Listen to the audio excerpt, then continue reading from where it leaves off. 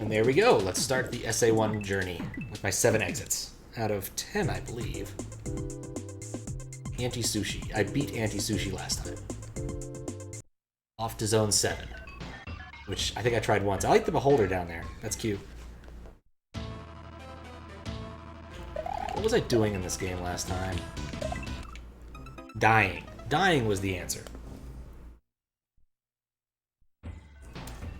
Let's set that to a high number and try to get the... Ever get the feeling your cables are all trying to fight you?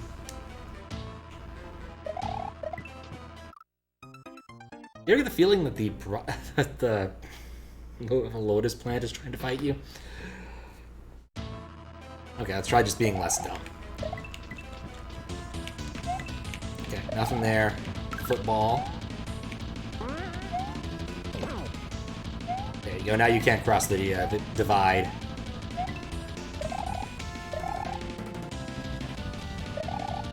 Need to stop trying to run into the football man. You know what? Let's just take advantage of the Goomba. Okay. Also, this seems to be loud on my side, so I'm gonna turn that down just a little bit. Guess I somehow repressed the memory that there was thrash metal in this game.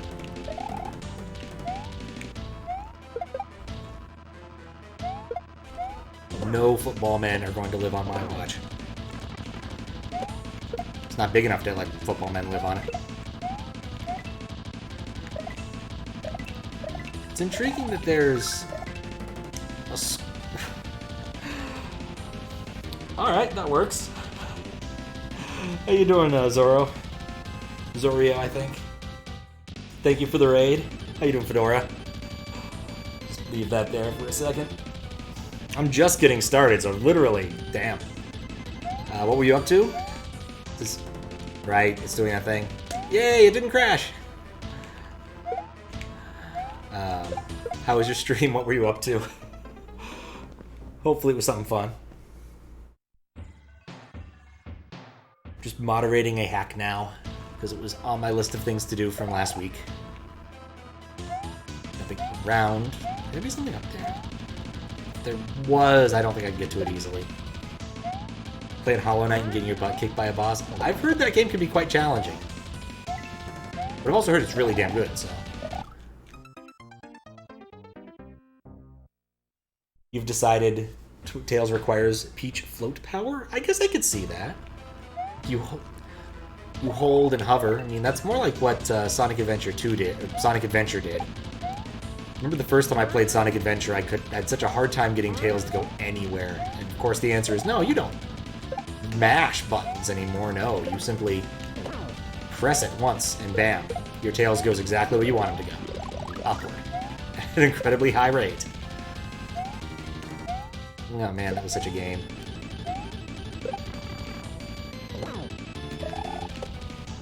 No footballs.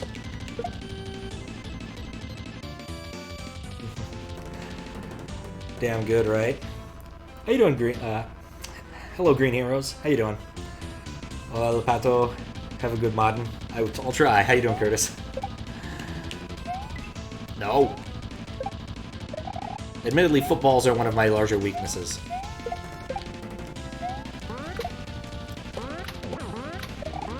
I'm just gonna leave these guys their devices. They ain't hurting nobody, and they can't get up here. There's a lot of projectiles. Thank goodness for SA1. Otherwise, this would cause the game to lag.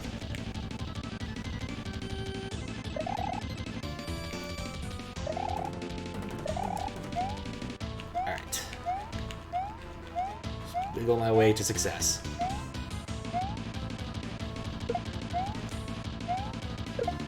These levels tend to have dragon coins. I'm kind of wondering if I've just missed out on the first one. Is this one that's going to explode into 3 or just jump? I don't remember the tell for those. Trying to learn a little Tassin? Oh, nice. Any game in particular? Or a hack or something? I do enjoy a good task from time to time, I will admit. In fact, my favorite task I've never watched would be the one for NetHack, which is still in the works after like 10 years. Because they're trying to get it down to, like, turn 201 or something, where I was at 203. Because it's not the real time that matters when you're winning NetHack, it's how many turns it takes, and you have to wait till turn 200 to win NetHack. It's just somewhere in the code is if not turn 200, you can't, or if turn less than 200, you can't win. But winning immediately after 200 is kind of tricky. I wonder if I missed the secret exit or something when I see a block like that.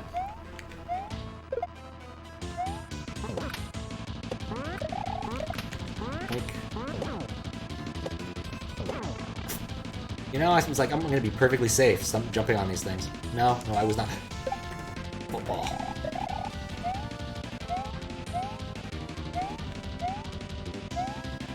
Ball.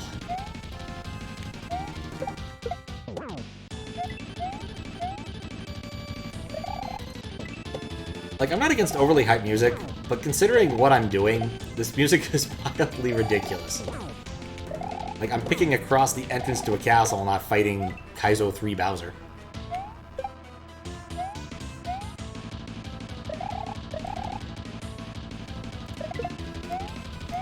Before he spawns another football. No footballs. Cool. You know, I think I hate the Lava Lotus. I hate the Lava Lotus a lot more, actually. And he's gone. I can stand here for a second. Making a Tails hack, as you've shown me.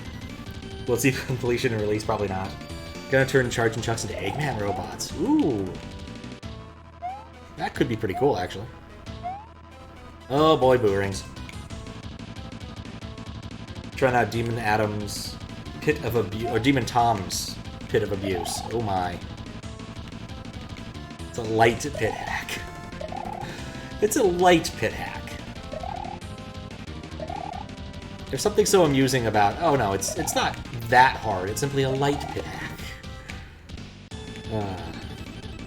Pit being the category which is effectively puzzles for taskers.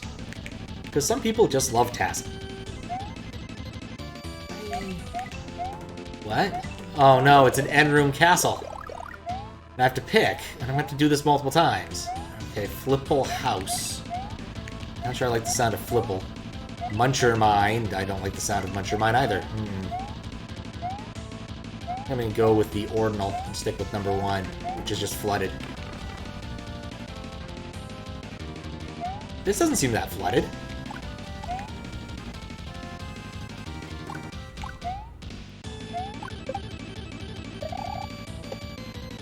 Flamin' Chucks, or Fire Chucks, or Chucks. Fire Bros are one of my least unfavorite bro. I don't like them, but better than some bros I can think of. That worked out amazingly in my favor.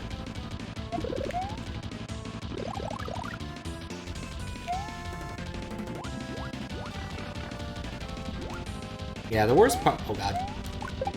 Okay. You know, I somehow noticed everything that wasn't the boomerang. It's good I was saying it because you tried to glitch abuse a little bit at first. You couldn't even get to the first... to the... obstacle because all the Kaizo blocks, you don't see them in the task moves. Of course you don't. You jump around them.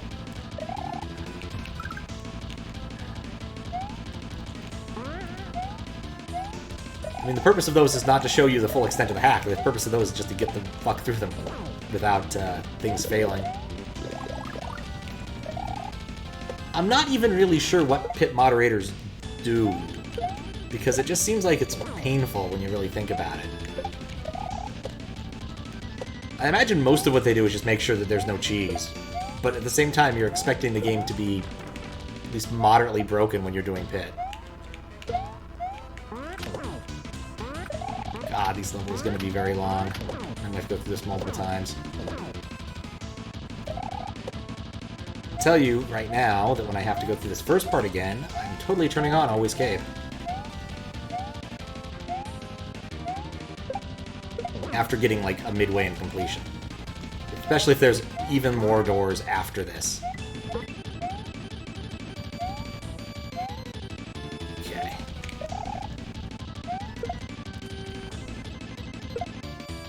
You know, I may have made a mistake.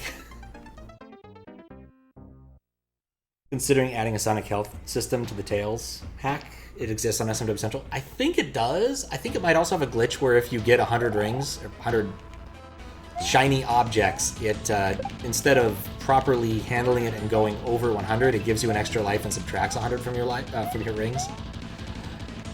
And I've run into that in at least one hack. I think it was Nextel's, one of his hacks. I think Christmas one maybe, or maybe another one. But you can easily kind of screw yourself by collecting 100 rings. Hate footballs. I played that prior section pretty well. Come on, Charlie.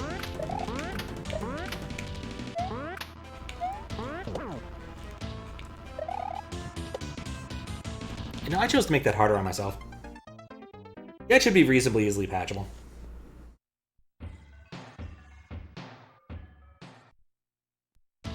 It's just one of those things I've noticed. Like, the reason I did that is because I know that there's a game, like, not a port, but like a pirate-ish version of Sonic, at least inspired by Sonic, for the NES called Dino Boy. And in that game, you use rings, and if you get 100 rings, you get an extra life, but you also lose all your rings, and so you're immediately dead. You know, the next obstacle you hit. Because Sonic level design encourages you to get hit. This wouldn't be so hard if it wasn't with a random football. Really want to keep that Goomba a little bit longer.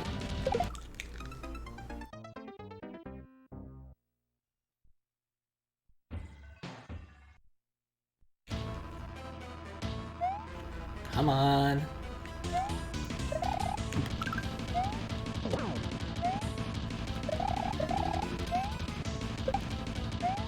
I just feel like this football is going to come back and bite me somehow. Footballs generally don't bite people, but these ones do. Vampiric footballs. Well, okay. Oh, come on. Oh, that's just the 1F0. Okay. Or one of the sprite-only style of blocks. So that's not a Switch Palace or anything.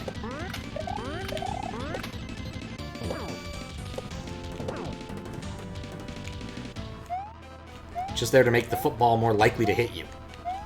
Now I know. Now I know. Beep. There we go. Do I even want that? I don't think I want that. I don't think it matters.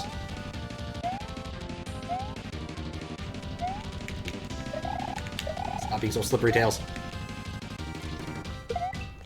Okay, it wasn't the plan, but it worked out. Football is unlikely to come back and try to bite me in the face. That thing. Losing a small fixed value of rings? Yeah, I guess, but then that turns just into a health system. Not a Sonic game at that point. What's how you doing, Dick Feynman? Like, I feel like you can make an argument for something like 50 or more, or less or something. Do some sort of min-max thing with that, I guess.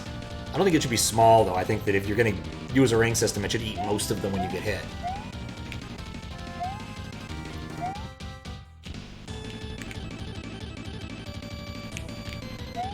Once again, this music is far too hyped for what's going on.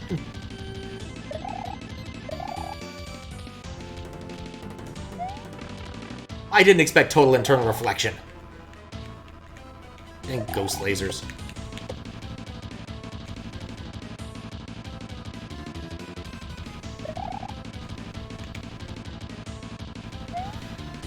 Okay, I made it back here.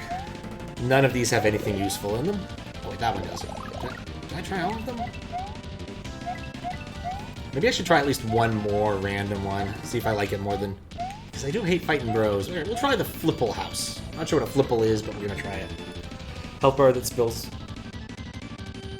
the fuck is this? What am I looking at?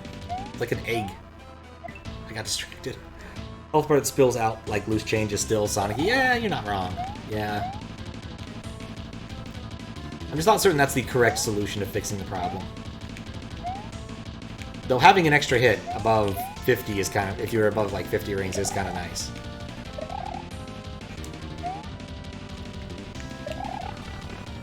I'm still not sure what a flipple is.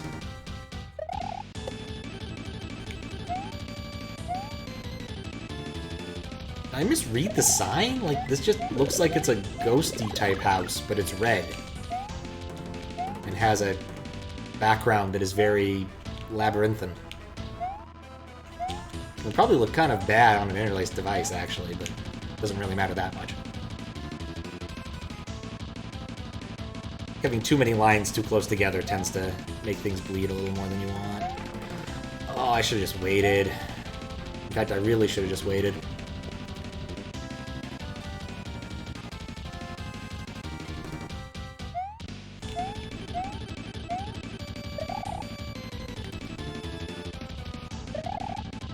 One of these has to have something useful in it. And then I'm probably gonna get hit doing something stupid here. There we go. In. Let me guess, there's actually no midway. I'm just gonna have to do that like, never mind. Football! This is one of those. I'll take my H. And worry that this is exactly how the rest of it's going to play out.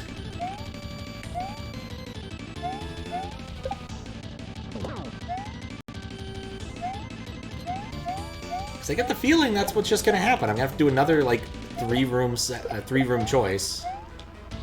And subsequently...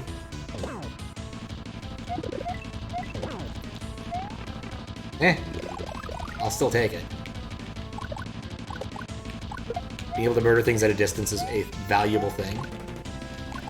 Okay, maybe not that thing at a distance. 4... It's always a 6 thrower, isn't it?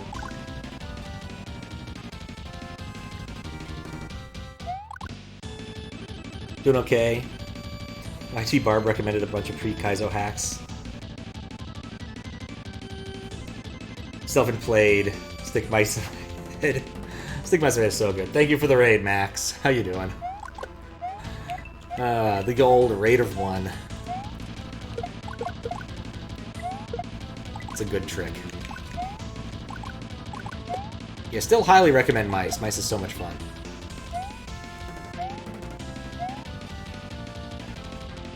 It's not about how you message box. That's not how you message box. This is how you message box. How you doing, Kappa? What's up, Zuccotti? How you doing? Oh! I didn't see that coming. No! Uncle Loomba's not fish. You know, I shouldn't have done that. I could have kept the shell. I don't care what's down there yet. I'm killing this guy first. Sick of football. I say football season is over, but I think it's only just begun.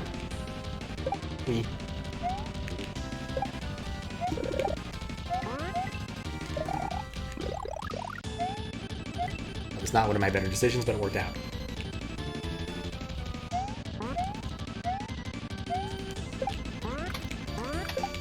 There we go.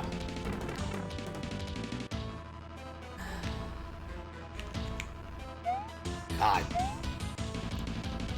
This is gonna be one of those, like, there's 6 to 8 sections in this one level, isn't it? Also, before I forget, if you're interested in voting for things, in the Discord there is presently some polls for voting on, including when November's chat hacks will happen. And what spooky game I should play. Presently, at least last time I checked, Gabriel Knight 2 was winning, but not by much. I swear to God, he's less of a complete and utter chode in this one. You know, I don't like where I'm at. So many cycles.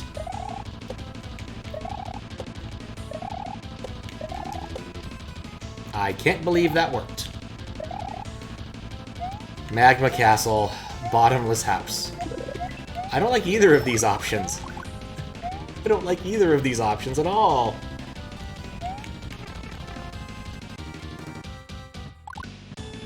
This isn't what I was expecting, I'll be honest, when it said Magma House. Oh, that's a... You never expect a thwimp just to fall on your head like that. God, I'm gonna go through this level like 6 times.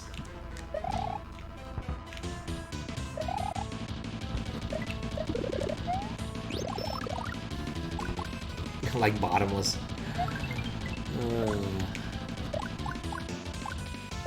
Does remind me.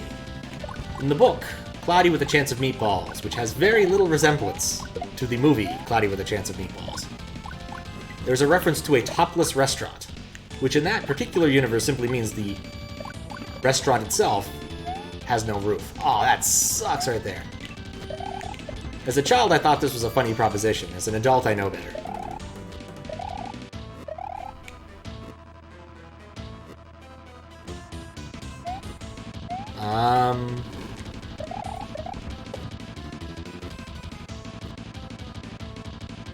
This is odd.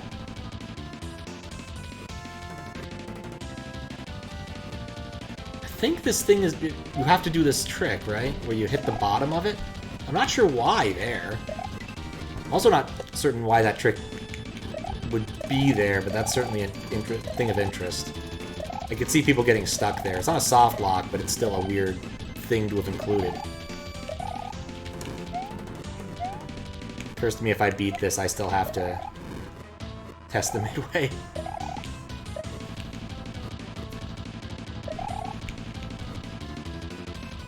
Yeah, I think it's busted. I think there's like a specific thing that can happen where you have to hit the bottom of it.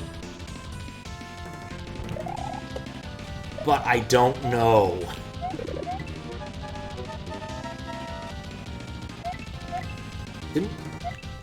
One of those was funny. Not sure what tile. There was something wrong with the question mark tile. Alright, how much more can there be?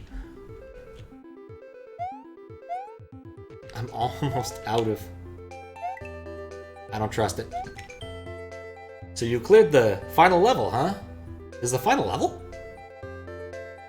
But that orb looks odd. It's yellow, not gold. Maybe it's just me.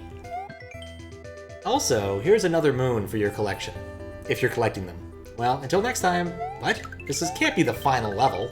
It's supposed to have 10 exits. I have 7. None of the levels indicated they had 1 exit. Alright, so I did 2 and 4. I need to do all the other ones. Oh, there's more.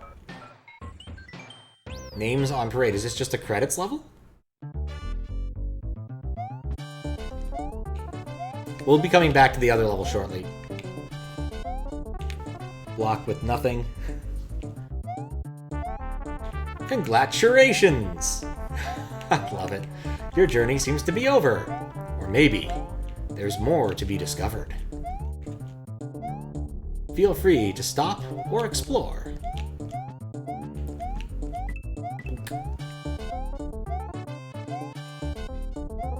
Credits. Main Director, Takahashi Tezuka. Map Director, Hidakui Kono. Area Director, Katsuya Eguchi. Seems off. I get the feeling it's a reference to something, but this doesn't sound right. Program Director, Toshihiko Nakago. Mario and Systems Programming, I guess this is normal. Toshio Wawaki. Object Programmer, Hazukai Morita. Yeah, it's gonna take me a while. Background Programmers. Alright, I'm done reading Japanese names. I've read enough Japanese names. More map programmers, area data input, character graphics. I guess these are just the SMW credits, but stretched out horizontally. Koji Kondo, there we go. Yeah, I'm only seeing some things that I recognize. Keizo Kato, Dave Brooks, yeah. This is a guy I know, or know of. It's a reference to the obscure game Super Mario World. You know, I don't pay that much attention to the beginning of the credits. Thank you for playing this hack. The end?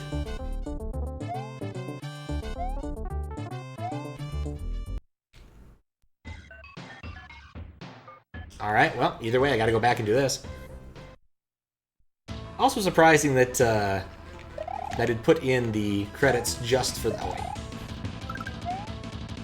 SMW side of things and not the hacking SMW side of things. There's definitely some blocks and stuff in here that I doubt Big Brawler made himself. Or is it just the beginning? It's hard to know. How you doing, Blue Ribbon?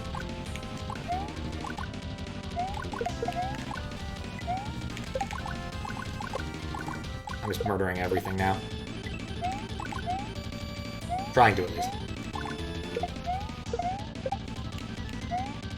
I know this thing has 10 exits. There is clearly a place to go after this level.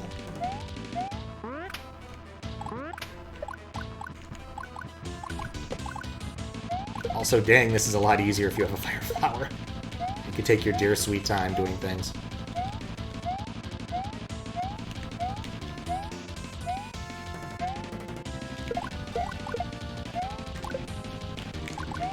Pop. What's up, Nudos? How you doing?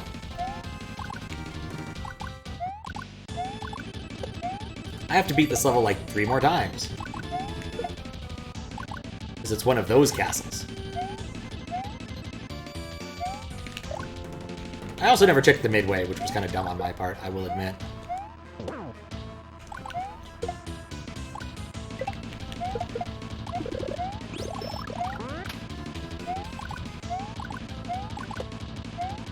Did I get a new mic? That sounds slightly different. No. My mic setup changes just a little bit every time. It's also possible that my throat is a little irritated now that I think about it. It turns out that in Seattle today, we have had the worst air quality of anywhere in the world. So it's possible I have some mild throat irritation from that. I do have an air purifier that I've run periodically today, but honestly, it's kind of hard to outcompete the just the sheer awfulness of our air right now.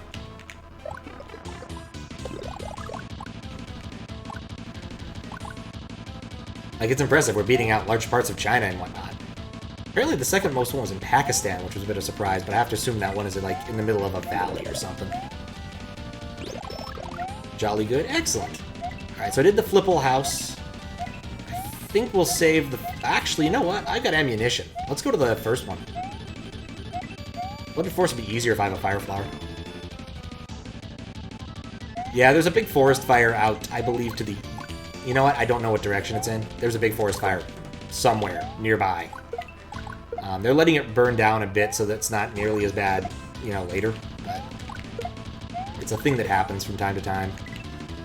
Last year we got lucky and didn't have too much in the way of obnoxious fires, but like I said, it happens.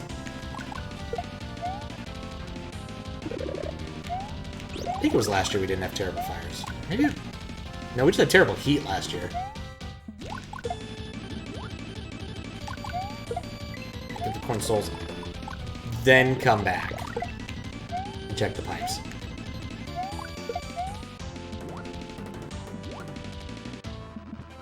Nothing there.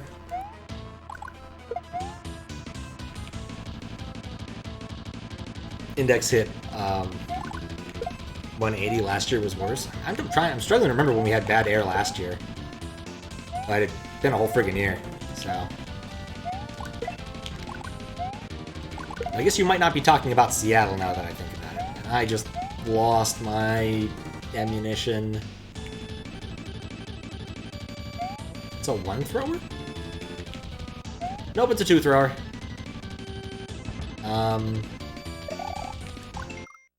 Oh, for fuck's sake. Same day, different shit. Yep.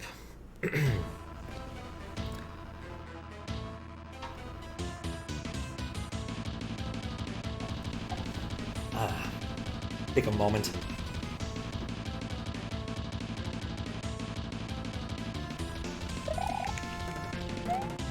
This is one of those I might have put in the save stateful card if this wasn't an SA1 hack.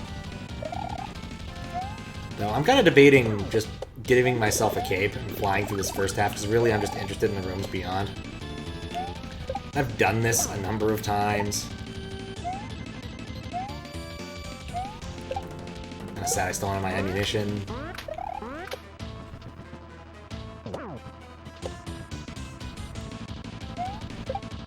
Like, minus the random footballs, it's not like this first part's hard, just long.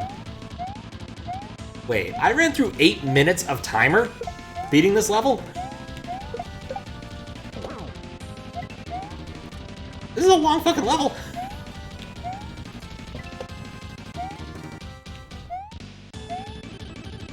Well, I guess I ran through nearly... Yeah, I ran through 8 minutes of timer. If it starts at 900... Lovely. This will try door 3.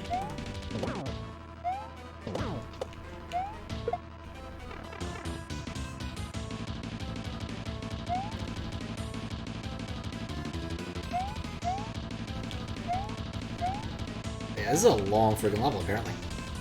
I also didn't expect... This cannot be the last level. It says 8 on the screen, I hope. Number of exits. I'm fairly certain that's accurate. And to jump.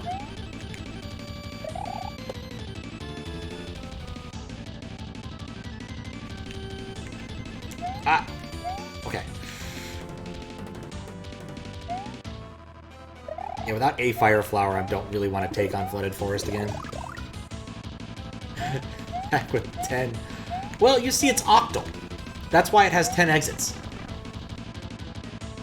Big Brawler outsmarting us all. Big Brawler big braining us all, I guess.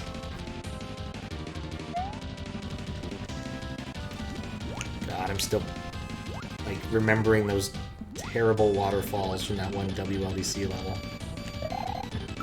Mildly terrified one of these is going to have those properties.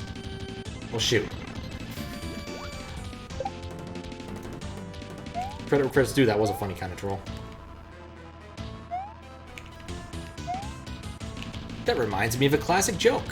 Why do programmers confuse Christmas and Halloween? Because 25 dec equals 31 oct. Imagine a Casio waterfall. You go up once and then you never come down. I apparently chose just the right rooms for me last time. Alright, in the interest of not wasting a whole friggin' lot of time. I've been through this level multiple times.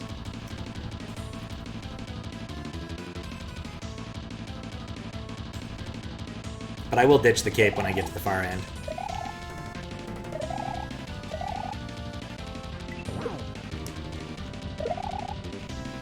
Yeah, it is actually true. It's just a stupid it's just a silly programmer joke. Well, it's also a silly programmer joke.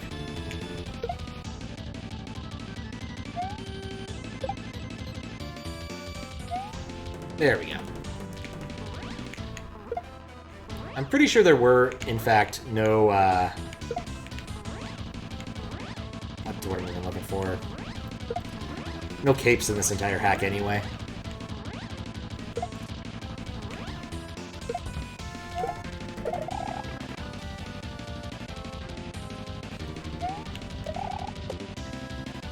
Like, I've been through this entire section like 4 times now. I just don't want to wait. Especially because I still haven't checked the midway, I guess.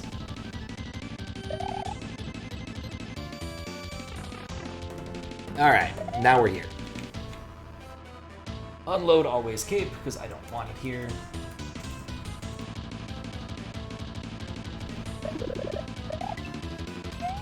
And I will not use the cape if it falls out of the box.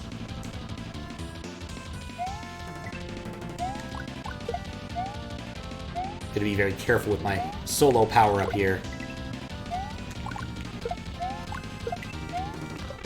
Never mind. That was like the opposite of really careful.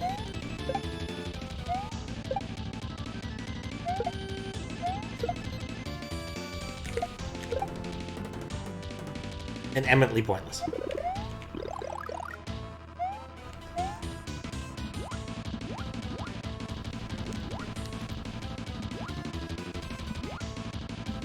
swear I got up there earlier.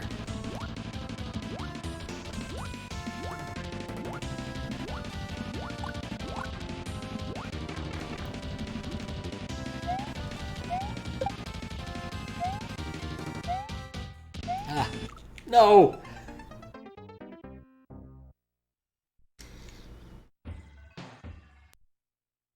Really, really wish that I had save states just for this. Not very often. Like, these level constructions are fun when you're not moderating, because you just pick the one you like, and you go for it.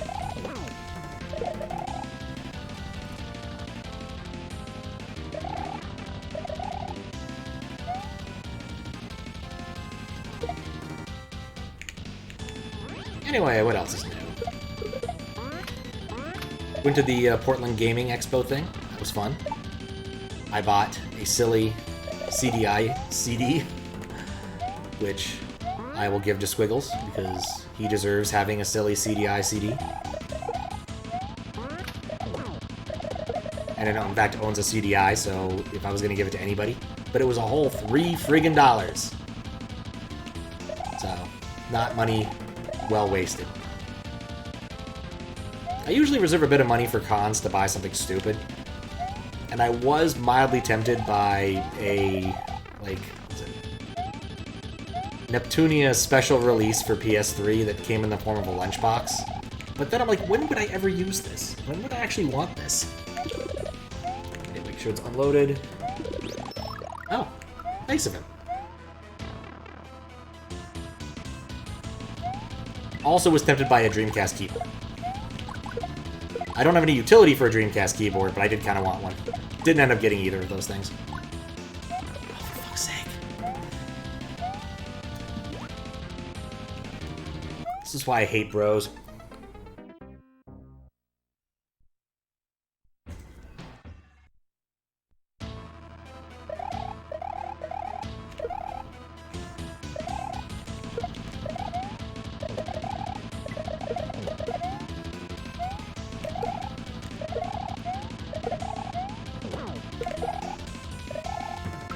There we go.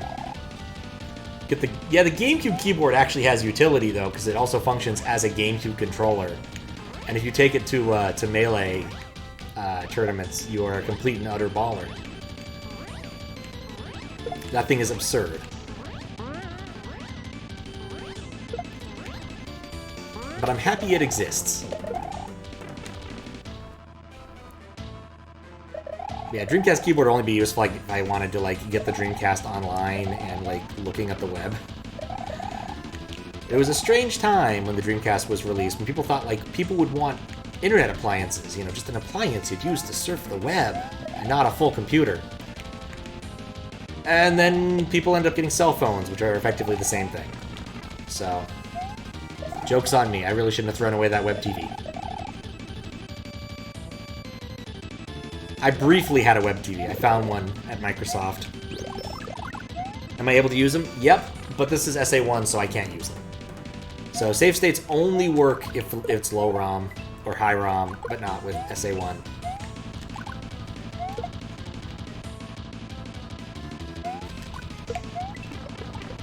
I swear to God, he is always going to get me.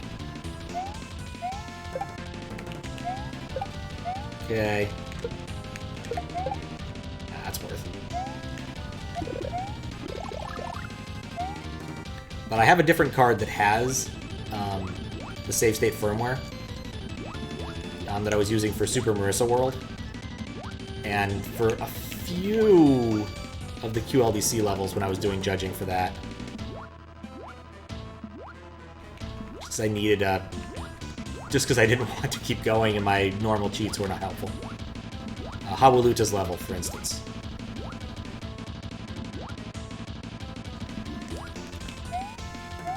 Being able to spawn yourself an infinite cape or start swimming doesn't help you when you've got to deal with the block tide. Hey.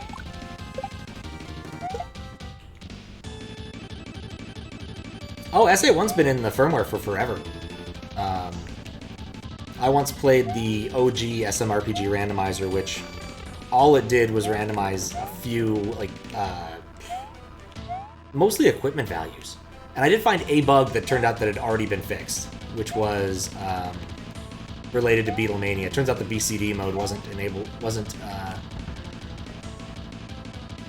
entirely correct.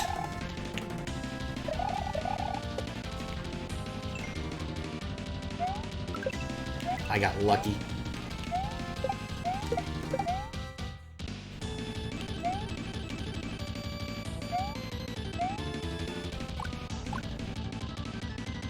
Come on, walk over here. Perfect.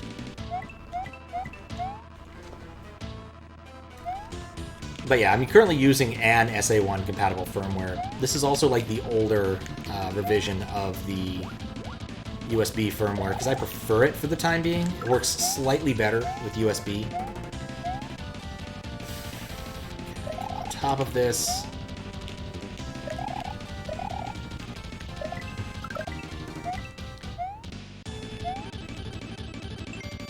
are you? Okay. That's all there was to that.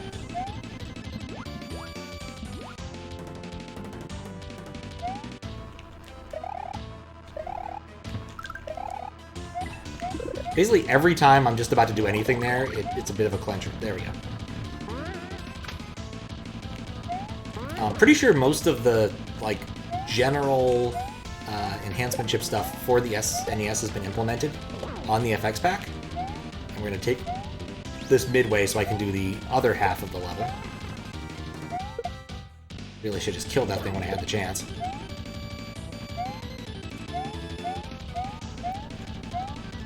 Except for maybe like the weird ARM things where you use that are used for shogi AIs, but I'm gonna be honest, if you want to play shogi, just like play on a modern shogi engine. There's got to be one out there.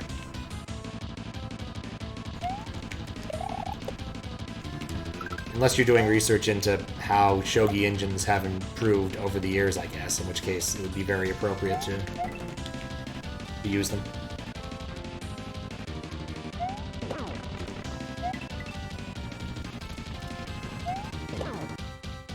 I got hit by that.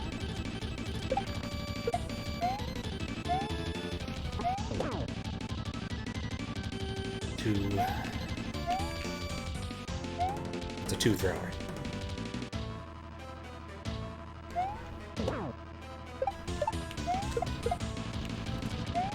I'm pretty sure one of these is a useful item.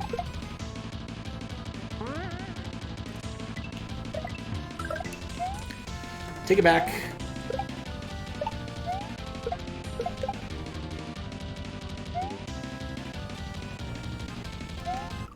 Ah, that was bad. Actually, no, that was good. I needed to test the midway anyway. Oh, look, it works! Hooray, midway!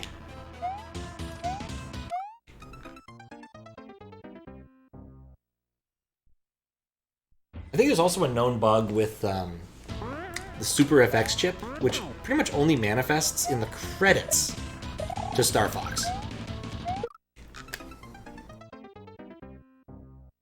Like, the credits play just a little bit too fast compared to the audio, or vice versa. I think currently the consensus is nobody cares enough to fix it, or try to fix it.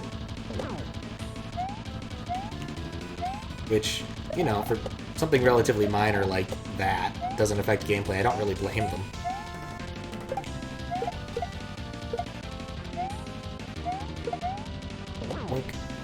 Oh, I need to go down there. Problem solved.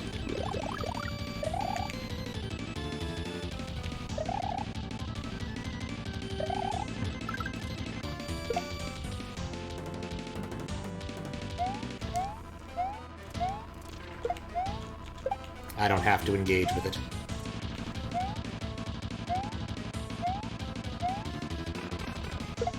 I hate it when that happens. Like, oh man, I'm just gonna straight up kill this guy. Nope. It's the next group that has something useful.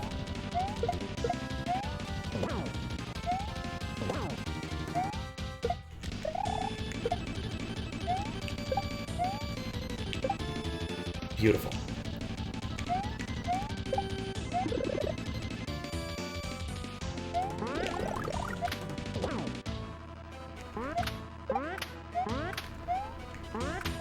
Take my shell with me.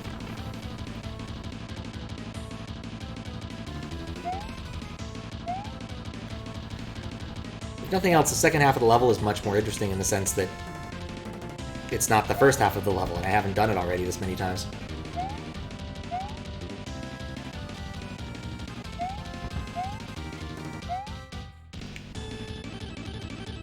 You know, I'm beginning to think this shell might be more of a liability than a help. Well, I guess it'll come in handy at some point. Kind of. It does prevent me from spin jumping on enemies, which is a little annoying.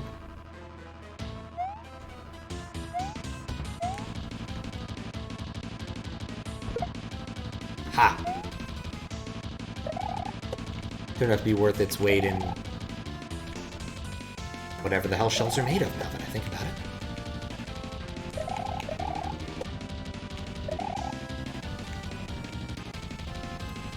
That's a lot of critters.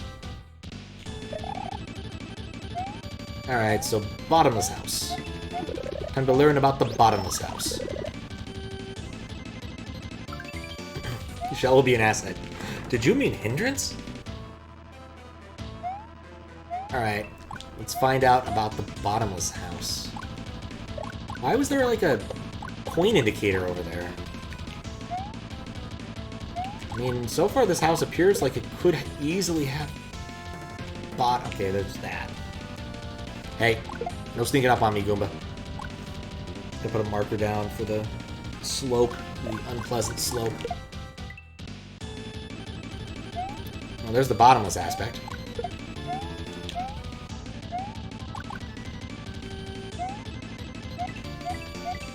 Really glad I played Marissa World now, because I know how long these things actually go in each direction.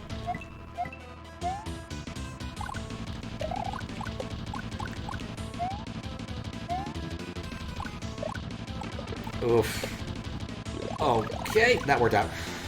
Can I go on top of the level? What? Wait, what? This house is toroidal!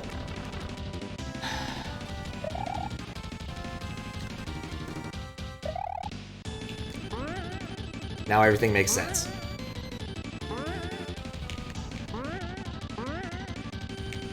There's been a lot of times I've seen this gimmick used without green beans.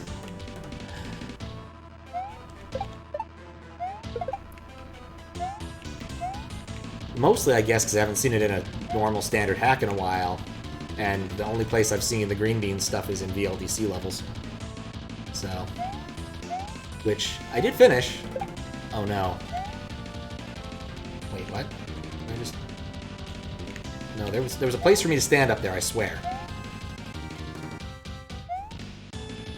Alright, fine.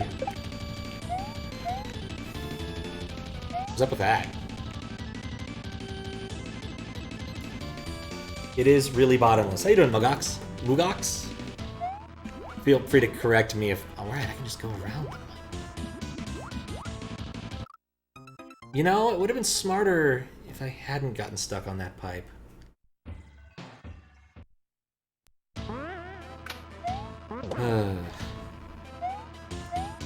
That was really close to the end there.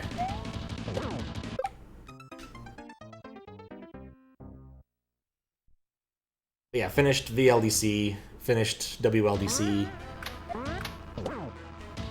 Went and built the metadata for the OG QLDC, which might still be the next project, we'll see. Since I did start that one and didn't finish it.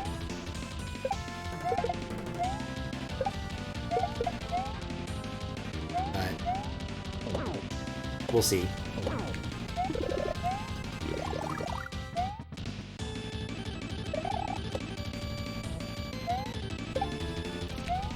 I'm trying to think if I did anything else really interesting recently, but mostly just lots of smoke. Really would like it if the smoke went away.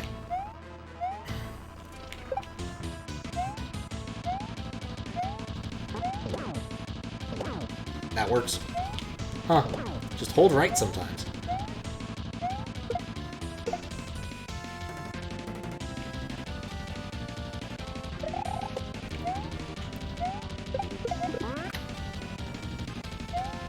Dang it.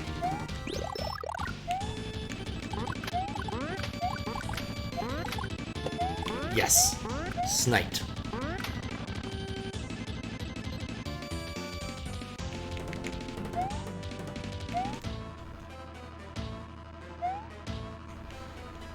Okay. Yeah, other than that, I'm just curious about the... I'll be curious to see what the results of the spooky game poll are.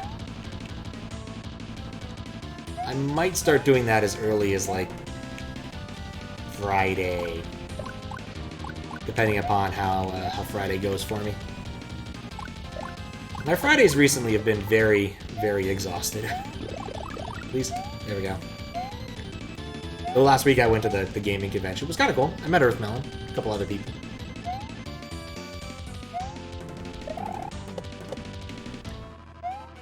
Successfully navigated Portland without dying.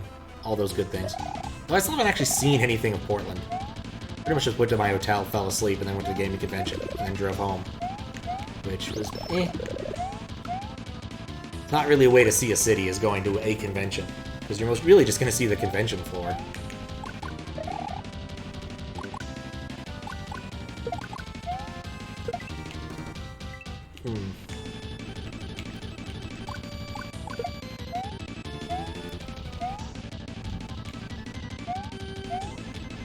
You know, I still don't care. I'm not going to go and fall for the bottomless floor thing yet. What I see at the convention? Some people who are really good at playing Tetris, for one. Played some, like, random old games on old consoles that, were just there. I thought AT was really bad, and then I realized, what the hell's going on with that? I'm just gonna put a marker down. I was holding the controller upside down. Then it was simply bad, not, like, actively awful. Right, I need to gain some momentum there. The Portland one is mostly a big swap meet sort of thing, so there's an awful lot of people selling things, so I spent a lot of time looking at random crap that people were selling. So more than half the floor was for that. Spent a little bit of time trying to do the Area 51 Easter egg, where if you shoot the human 3 times, it puts you in alien mode where all the graphics are really fucked up, which I think is hilarious. It's a bottomless hole. But the machine in question had, like, really jank. One really jank. Didn't even have both guns working. Only had one gun working. And the gun that was working was really awkwardly attached to the top of the cabinet. And so instead of being able to, like, angle the gun the way you wanted, you were always kind of, like, fighting the cable. Because it was coming from up top and didn't want to coil back towards the screen.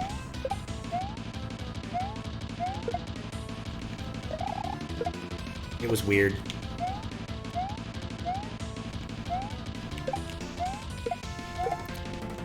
I also tried to set up a machine that was booted into some form of BASIC to do an infinite loop, but it didn't like my syntax. Someone eventually got it to do the thing, but I don't know if it works with strings. It was one of those keyboards that didn't have enough characters. Like, it was missing glyphs that I wanted to use, and I just was like, how do I quote this when I see no quotes on the keyboard? Like a ZX Spectrum or something. Quite literally, what all I want to do is 10, print LOL. 20, go to 10. At best, I got it to print the letter O. Not sure why. Yeah, Area 51, the shooting arcade game. So, in the very, like, you can skip the intro section if you want, but if you do the intro section, and there's a black guy who's also one of the cops, or one of the whatever you guys are, special forces, and he shows up on the screen like 3 different times. You're supposed to not shoot any of the people who are involved in special forces. You'll lose a life. But in the intro section, you will still lose a life, but you won't game over by doing this, whereas you will in the normal game. And so if you shoot him the 3 times you can see him on screen after he, like, gets out of the helicopter, it'll boot into the alien mode where you're playing as an alien. And the colors are just completely fucked up. You can tell the game was built with a 256 color palette because of how it changes everything to be just awful. It looks much like StarCraft when you Alt-Tab. Which may be an analogy that doesn't help an awful lot of people. he says as he loses his power-ups.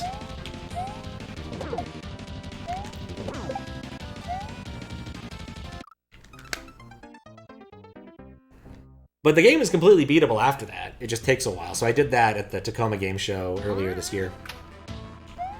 In fact, did it twice. One with just me and one with Fisk.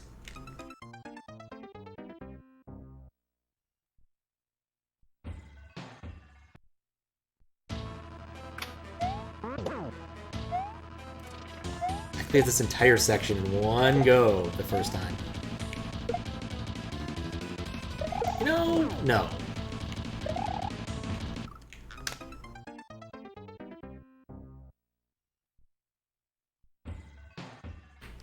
I don't think of anything else that was fun. I played a little bit of Tempest. Tempest is always a fun machine just because it has a dial instead of more conventional control inputs. Any conferences? Oh, you mean like panels and stuff? Yeah, there were a few, but I didn't go to any of them. But that did jog my memory. There was the Blockbuster experience, where people, presumably from the last Blockbuster, the one in Bend, Oregon, brought a bunch of stuff to set up a pseudo Blockbuster in there, but like it wasn't really a Blockbuster because you couldn't rent anything, and all the DVD cases were empty and didn't have the pictures on the front, which is how, you know, Blockbuster used to work. They had like the foam stuffed VHSs in front of the Blockbuster cases that had the actual tape in it.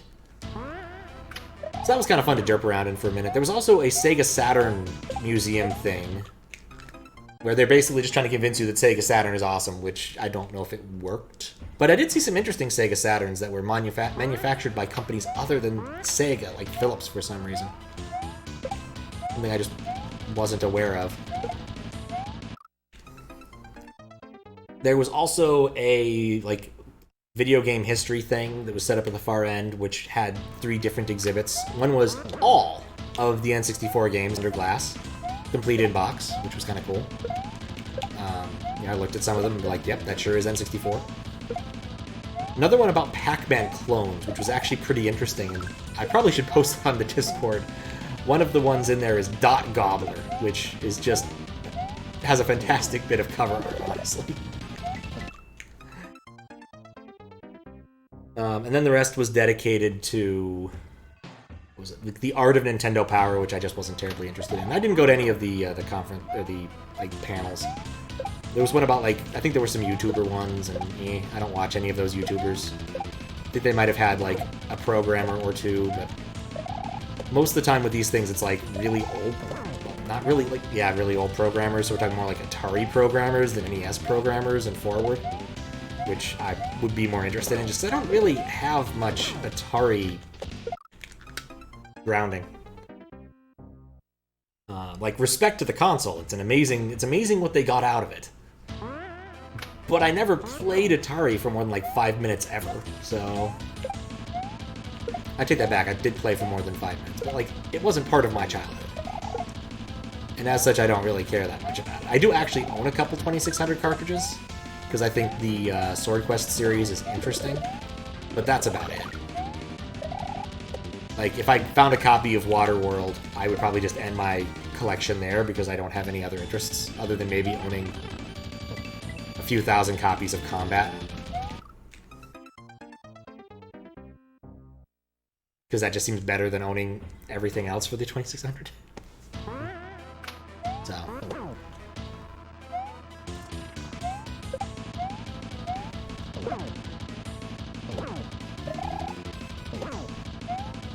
The Tetris stuff was interesting. People were playing high-level NES Tetris, so I stopped and watched that for a little bit. But there's only so much Tetris a man needs.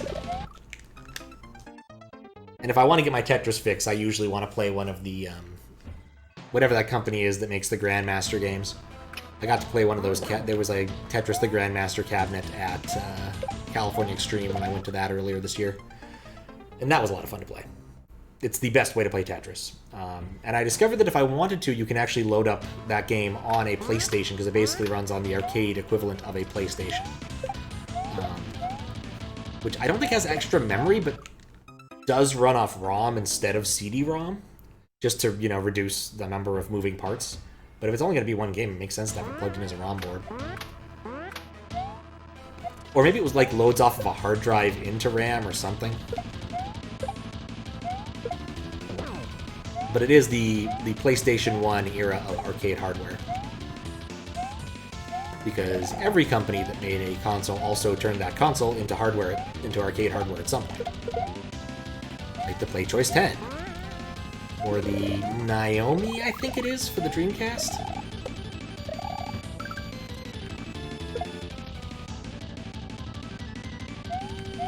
But yeah, mostly just hung out with Earthmelon a little bit. And then saw some stuff earlier in the show. Bought my one thing. Really thought he was going to jump before then.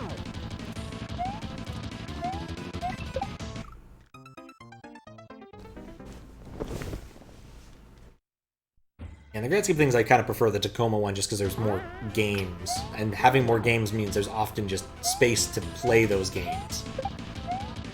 Pretty much all of the arcade games, and definitely all of the pinball games, were just constantly occupied. So if you really wanted to play something, you'd have to wait a while for someone to, actually drain out on whatever they were playing. Whereas with the one in Tacoma, there's just so many games, it's very rare. You're not necessarily going to play the game you want, but there's probably something in the genre you're looking for. Also, they had Crazy Taxi at the Tacoma Game Show, which I love. I fucking love Crazy Taxi. Nothing quite like tearing through San Francisco while listening to Offspring. Though to be fair, I'm biased towards any game that allows me to destroy a small part of San Francisco. Or a large part of San Francisco. Just destroying San Francisco in general is one of my video game interests. Come on.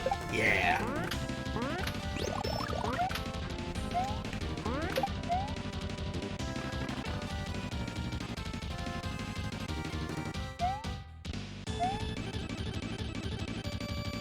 Okay, so after this, I still have to beat the third... Oh, did I beat the third section? Crap, which one did I beat? I think I did beat the... Ah, nuts, I don't remember which section I beat! In the first half. Oh, what was the one I beat? I beat two. Two was the easy one for me. It was the weird house. What was the next one? Did I get the third one down? I think I did get the... Ah, this is gonna bug me. I may have to go look at the VOD, because I definitely don't want to redo that.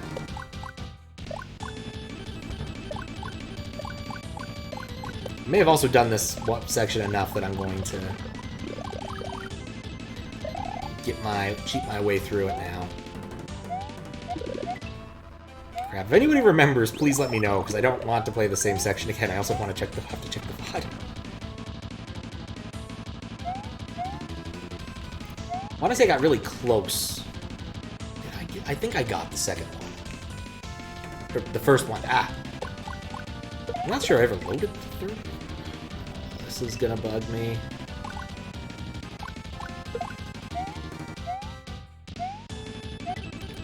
Yeah, one thing I had problems with there at the arcade show, and they did have a lot of cool stuff, don't get me wrong, was I didn't find a whole lot of people selling PC stuff. There was one person selling a PC game they made starring their Fursona, which I probably should have bought a copy of because it was $5, and worst comes to worst. Oh, I'm at just out $5. Game too hard, didn't see. That's fine. Just in the event that somebody remembers. I still have to get through this section after all.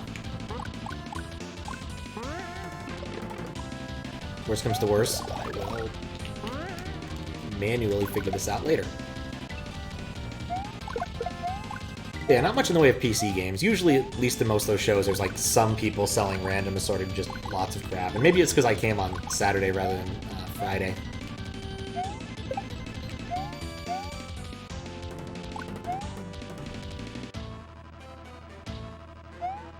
I'm just gonna bring these guys over here and go about my business.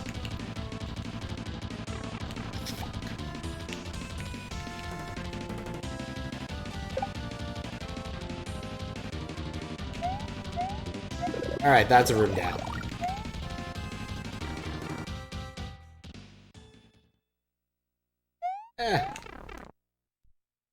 Gonna hit the orb again, since I feel I deserve... Actually, I need to hit the orb to clear the halfway point. Yeah, it is kind of yellowy orange. I don't know. Kind of matches Tails, actually. Look. Like if I were to pause right there, you can kind of see the resemblance. Maybe facing this way?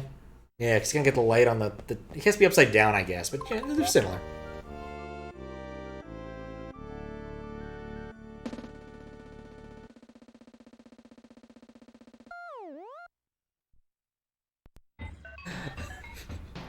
Or...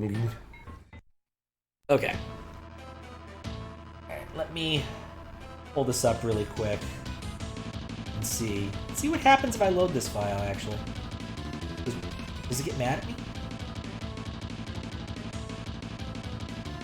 No, VLC doesn't seem to care.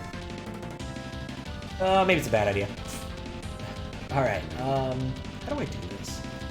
Let's go over here, refresh this one. Yes, I know I'm broadcasting. I want to look at it.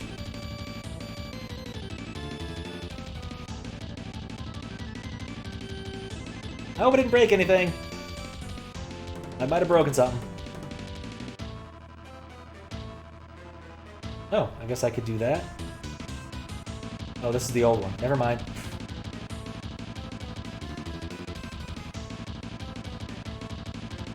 Nope, didn't beat... Oh, I did beat it there.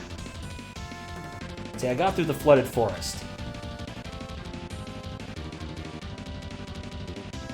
Yes. Okay, it's the third room. Whatever the hell it is the one I need to do. Yep, there's the door. Okay, cool. Now I know. Okay. Get that done now. Just go finish the third door and then figure out what the hell the rest of this level, the rest of this hack is about. And of course, the laptop begins to take off. I guess my disappointment is because, you know, I've been trying to collect, like... Oh, that was dumb. Like, random games that I would have bought if I'd had the money when I was a kid. Like, most of the games in in fact, all of the games in that list are, I guess except I have actual physical copies of. In fact, for Phantasmagoria 2, I have 2 copies of it. Because I thought the first one was bugged. And thought that it would be smarter just to buy another copy.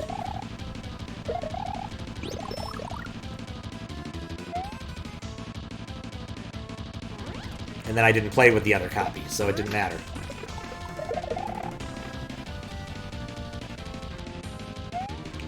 My laptop stops spinning soon.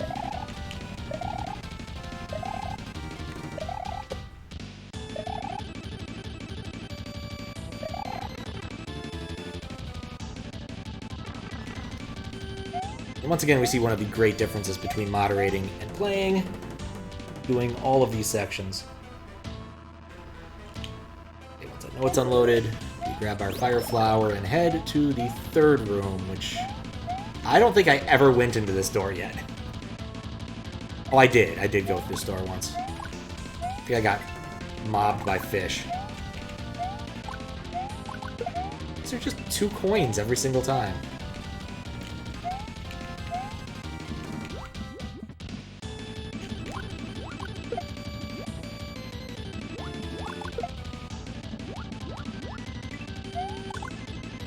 Why did we have to be 2 rooms with waterfall physics?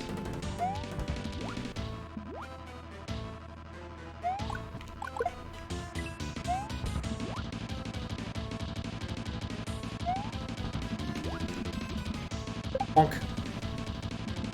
Turn to re-grab Y.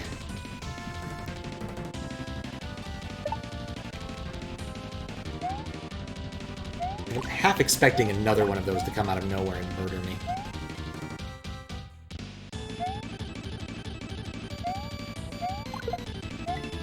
Go.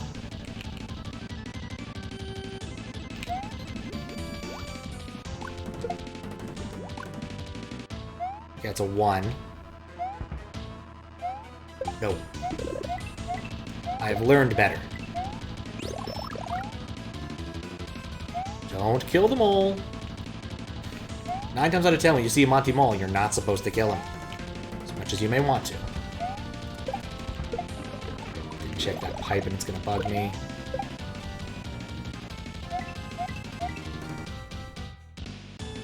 marker down to do that after the case, but I don't think I'm going to need to come back, revisit this one. Everything about what I just did was terrible. Everything about what I just did was terrible. I knocked him into the water, which is going to mean he was going to throw hammers all the way down.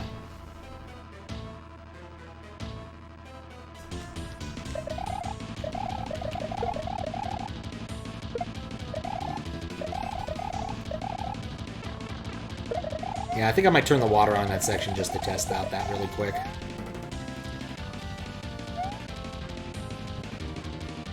Because I'm getting tired of this music.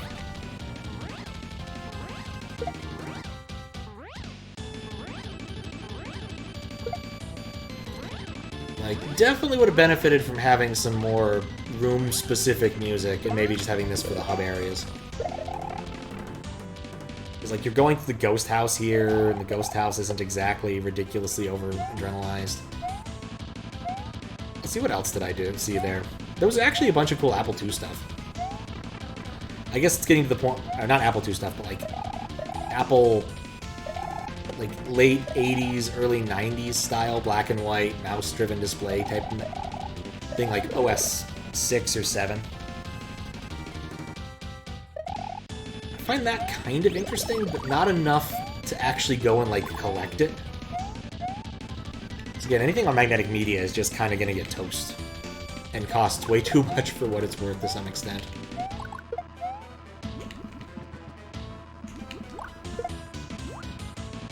On the other hand, things like Japanese computers would be kind of cool too. My DOS 98 on or whatever it is, or PC 87 or something.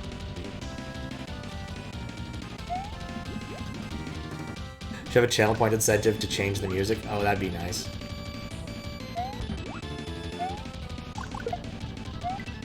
Believe me, that'd be nice. You would like an Area 51 machine? Golden Tee is high priority? Oh, certainly. How you doing, Vispit? Golden Tee is, after all, your favorite game of all time. Oh yeah, I was gonna do water really quick for this. Is water level. So I wanted to check this. You know, in retrospect, this does change how this level plays out a little bit.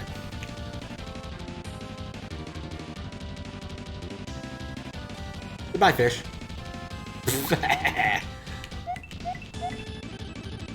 Spent much of today on your combo game? Oh, nice.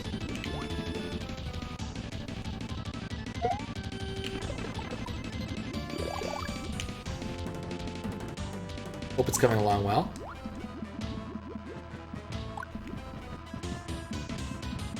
Probably should actually go, like, check out the Discord for that and see how the other entrants are coming along. What the hell does that mean? Ah, they're jump blocks. Got it. Jump 1 blocks.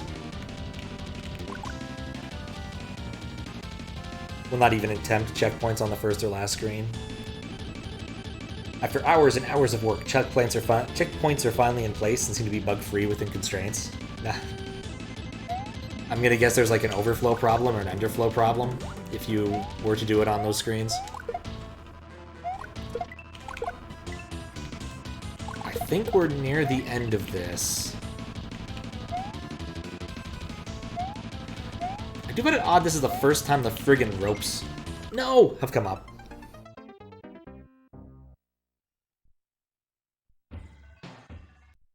By row instead of screen. Ah, that would do it.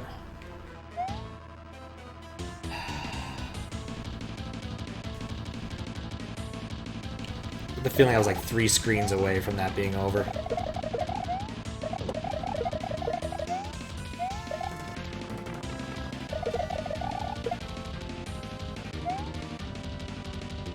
Your engine is spaghetti, not proud. Yeah, well, whatever it takes to ship, I guess. When's the deadline? Because last time it was in like March, wasn't it? End of the month. You still got like, what, 10 days? 11 days? There's time to polish, if need be. But also, if you're not going to have checkpoints on any screens, the first and the last screens are probably the most reasonable. Last for challenge, first because it's the first fucking screen. Like, if any game, does it need a checkpoint in the first screen? No, probably not. It's the first screen.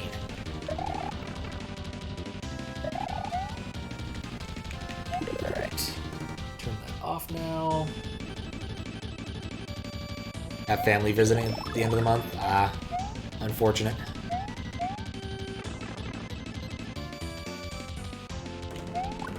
Going to go do some family visiting in the near future. Well, I guess it's about a month away right now.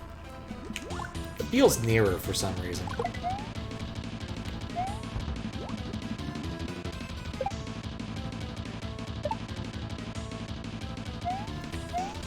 There we go.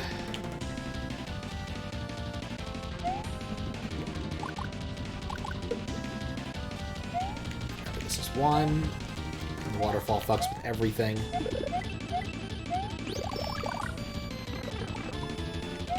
Really thought I was gonna murder that one.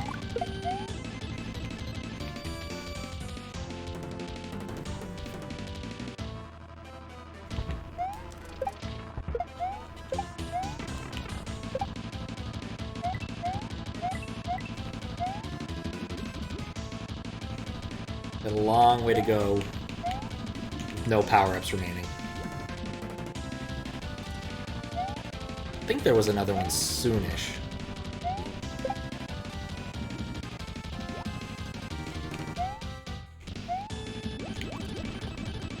He's green, just let him walk off.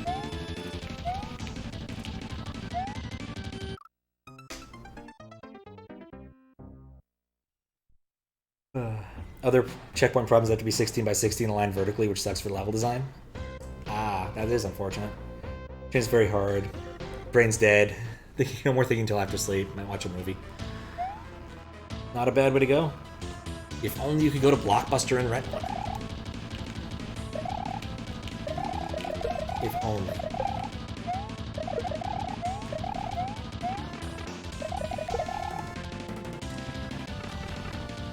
Imagine.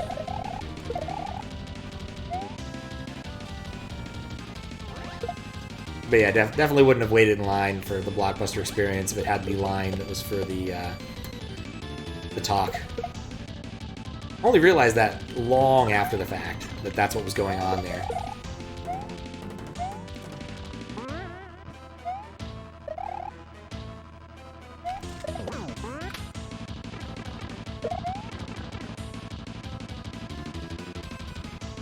Got a new center speaker to hook up. You want to hook it up, but you also don't. Yeah. The new gear, but I probably should just relax and not do anything too difficult feeling. It is a classic. Alright. Unload.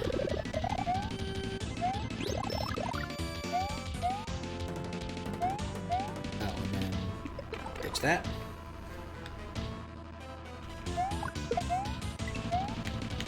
This is my I can't use save states method. This SA1 does not allow them.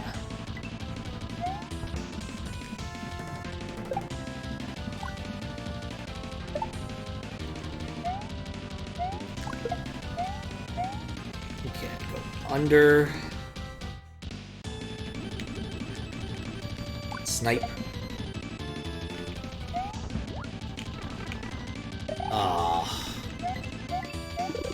I fell for it.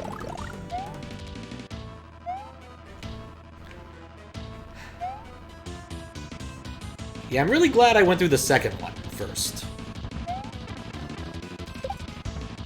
The second one definitely suited me better than these other ones in terms of ability to be beaten. Just swim up. Wait for carrot. Be prepared. Go through here.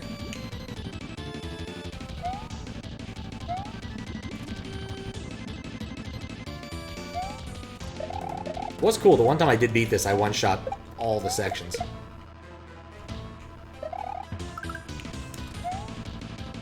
Okay. Maybe being small here will help.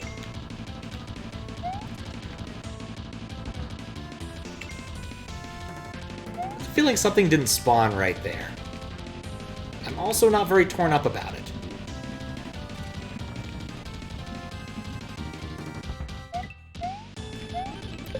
You're not gonna get me with that. This time. Okay. Oh, really? That's the end? Gonna rejoice in getting these coins. Oh, that's the trick. There we go. Success. Alright, let's figure out what the rest of this hack is. It's an hour and a half of that crap, of that music. I'm done. I'm toasted. Let's figure out what, if anything, has changed. So let's go back to the Yoshi house, maybe? Welcome, traveler. Not many people stopped by. Your guard down. Is there anything in this?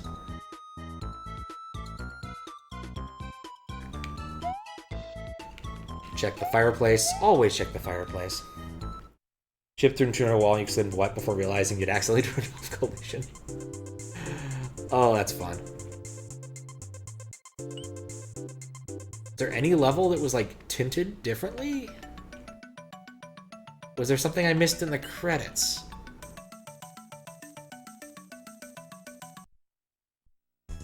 Still says 8.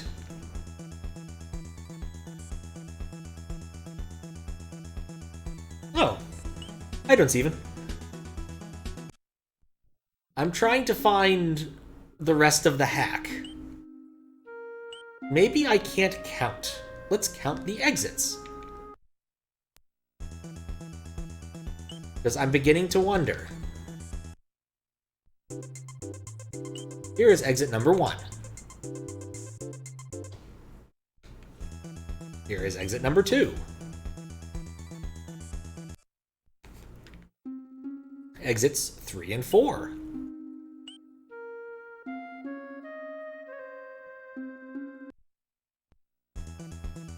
Exit number 5. Tired 12-hour stream and long heart-to-heart with someone. Also didn't sleep long. Oh my, hope you sleep well then, when you do. 6. Number 6. Hope you're well. I'm doing well, actually. I'm beyond the smoke. Seattle presently has the worst air quality. 7.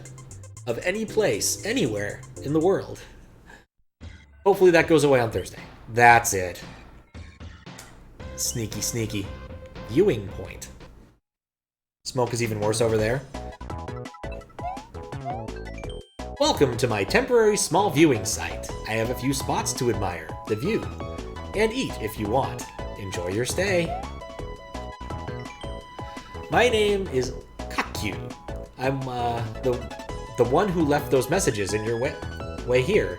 I left some here, so you may want to check them out. Enjoy. Is that what the... I just always thought that the weird Beholder cat orb thing was just Big Brawler. I didn't realize it was a separate character. Today I learned. I like the picnic tables. They're nice. I would picnic here. Oh god! In my time exploring these stages, I found out that there's a moon in every level. Some more hidden than others. I think I got some percentage of them. The only purpose of the moons, other than giving you 3 lives as bragging rights. If you have time, you may want to try and find them. The castle ahead is dangerous. Oh god. Don't lower your guard, as there are objects that can land on you. The rooms in the castle vary in difficulty, and every room seems to be from a previous state of this land. I don't know, it has been a while. There's a portal to a mysterious land. If you want to visit this place, you need to find this portal. It's more closer than you think. Once you find the portal, do not interact with it until you have finished everything, or else you'll be trapped there. Okay, so... It is said that if you duck somewhere in a colored bush, you'll end up finding a powerful item that will make your journey a bit easier. By laying in this magic bed, you confirm you read the warnings about being teleported to a strange place with no return. Once teleported, you won't come back until you finish everything in said land. Good night and good luck, you'll need it. Well, that's a thing that happened. Let's go to the Dreamy Storehouse. I think the smoke with you guys is bad. You haven't been in your room after a long stream and a cold day. Huge fire? Yeah. Well, it's far enough away that it's not a concern. If you want to return to your world, you first need to clear the 2 levels in this world. But as you know, it's not an easy task. Good luck. It said duck somewhere with a colored bush. This is a colored bush. There's the colored bush. Alright. Capes. Here it is, the most broken item in this land. But if you have most of the land explored, it's kind of useless. Yeah, fair. Chrono Trigger ending music is good music. So if I wanted coins, this is just coins. Thanks for the coins. No. I have 2 capes. I don't want anything else.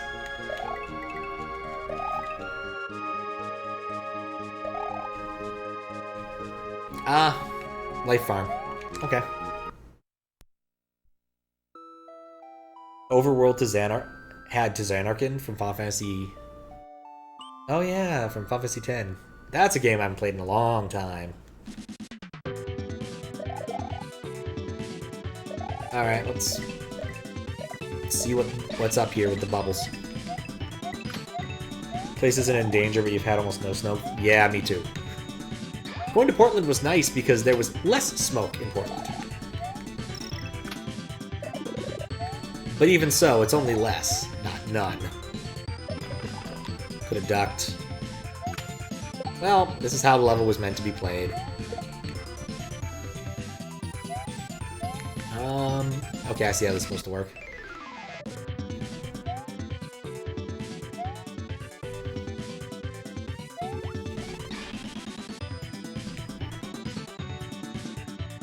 In retrospect, this is my story. This might be the last chance we get. I totally had a huge fan club. Source, trust me, bro.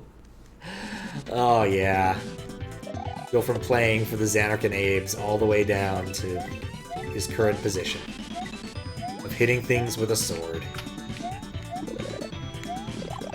Got that game around when I got my wisdom teeth out. Despite that, it still wasn't one of my better birthdays. I think this is what I'm supposed to do.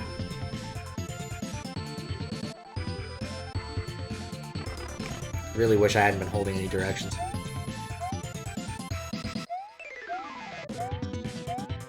What? It was said Aurochs. Oh man. You know, I never actually bothered with the Blitzball minigame. That game had so many minigames that weren't fun. Like, I know people like Blitzball, but man, it just seemed to have an awful lot of, like, I need to do football management stuff and level people up for it. Then there was, like, the Chocobo racing, or not even racing, it was, like, Chocobo moving. And, of course, don't forget the good old Dodge the Lightning for 2 hours minigame. Over 80% of your time was Blitzball. I'd believe... Oh, come on. I would believe it.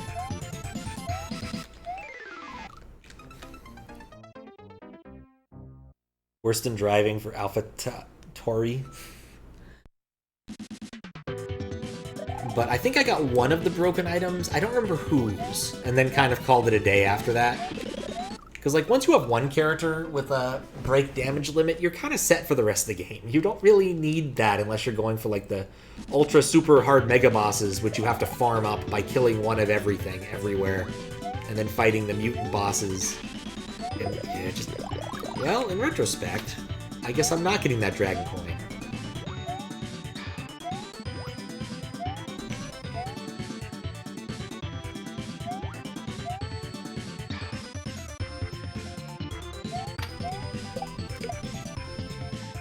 Did they have a cow mascot in game? I don't know.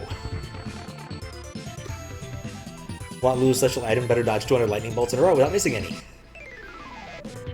Yuna on Orin's path. That's an interesting combination. Oh, I didn't need to do the stupid thing I was doing. Well, I have to admit, I had a lot of creativity in my path, but it was not necessary type of creativity. Why is that seal? Oh, that must be the... Oh, bubble plat path. Wait, then what's down here instead, then? Ow. Summon stale with her stats? Oh, I could see that. Oh, I could see that on a ridiculous scale, yeah. I want to say that Yuna's was the weapon I had that broke the damage limit. Because I want to say hers was, like, easy to get. All you had to do was, like, walk around in, like, a forest for a bit. And, like, find a butterfly? I will state again, for the record, that that was the week I had my wisdom teeth out. And while not taking all of the painkillers and whatnot, I still don't remember things all that well. Okay, so you can't go that way. Bahamut has a break limit damage integrated. I didn't know that.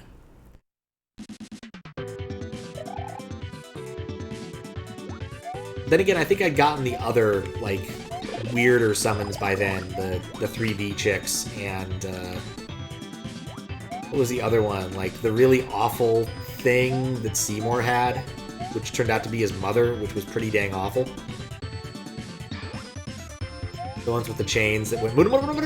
If you used its limit break or whatever the hell it was. Like I said, I don't remember much about this game. Other than Seymour fights were the only fights that were actually difficult. Also, Seymour as an enemy name is pretty weak. I just didn't feel like Seymour was all that dangerous in the grand scheme of things because he was named Seymour. And that's probably because of The Simpsons, to be completely frank. And not Seymour, because, again, weak name. Didn't expect the bird to turn around. Screw Seymour. All your homies hate Seymour. Anima. Thank you. That's what it was called. Seymour Guado. Say of all the Guado. Yes, that. He had funny ears. That's what I remember. And was very blue. Well, a lot of people in that game were very blue. Like Bluna. And Blorin. Now, basically, like, once I could do it, I think I pretty much just kept Orin in my party at all times because he was just better than everybody else. I never used the blue furry guy. Because his limit break kind of sucks. You have to go out and collect all the stuff to actually cast the assorted blue magic that he collects, and it just wasn't worth it. Especially when, like, everyone else's limit breaks didn't require that much fucking work.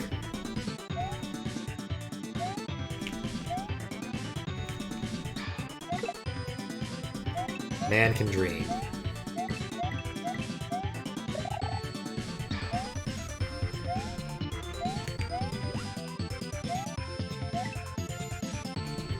I'm just gonna wait. Man just won't stay down, yes. Kimahri being garbage, yep. Like, he had a cool design. Like, I kind of liked his warrior aesthetic thing, you know? He's got the Worf thing going on. He uses spears. I generally like spear characters in most Final Fantasy games I play. But Kimahri, yeah, just terrible, honestly. Pretty much all of the other characters, like, come into their power quick, without much pain, and Kimahri just doesn't. Like, Lulu just casts spells. Waka gets, like, some interesting debuffs, I think was his deal. Titus is all around just good. Orin breaks people's defenses. I think he also got, like, break armor. I don't know, maybe I'm getting confused with TG Sid. Because TG Sid was also egregiously broken. He had all of the sword arts. All of them. They weren't even online, but they were still amazing. Like, in Final Fantasy Tactics, being able to break someone's equipment at distance is ridiculous. Add to the fact that he had, like, various draining stuff, debuffing stuff. Like, he was just good. Ridiculously good.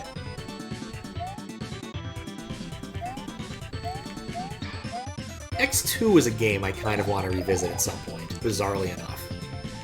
I think the plot was kind of dumb, and there's an awful lot of general, like, this is anime not great stuff. Not like in, like, a bad way, but, like, just a why is this happening in a Final Fantasy game kind of way. But being able to change classes mid combat is kind of interesting mechanically. I can't fucking jump to save my life. Thank you for the follow. Have your fish.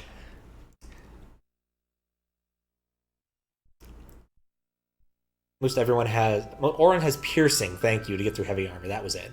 Everyone has a clear build from the start, and Kimahri's just all over the place. You had an epiphany about Kimahri. I'm curious. Yeah, because pretty much all of the other characters fit into some sort of useful mold. And even, like, Waka, if you didn't like using them, he still had damage at range. Which was nice for some fights where you had to stay at range. Yep, that's what I was expecting. So long, Man of Steel. No, Brian broke his horn. No. Also, look at that. This is the first time I've gotten to use this in an actual stream. Now when someone is banned or muted or has their stuff deleted, it actually deletes over on the right-hand side now. I implemented that during Undertale and hadn't actually gotten a chance to use it because people weren't being spoilerific again.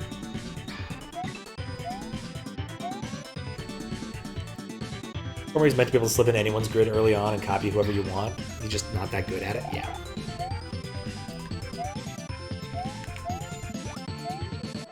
That I buy. Since its overdrives are pretty... Oh, for fuck's sake. Pretty meh. Realization, while Biren is a jerk, the only reason he did it was because Kimahri wouldn't admit defeat. Oh. Yeah, this is lore I don't even remember. Like, I remember you had to go to Kimahri's village near the very end of the game, and that's it. In fact, his overdrives kind of remind me of, what's her name? Quellis? I'm just gonna say it, the hot teacher chick in Final Fantasy VIII. Because I don't remember her name exactly. But I think her limit break thing involved blue magic, and you had to, like, scrounge for that stuff too, and it just wasn't worth using compared to, like, other ones which are just, like, beat up people without a lot of work.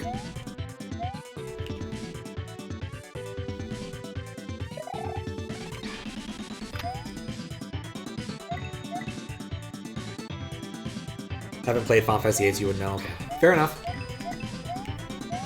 Yeah, she also had the blue magic thing, but you had to, like, go and collect items to give her different parts of her limit break, I think, was how it worked. I have not played 8 in... What am I supposed to do there? A long age. My sister walked the... Oh, oops. The save file way past where I could continue to make sense of the game's plot. As far as you can actually make sense of that game's plot. Also, I probably should apologize to the fellow who came in whose name was MOS, because I thought he was yet another one of those, but I guess he wasn't.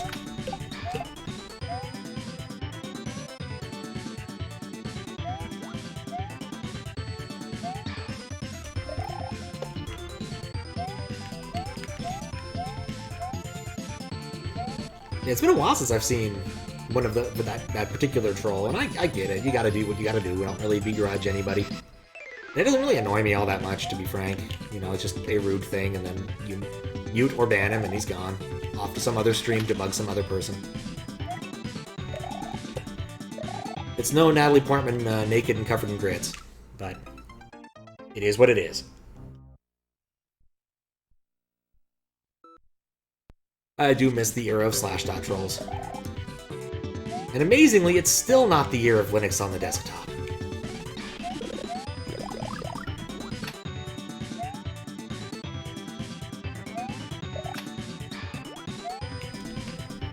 Wink. Being cautiously optimistic.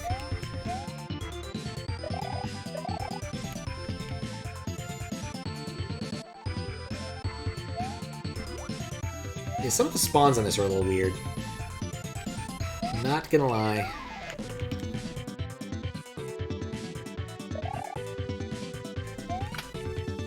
It really feels like a different kind of use for the bomber birds.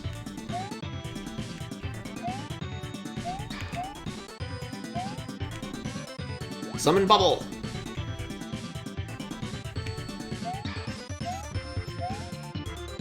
Oh, I could just duck under him.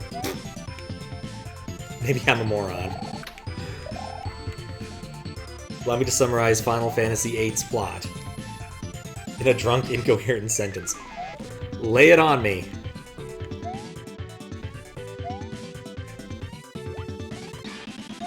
I am very curious what your attempt will look like. Like, that was just the era of JRPGs should have insane plots, and oh yeah, oops, at the end we killed God, I guess. And I still have my copy of Xenogears. In the event that I need that again. What? Oh, I need to respawn this.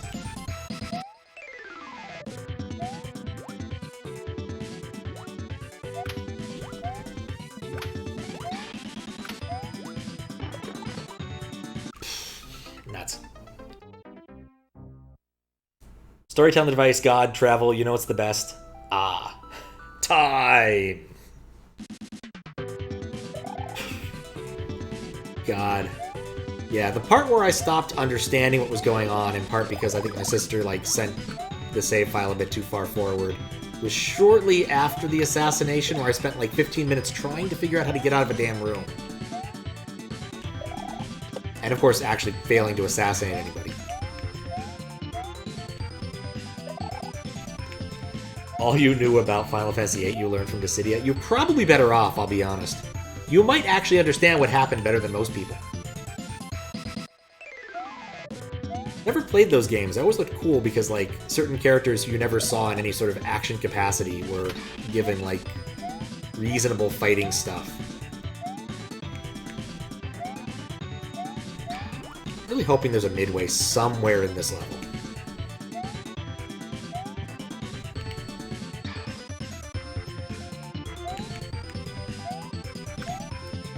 Also, screw Ultimacia players.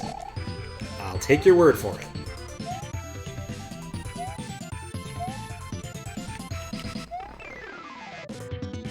Shouldn't have rushed it. I'm certain if Fistbit was still paying attention, it'd chime in to say that Triple Triad is the best Final Fantasy. Which, honestly, isn't the worst opinion about Final Fantasy VIII. I don't think I understand this mechanic all that well here.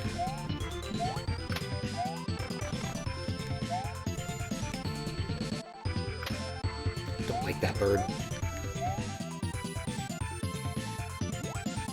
It is, but you're fixing a bug. Fair enough.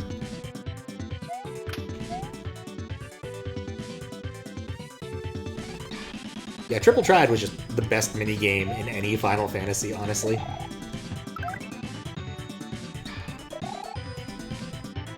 I get the feeling if I looked at this in Lunar Magic, it would look vaguely like the Batman symbol. Or possibly something else.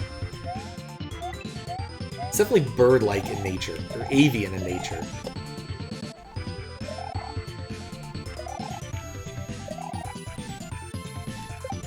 Like being up. Come on, power up. Not that kind of an up. Okay, grab this and pray this thing moves the way I want it to. Like, I don't want to whiff my chance at a save point by getting flamed. Oh god. Not used to yellow being sprite-only blocks.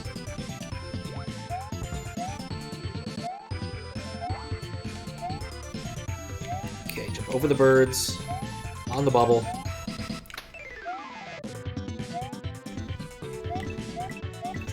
Vague unease.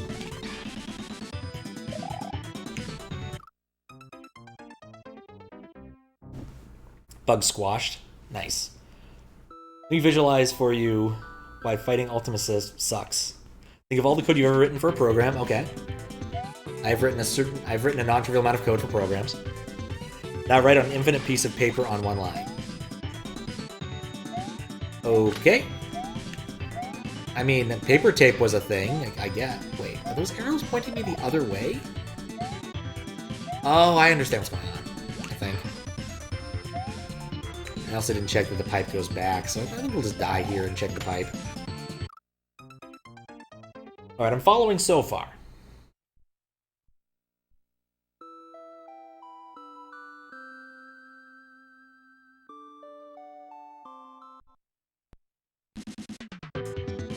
you reach the end of the line, you have about half the range in every single damn attack. Oh, I get it now. Oh, God. I get it. All right, extreme range. Get half the range of every attack she has. That makes sense to me. It is unpleasant.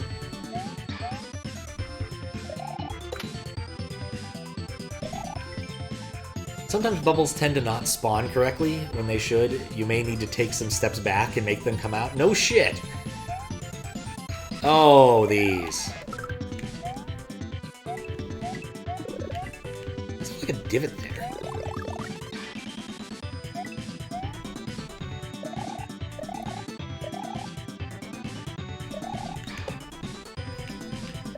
That's how I felt like when I play Street Fighter against my brother or his friends, and I'd pick Dalsim, and I just couldn't ever do anything because I just get stuck on the other end of the level, other end of the stage.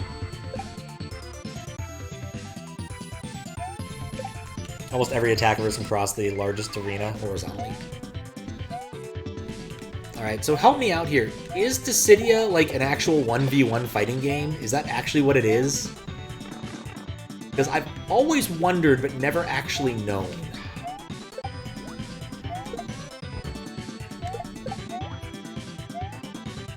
Bird. Dissidia Jucidum is, aka the PSP title. Okay.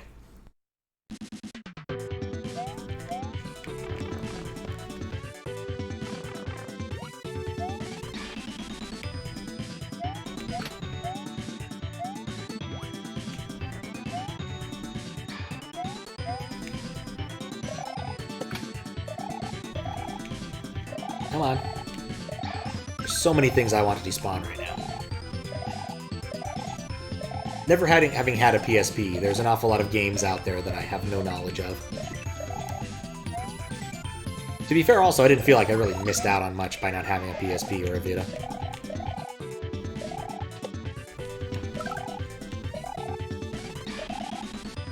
They're cute little consoles, but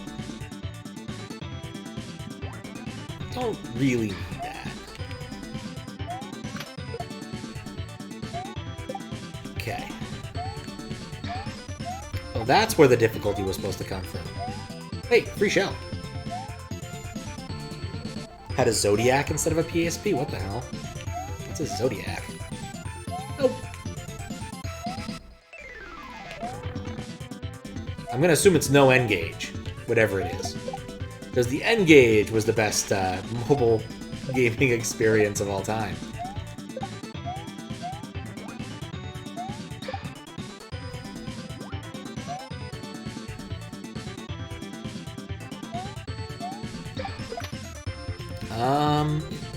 I think it's indicating I'm supposed to go back. I don't want to go back.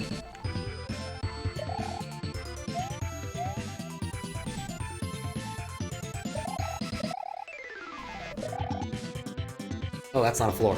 Or, that is a floor. Curious.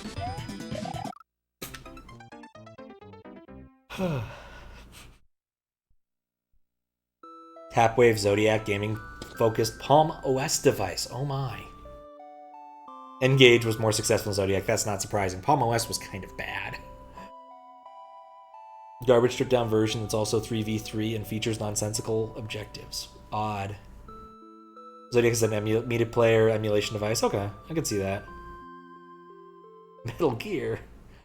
It had Metal Gear. I didn't know that. The only game I ever knew that the N-Gage had was one of the Sonic Advance games, because that's the only time I ever saw someone play a Zodiac, play a N-Gage, was they played a bit of Sonic Advance on it, when we probably should have been learning calculus.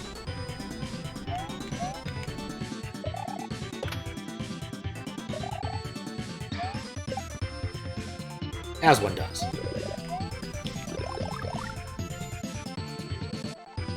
Game Park 32. I'm gonna guess it had 32 games, all of which were related to parks.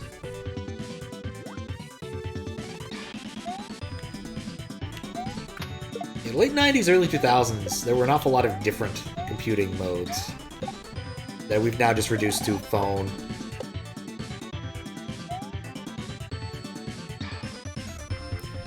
Why would you bother implementing your own OS or building things? We could just, you know, take Android, modify it lightly, sell it.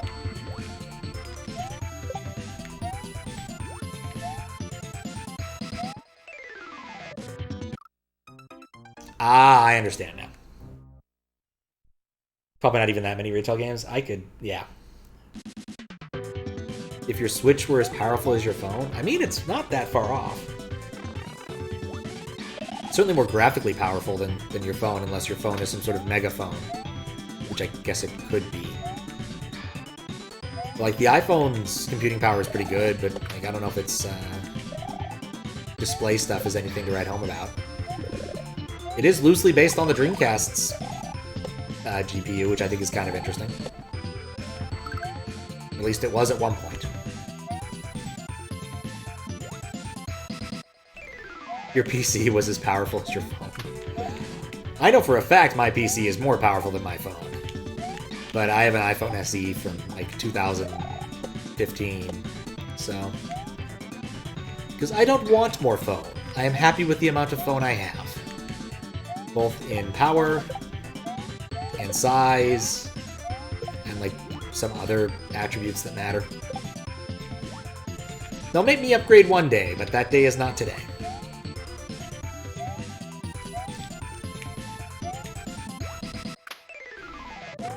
Wait, what?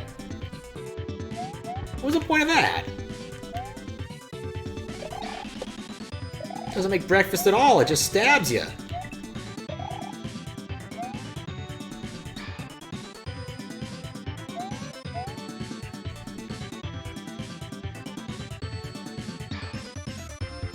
Alright, well, I guess... I went for the mute first, but oh well. One has 4 quad-core CPUs running at 2.3 and 1.8 gigahertz. Yeah, that's true. Not all cores are created equal, and megahertz is not the only thing that matters. I learned that in the early 2000s, because AMD Athlons were pretty dang kick-ass for a while.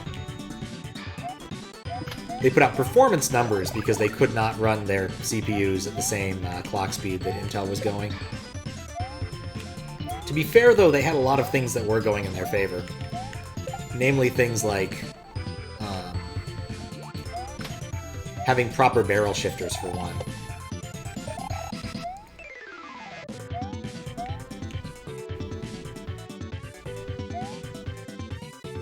There's 2 bubble machines. Why are there 2 bubble machines?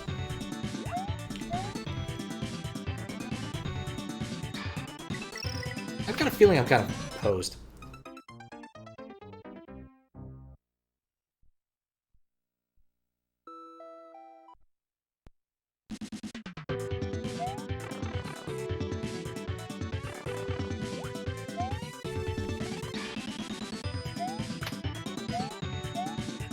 I get a feeling there's something in this level that I'm not understanding it that's bugging me.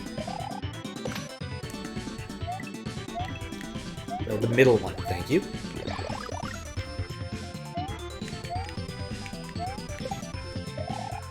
Of course, that massive gigahertz that Intel was getting was not actually all that great when it came down to it. They had to eventually retire the P4 architecture because it was incredibly power hungry and just didn't scale all that well.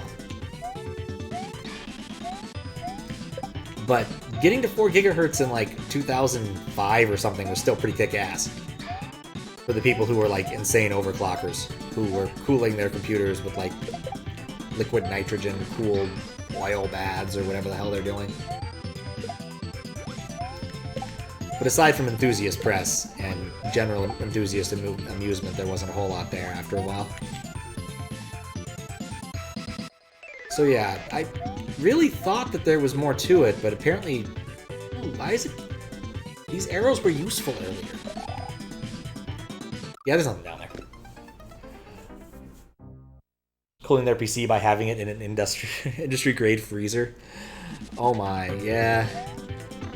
That wasn't enough, though, because it didn't help you with thermal contact, so you really needed something to cycle that heat in and out. I recall reading tales about people who were, like, immersing their motherboards in mineral oil in their bathtubs and stuff to get better overclocking performance, and just complete nonsense. Things you could only get away with if that's all you cared about in life, and not like, I don't know, showering.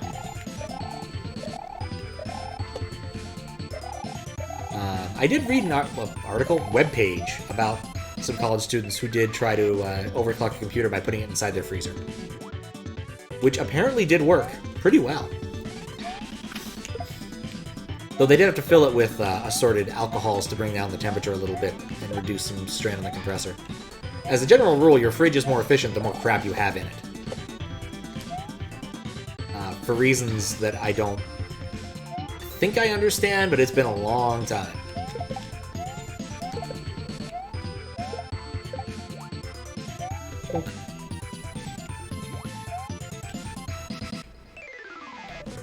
Like, this bubble trick is kind of cute, but there's no reason to do it.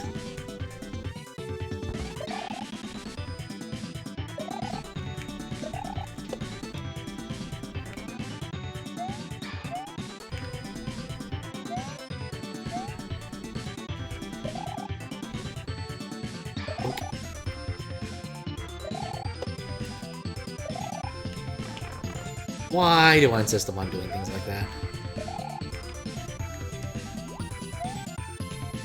Got bubble lead.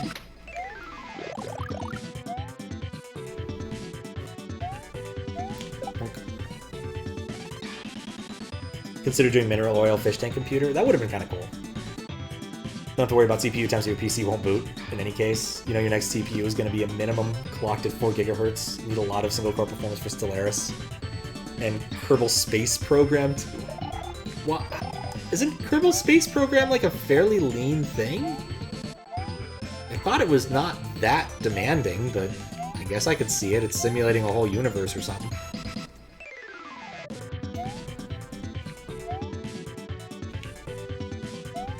Okay, maybe I just need to push.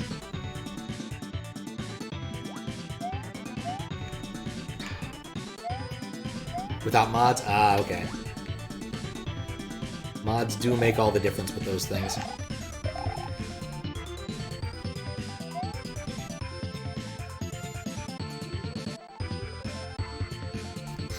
Bubble lead, not to be confused with lead bubbles. Those are toxic. Oh, lead bubbles, those are toxic. Yes, that is true.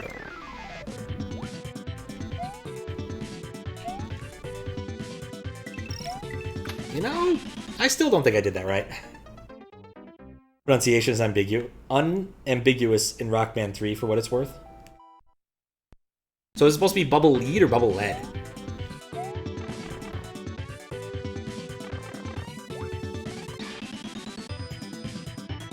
Lead. Okay, that makes sense.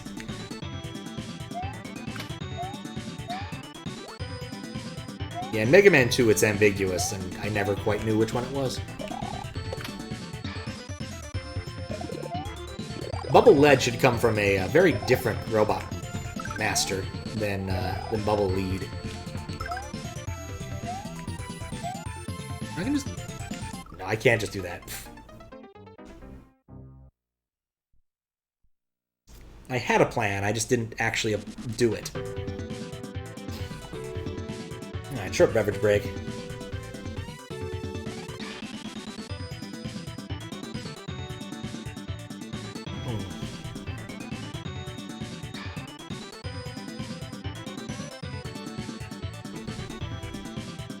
It leads your way, it's not made of lead. Well, I mean, it could be.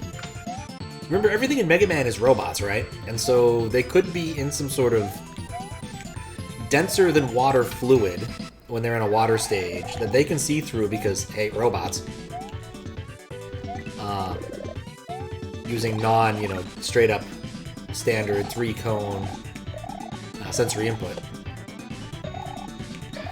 So they could be made of lead.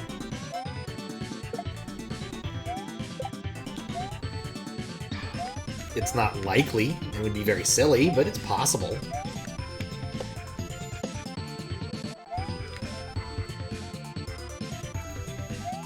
I hate that bit so much. Oop.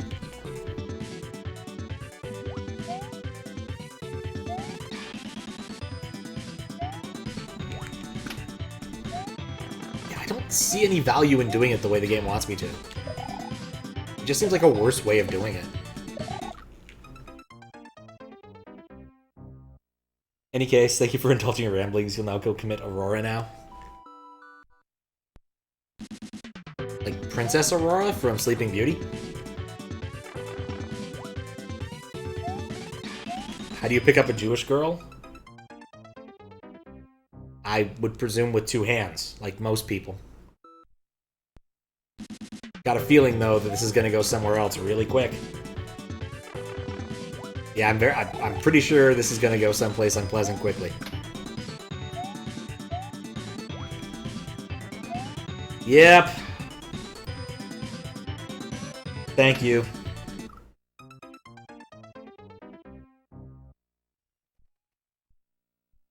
Out in force tonight.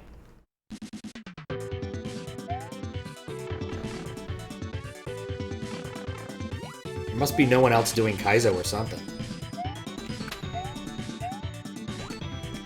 Because I haven't seen trolls in a while.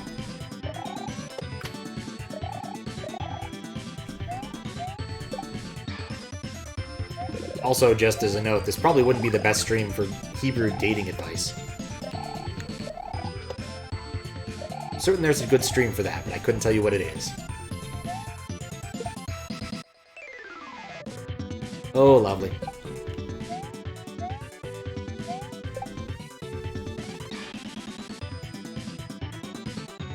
On frame end, you would decide if collision happened and can respond to it before retiring frame end. Oh, collision has horrible implications. Gotcha.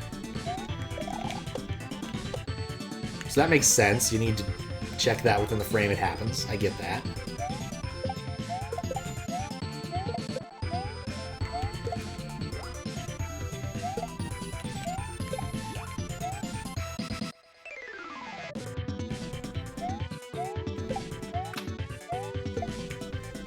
Nuts. Oh, good. I got the thing.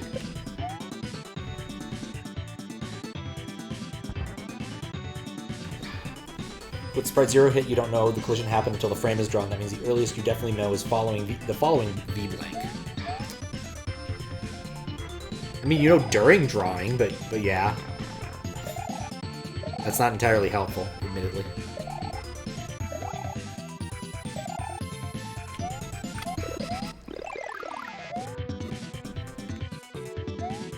Especially want to use that time for something else.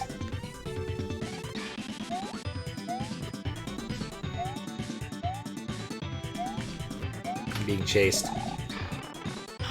Tiny flames. Wait, oh god. Nope, that's not the way to do that. Want to react to the collision on frame N, you have to squeeze your logic into the following V-blank before PBU transfers OAM, DMA, and the sound engine. Oof. That's a lot to get done in a relatively short period of time. V-blank time is kind of sacred. And there's not that much of it. It's what, 30 lines, I think? I mean, I guess you could do some forced blanking if you needed more time, but I'd presume that kind of defeats the purpose. Do awful things like start a checkpoint activation animation every single frame, but off the bottom of the screen so NMI can shift it up to the correct location. Oh my.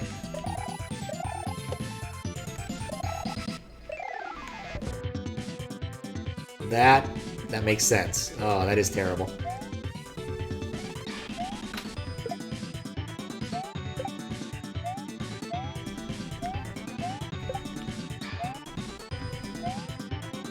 Otherwise, every frame of lag, which is unacceptable. That makes sense.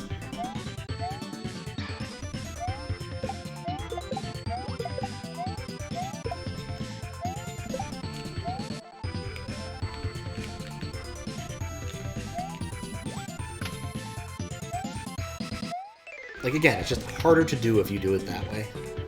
But I did it because I just totally spaced for a second.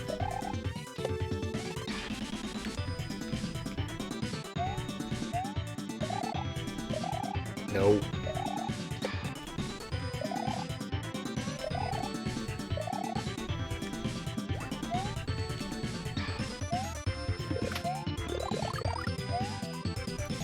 I wonder how long this section can be. Like, consider that this is supposed to be cleared in one go, and it gave me about 800 Mario seconds. Which is a lot of seconds, usually. But sadly, ineffective for the amount of time I have to do, apparently. In some cases, game-breaking if there's one frame of lag and picking a checkpoint that could result in a checkpoint object despawning and the checkpoint pixels killing you. Oh. Yeah, I can see where you wouldn't want that happening.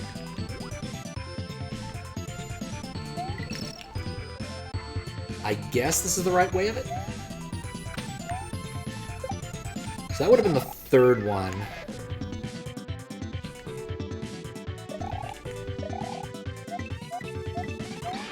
Of course, the flame had to jump back in.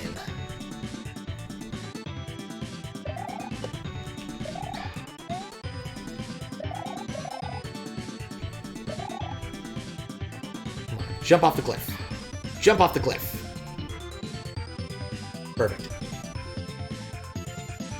In some ways, using the collision detection is harder than object-based detection, but the benefits are super nice. Pixel-perfect collision feels amazing as gameplay implications, like being able to make it run an obstacle by turning your ship without actually changing your path. Okay, that does sound kind of cool. That wasn't a cliff.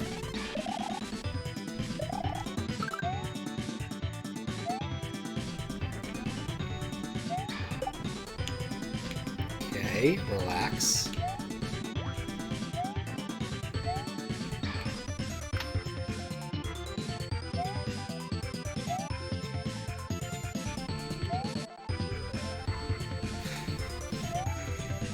We have passed halftime.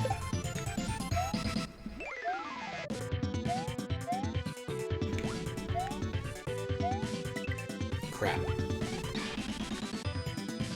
Okay, how would I get that?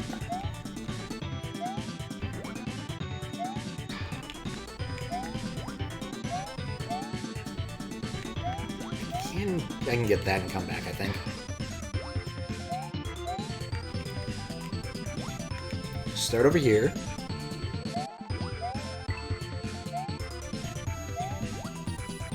Gotta get a little closer. Now we got it.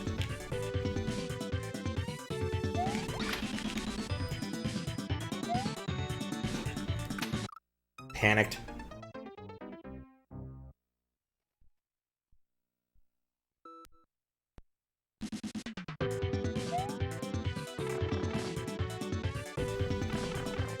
Alright.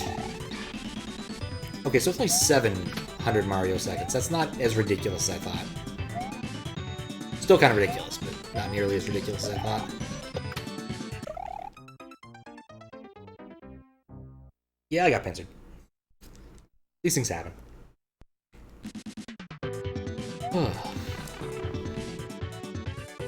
Trying to think of anything else. Oh yeah, there's a vote going on. I guess I probably mentioned this at least a few times for the next spooky game. Put up a bunch of them on there. Just gonna wait. There's probably a few I could have put on there, but didn't, because I don't know. Kind of feel like for some of those I should put some work in. Then again, there's other things I should already put work in on.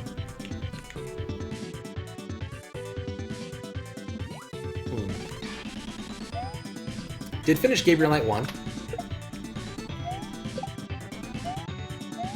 One of my favorite parts of that game was actually just Worf. The character he played and how he played it worked out pretty well for his range of acting. But I kind of wonder if Michael Dorn's ever played anything other than a kind of stoic-y character. Because I don't know if his acting outside of the occasional voice acting credit, and of course, Star Trek.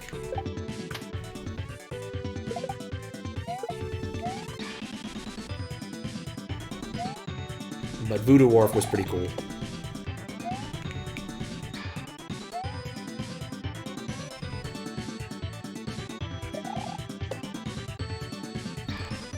Gabriel Knight 2 would be cool to play again. I don't remember as much of it as I'd like. And I actually have a physical copy now, which I did not before. And I think it should work. There's also an installer that fixes a non-trivial number of the problems with the Windows version. But given how well the first game worked and how Rama and Phantasmagoria 1 had no problems, I don't think I really need it.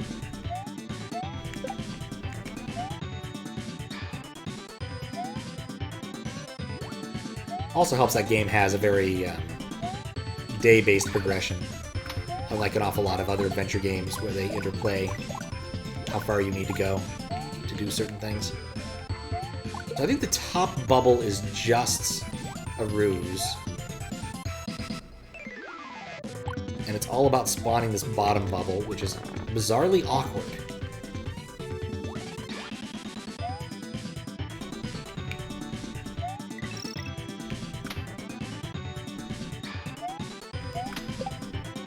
There we go.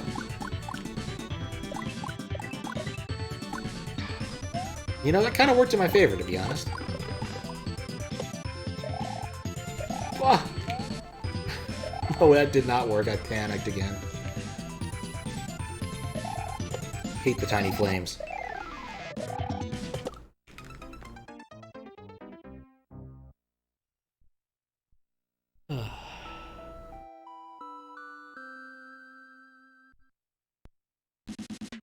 You're not my friend.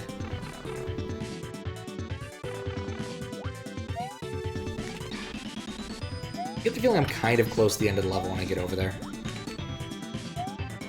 A lot of waiting. Which is not my favorite of Mario mechanics. That hit me because it clipped up into the box.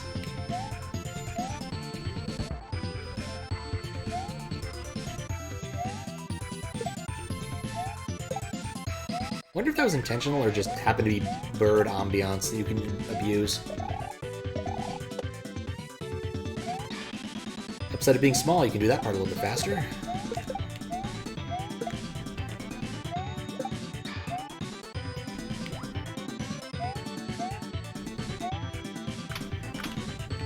That was a more fun way of doing that.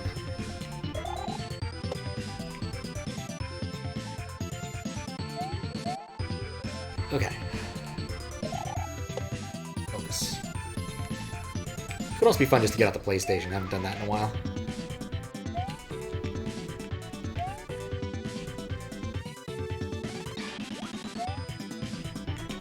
Last time I used the OG PlayStation to play a game for a non-trivial amount of time was...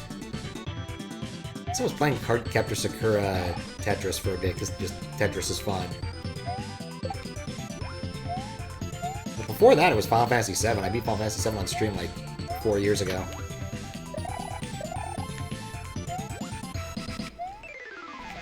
I'm not sure I like the spawn.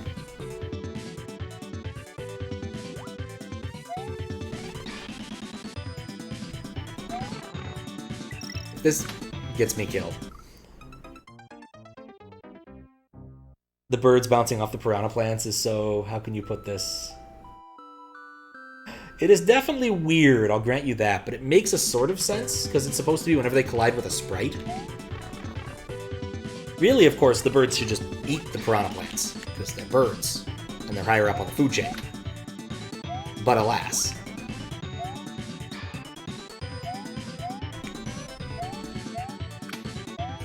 Really glad I didn't choose to go left or right there. Like, it's weird, but I'm gonna guess that this is all, like, off-the-shelf stuff that Big Brawler was using.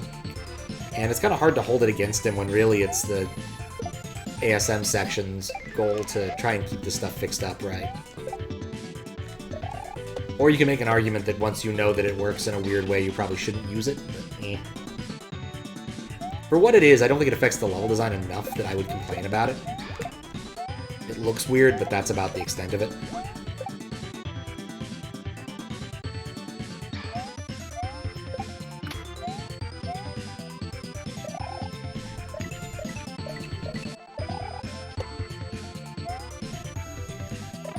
Why did I jump?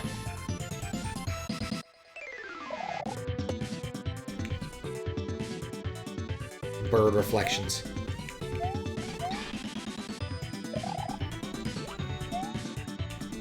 I was trying to think if there was a, like, bird version of the Robert Mapplethorpe.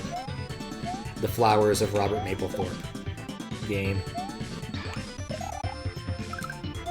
And by game, I mean image gallery. Hey, that's the first time it's managed to clear that little cliff. And it's back.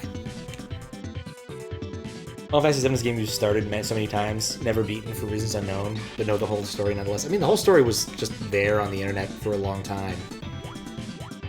Makes it easy to have picked up. But I can understand, like, starting it and not finishing it, because the intro part is so good, and then you get to Calm, and the game slows to a friggin' crawl. With that long flashback. I think even the speedrun before they found a skip, it was like 10 minutes of crap. Like, just that's a really long single cutscene where you don't make any real forward progress, but it's important for you to know exactly who Sephiroth is and why Cloud knows him from back in the day. Mapplethorpe loved flowers. I have been to a Robert Mapplethorpe exhibit in the Guggenheim Museum. He also loved black dicks. He really loved black dicks. That and, like, yeah, there was, like, one punk chick he actually liked, too, taking pictures of, but mostly just black dicks.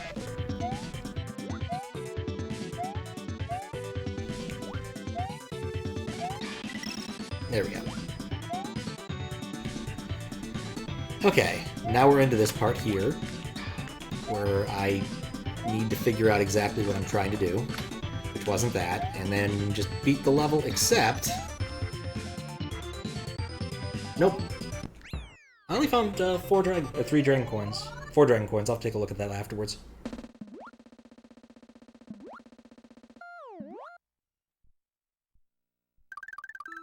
Anyway, Bird Knight Rider's done.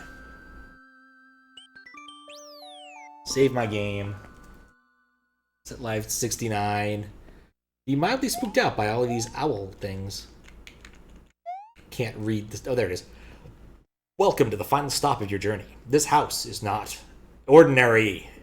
Once you enter, nothing would make sense. This place is divided in 4 long segments and they won't show mercy. You're almost in the end. Good luck. Oh boy. It's one of those.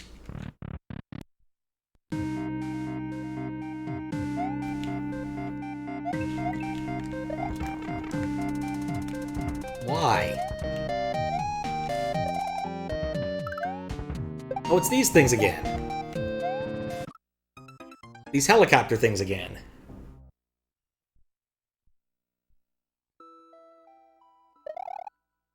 Yep, we're back to cave storying. It could be worse. Why cave story? Or why cave story? Yes. God, I hate the helicopter mechanic. I just want to jump on things. Okay, now I hate that thing too.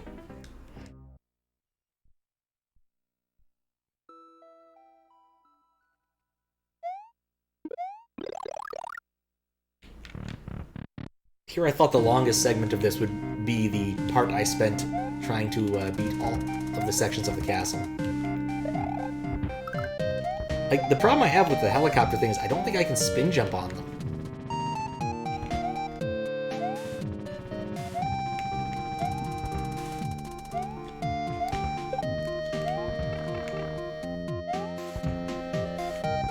Just nice. Okay, that's convenient.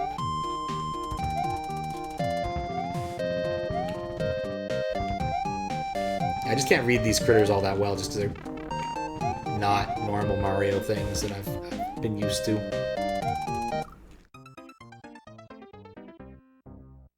Gotta get used to it.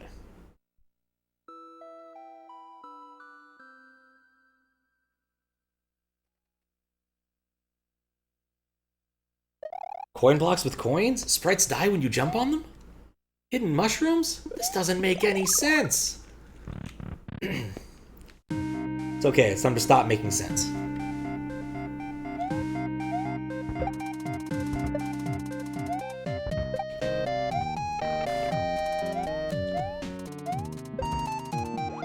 I mean, it is nice that there is, in fact, just an extra hidden mushroom, like, right there.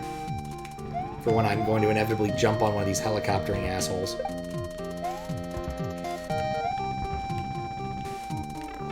You know, I was like, oh, there is a dude up there. I need to watch for him. No.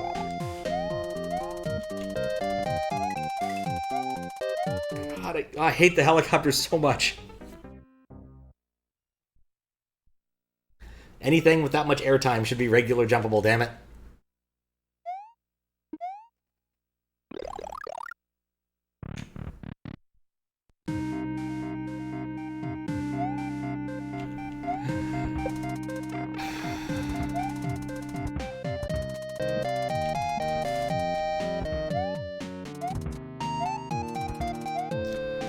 Unless I'm getting better at dodging that. 4 long sections ahead. Oh, I can spin jump on the helicopter ones. That is useful to know.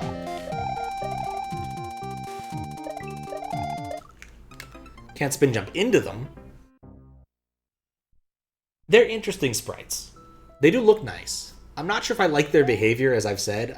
It just feels a bit laborious having to wait for them sometimes, but at least I now know. Somehow I did not learn this in that water level, that you could spin jump on the helicopter ones. I have to imagine these are off-the-shelf sprites you can get on SMW Central, but I have no idea. Spin jump, best jump. Thank you for the good luck. How you doing, Zaplex?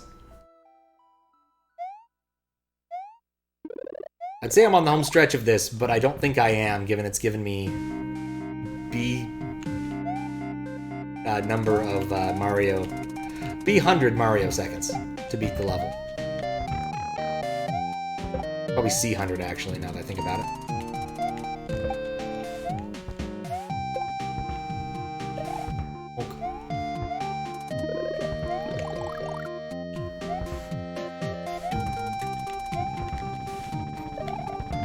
There we go.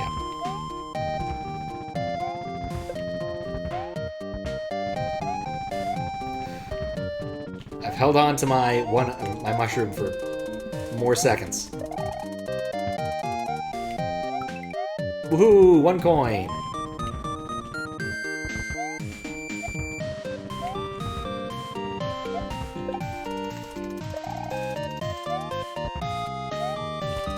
Oh, they don't jump in water very well. That's kind of cute. Oh.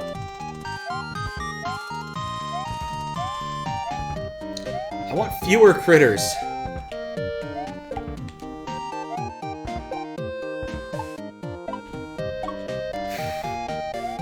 That was a lot of critters.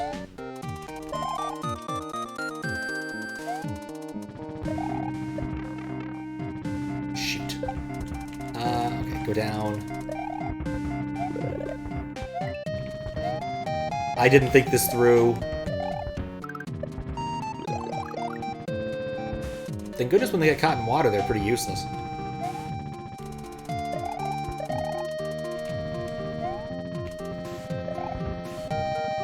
God, there's just so fucking many of them. I just need to do a little house cleaning first before actually trying to beat the level. Seriously?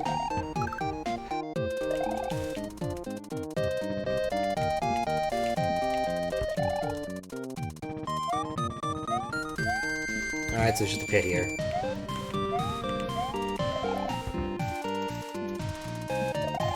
There's still the blue thing that's going to shoot things at me ahead, which is bad, but I do see that there is a door, so that's not too bad.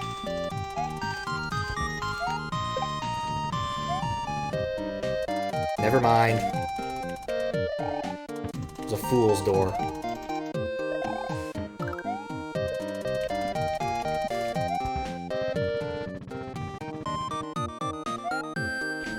You know, I kept thinking their behavior was smarter than I thought.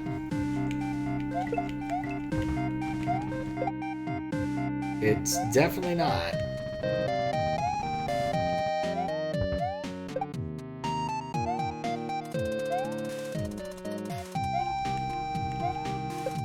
Really hope the theme of random crap falling on my head is not continuing through the level.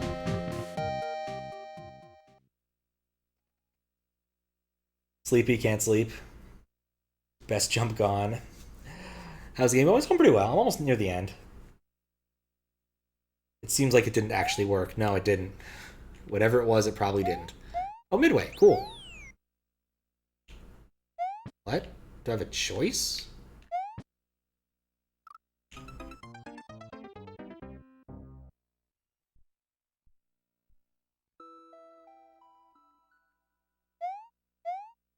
Since I have to test the midway anyway, it doesn't matter, but... Is there some... Like, there's got to be a way to get over there, apparently. But there's a thing there! I clearly want to do that. You attempted to disable my spin jump? Oh, right, you're a mod. You can do that. It should have worked. Actually, no, it might not have worked because this is SA1. I would appreciate if you didn't do that, because it's SA1 and that might make things worse. Is it a vine? I don't think it is. Like, basically, if I came in here with a feather, I could get to that door, which defeats the purpose of it. This wall clip, I'll try.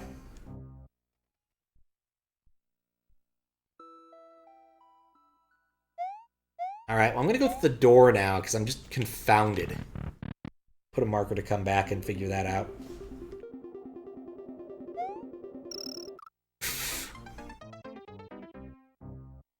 Maybe the lesson, there's a lesson about greed here. Like, maybe that's what's going on here, is like, every time I see something I want, I need to not take it, because the greed will kill me. Really, I just want to test those. I guess I'll have to come back and test those. The CP2 path? Maybe. I didn't see another obvious path in that first section, but it's possible.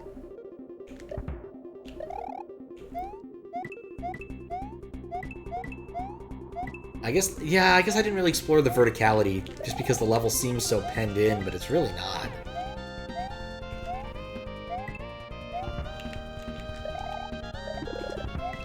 There was that bit at the beginning where I went up.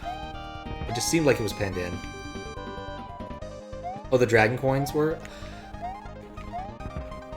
You know, I think you're right, actually. Because once you get all the dragon coins, then those would not exist, and whatever they're overwriting would be a bridge of some sort. But what utility would such a thing have? Oh, I can go left there, not just right. I was like, man, it gets me into this level faster. No, that's not what I want. One day I will learn.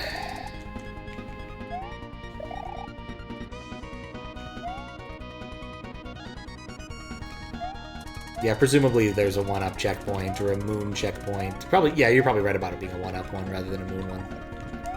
At least I'm thinking it wouldn't be a moon. The wimp.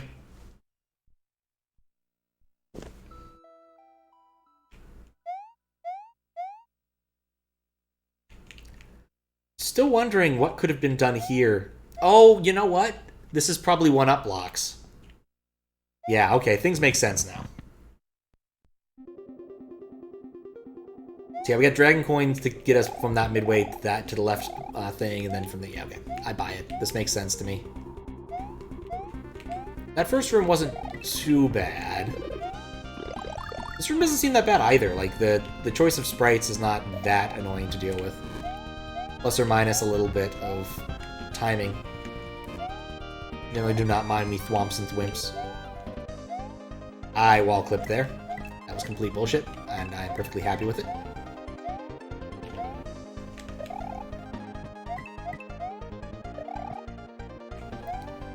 I guess I was warned about the thwimps.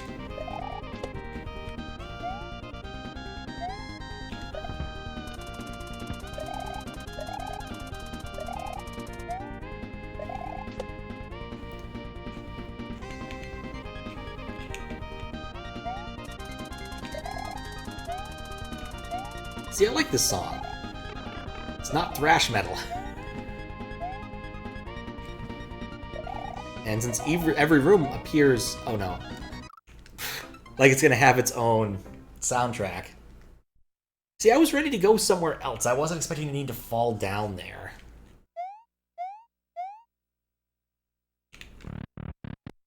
I could see this working.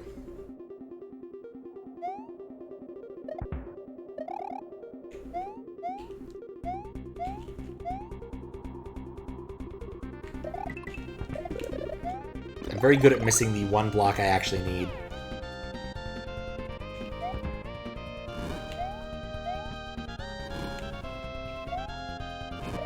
Oak.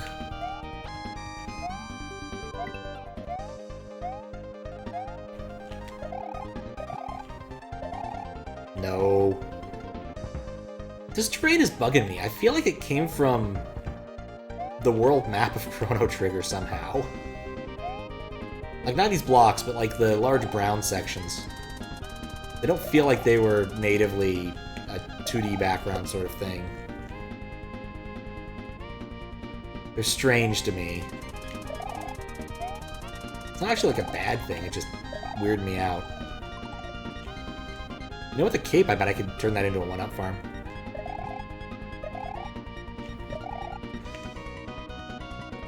But why?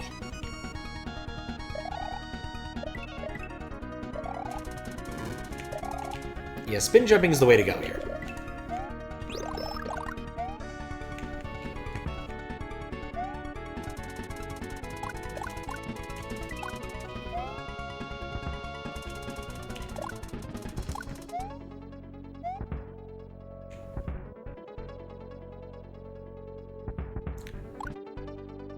Huh. I wonder if that actually has perfect reflections. It's just going to go back and forth forever. Actually did. I mean, it despawned, but the effect's the same.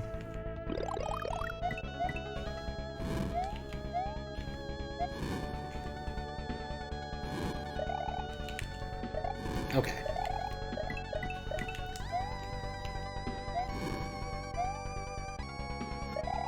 I have an odd choice. I could have gone down. I don't know if I'd want to. I don't really feel the need to, but I could have.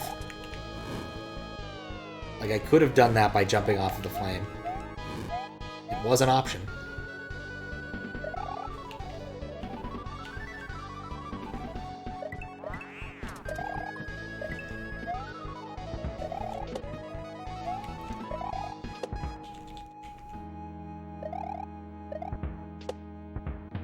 No!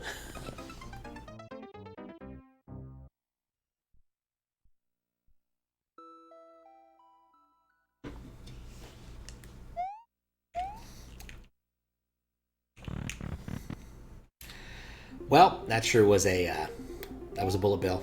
It got me. What are my goals? Find creative ways to die. Yep. I get the feeling that's not going to be the last time. Oh, thank you for the follow. Enjoy your fish that were on screen before I pressed B. If you need more fish, we can provide more fish in the event that more fish are required. We have plenty.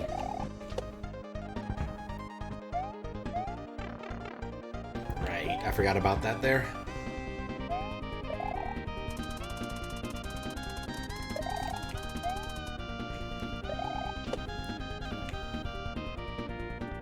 Okay.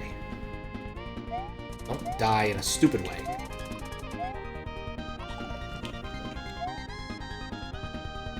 Right sides of being small here. Wait. I have some discount fish. CX. Thank you, Kappa. Oh. The funny thing is, if you use the fish emoji, it works. It used to work because it was of a complete accident, but I made it work on purpose.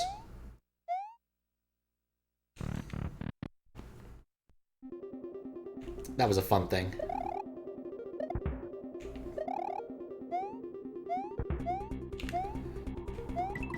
Still amazed at how often that throws off my timing.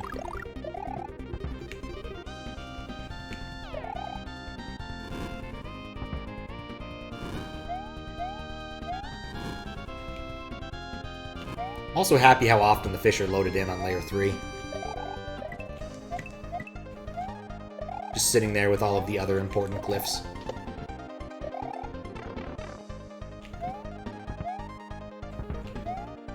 Starting to rush. In dumb ways. Not in fun, cool ways, but in dumb ways. Today's fish is trout a la creme. Enjoy your meal. There we go. Thank you for the demonstration, Fistbit. Whose name was briefly Fishbite a while ago for very strange reasons. Are there 2 fish? That's a valid question. I don't know. It's been a while since I've exercised that code and or even looked at it. I may have changed something in the encoding that broke something.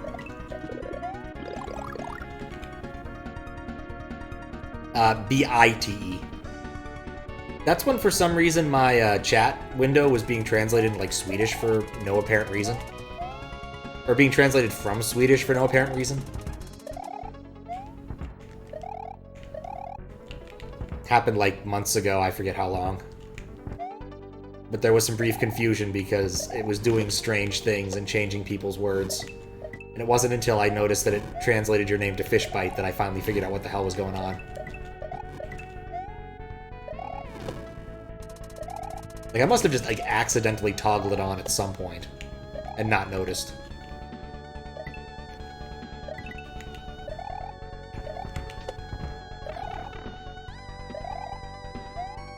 This time I'm taking an approach that doesn't involve jumping on that.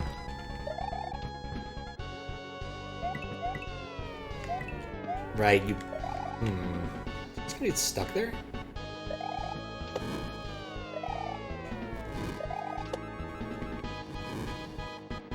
Alright, now he's far away from me and can't hurt me. Get schooled. God. Thank you, Kappa. That was a lot of fish.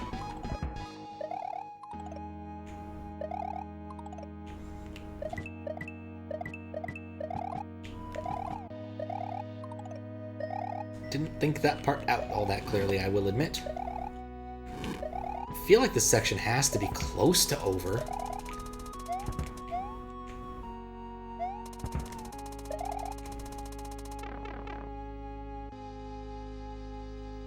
There we go. Yep, that was it.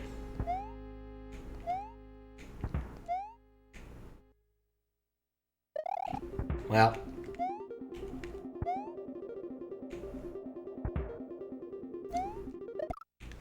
There might be something up there. There are an awful lot of good alts for your name, it's true. So let's see if we now have a bridge.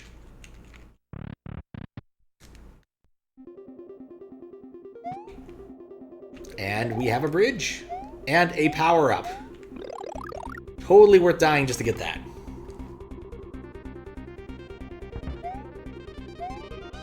These bat things are also new to me. Oh, I get to go up there anyway. That's not a cool shortcut thing. I mean, it is a cool shortcut thing, but it's not a useful one. I thought it'd be an actual secret. Oh, God. These things have hops.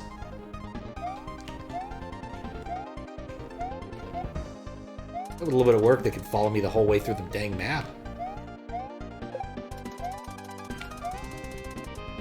A blue hopper. Blue hopper. One of those things. Of all of the things I could have done,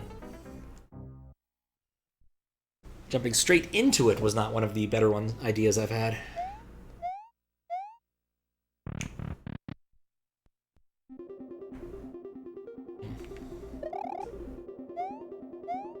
Had a fun math issue last night.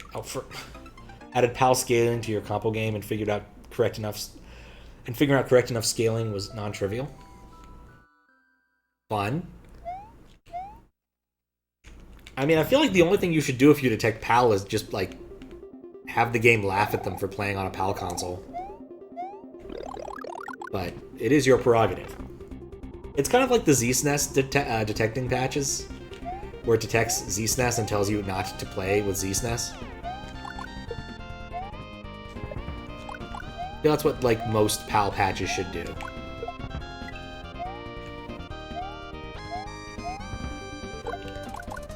PAL, not even once.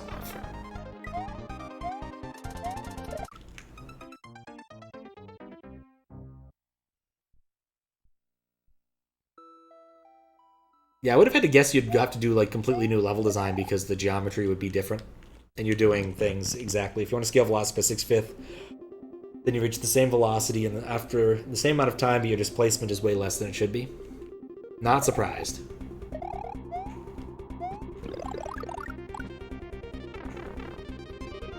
I'm certain there's a clever solution. Probably. And I guess these bats came from Cave Story, just judging by the art style. But they're definitely weird for SMW enemies.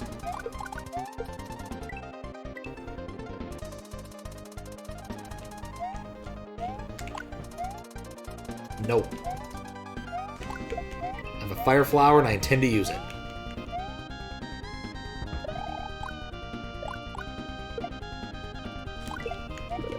It falls off. To the left. I like that. Turns out no one scaling that is correct. Not surprised that it's a hard problem. I kind of assume you just have to redo an awful lot of stuff.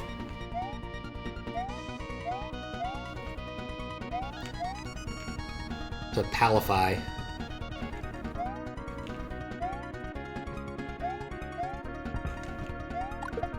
But an odd monster to be right there.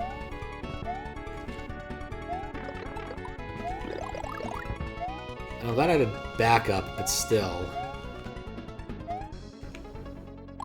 Quite clear there's a pincer movement there. Accelerate any end frame, then your displacement on a frame is the sum of... Oh, okay. Then the sum of numbers. Ordinal numbers. I mean, there's the Gaussian trick for that if you really care, if you need to get that sum. But then again, I guess on the NES it wouldn't help much because you need to do multiplication and square, like, powers.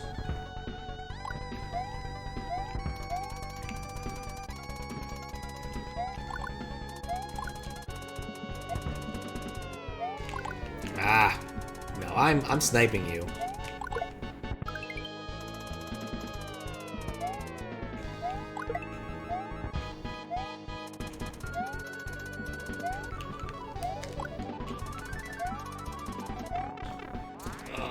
Wasn't ready for that. I'm already sad to have lost my power up.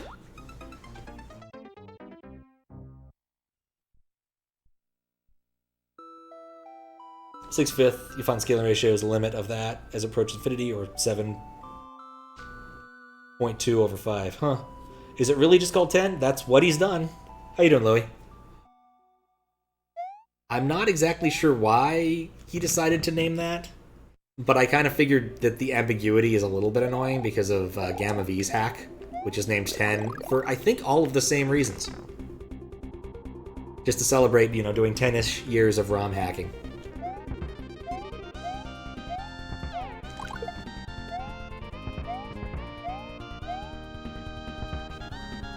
But now for some really long sections.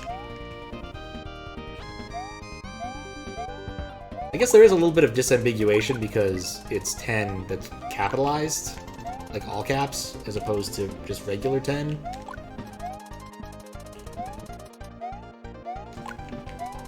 You... There. It's named 10 after the exit count? It could be. It seems quite cool. It's lengthy. It's had its moments, I must confess. For moderating, there was a choose your path castle that got kind of old quick because I can't save state. And I needed to go through all three and then all 2 paths after that. I did a little bit of always caping to get rid of that. Problem, I cannot believe that one got me. I can't believe that one got me too. I just cannot read these things. I never know when they're gonna launch. They're taking this Goomba for protection, but I know it's just gonna end up killing me.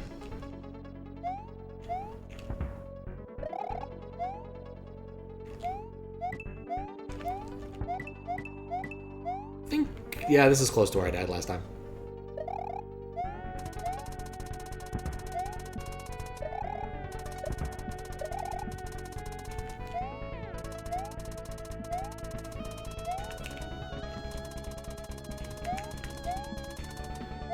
I've gotten exceedingly lucky with several things here.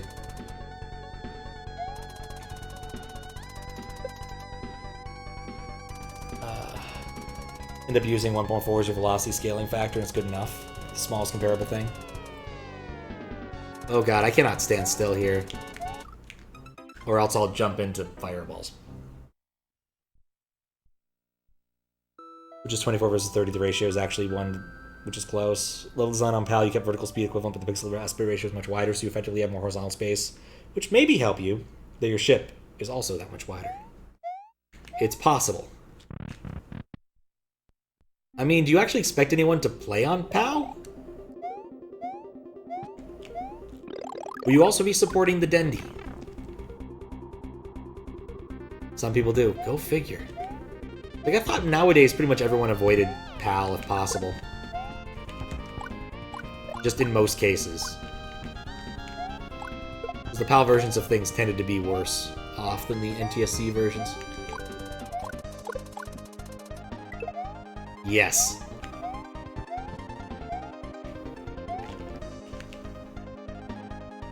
Pretty sure on that arc. What? Didn't kill him. Shoot.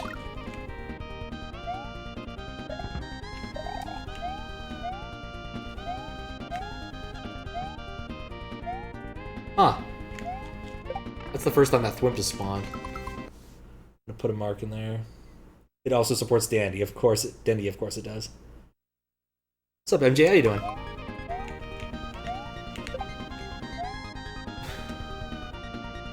Oh, 17 months, damn. Where does the time go? Thank you very much, Desi, for sticking with it. How you doing? PAL aspect ratio and frame rate, but NTSC audio pitch. I still suspect you'll be the only person to ever play this on a Dendy, Fisk. You know, I'm spawning more enemies I didn't deal with last time. I liked it better when they didn't spawn, honestly. Okay, I'm safe here, I think. Except for that dude there, who's probably gonna kill me if I stand there. Yep.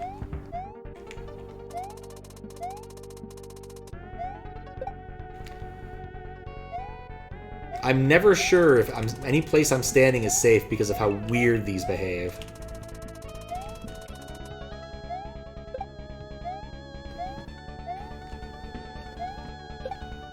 Okay, Thwimp. Wait for the Thwimp.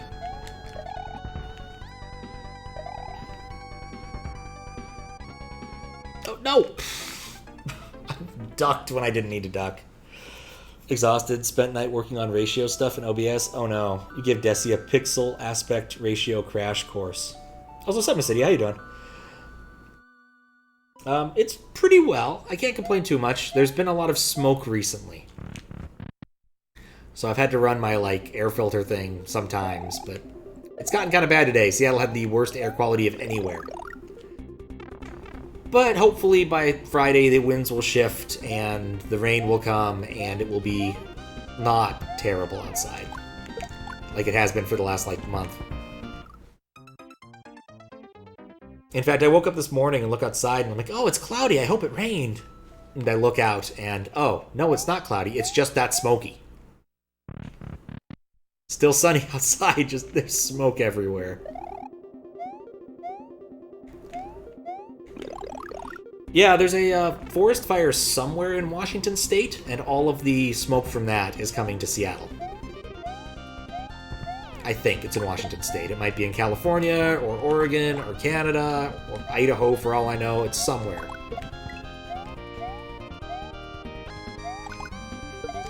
But it's still burning. Why didn't that spawn? There's weird spawns in this level.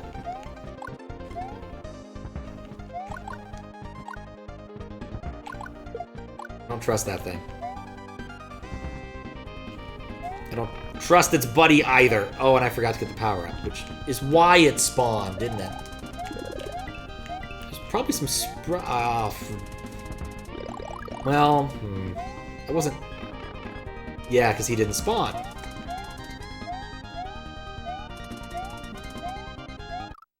Anyway.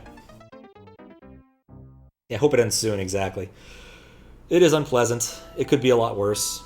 At least I don't have to go work out in it or something. Like, if I was a ditch digger or something, I'd have to go work in it, but I don't, so it could be a lot worse.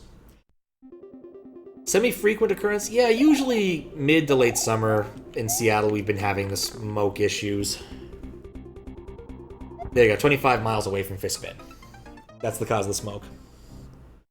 Working on aspect stuff, ask Fisk about something that made sense. 8 to 7 or 4 to 3. The answer is both, and it did make sense, whichever you wish. But know that they are both correct, and the perfect circles are not an indication of accuracy. Yeah. I mean, I think as long as it looks okay, I generally am not too picky about my exact pixel ratios. I guess for DOS stuff I've been pickier, but... Ow. Yeah, it didn't used to get this much smoke. Like, I remember many a year where there would be none in summer. This is really only a thing that I think has been since, like, 2015, maybe a little bit earlier. But forest management hasn't been... Forest management hasn't been happening so hot, I guess. Or, well, that... No pun intended.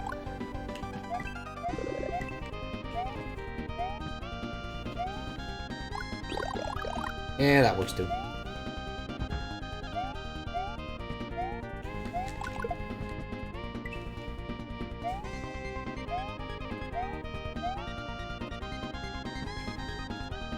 Just don't trust you, bat thing.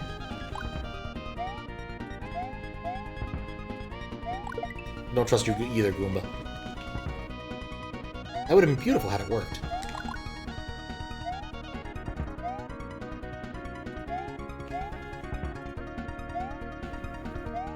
So it's just an exercise in lengthy amounts of patience.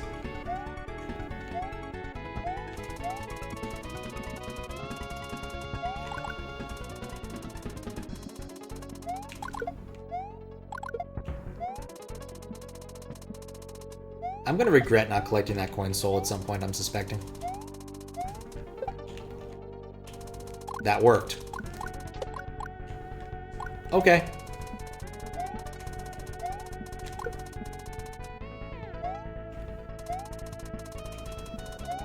No.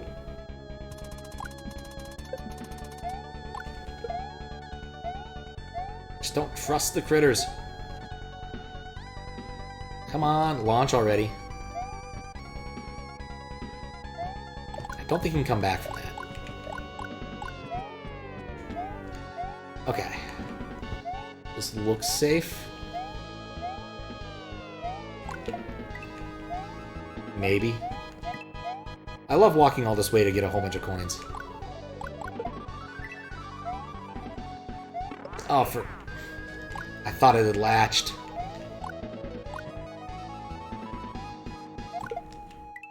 There we go, this is safe for a sec. Ah, give my hands a break.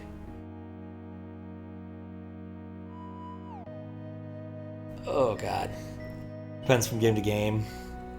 Square pixels, but the NES doesn't have square pixels. That is true. A non-trivial number of consoles did not have square pixels. And that wasn't safe. It wasn't safe at all. I'll have to catch up on chat when I actually think I'm safe, which... Who knows when that's going to happen thanks to the weird horizontal bats. Safer here, at least. Time to sleep. Alright, sleep well, Zaplex.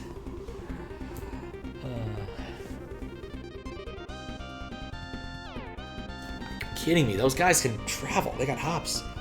During your stream, it caused a lot of anxiety about how the aspect ratio was wrong, how it looked bad. You changed your layout for the Wii 4 times now. Changing position of every single color source text box, and oh, that sucks. Did we get it right? I hope so too. It's a lot of work. You will be unable to make everyone happy. That is true. Saying for 16.9, you get a consistent option. For SNES, everything you said still applies. 7 to 8 ratio. The SNES usually has black bars on top 8, though unlike the NES. That's true. Wish it didn't have to get so anxious from remarks from people. One from a friend you knew for years and would whisper constantly back in the day. It caused a lot of anxiety to see them stress out about circles not being perfect after a raid. Year ago. Trying to complain unless something is actually wrong, like interlacing, yeah. Good about the NES. Like, I pretty much never bug people about, like, tech setup stuff unless it's a sound issue that makes it impossible to hear them. Because if I just wanted to watch, like, a video game be played, I would, I don't know, watch the demo.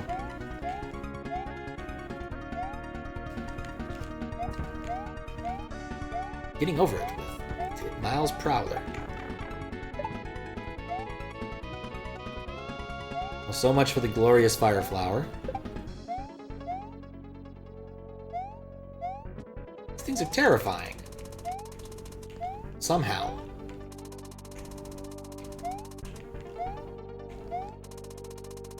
Shell was worth it.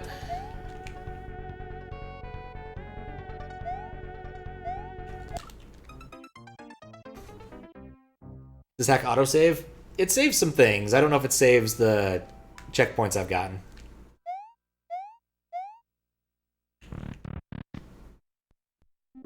Interlacing was super helpful. How to fix it on the Wii. Need to figure out how to do it for PS2. One streamer whose layout is enough of a problem you don't watch her much. You might say something, but the game is a tiny portion of the screen. I mean, at least back in the day, there was like a Twitter account that found really awful Twitch layouts. And would document them. Mostly to mock them, so it's not a terribly nice thing to do, but some of them were at least kind of funny to look at. There was one I remember like looking at and was like, no, that's just Baller. He's like actually playing Punch-Out with something, and it looked pretty reasonable.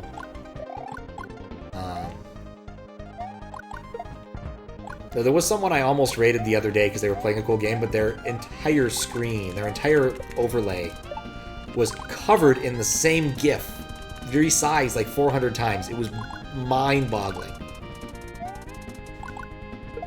I don't understand what their plan was, but it was really off-putting.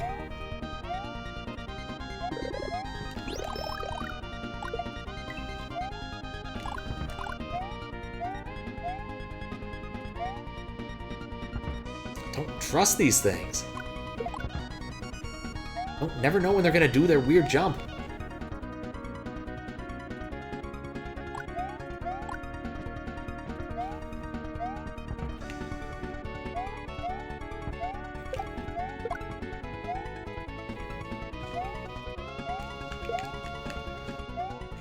Protection Galumba actually worked.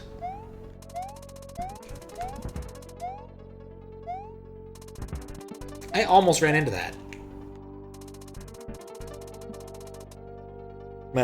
You might appreciate the feedback. It's possible. Some mentioned at the end of the stream, so don't worry about it. Some streams are in just shit post mode. That is true. That is definitely true.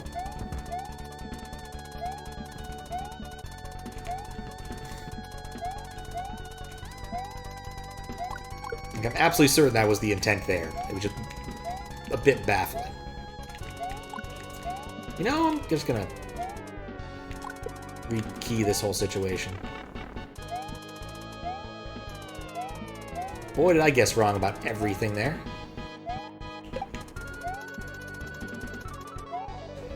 I'm not far away from another power-up, so if I can avoid getting horizontal batted, I'll be fine. I'm close to the shell, which is always helpful.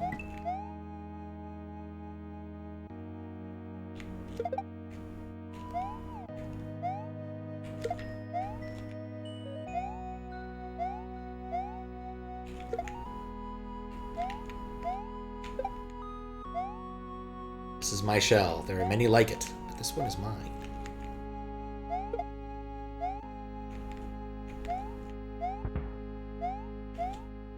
Like, if I understood the mechanism, I would feel better about it, but I still don't.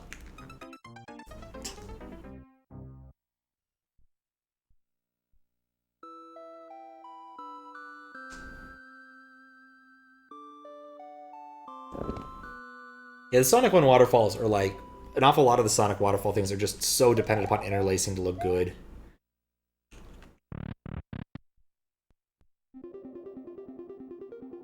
Went to look what Zelda looks like in 3-4, or 4-3 instead of 8-7. Link was very squished.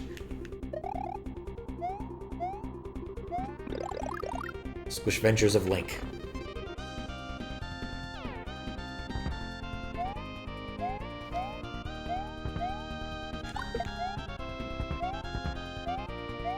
I'm certain I'm very close. I've been very close to the end of this a couple times, because you just can't do that much verticality in... Actually, maybe you can do a whole lot more verticality than I think you can in modern versions of Lunar Magic. I think that was something they added recently. And recently, I mean like the last couple of years.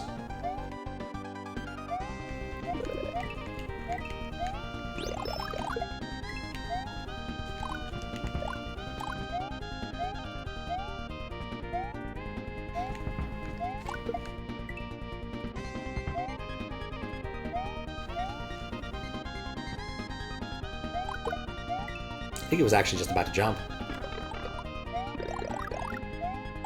It was a silly way to get hit. Like, I swear these, like, sprites are active everywhere on the map at once. Like, they're just all constantly moving. They never... They spawn at the beginning of the map and just stick around.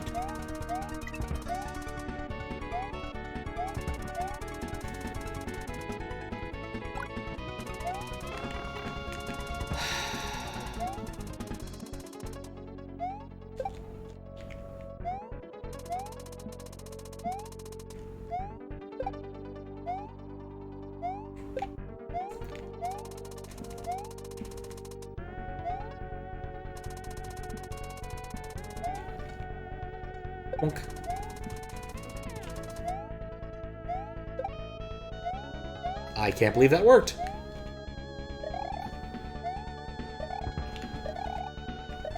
Okay, orange bat thingy.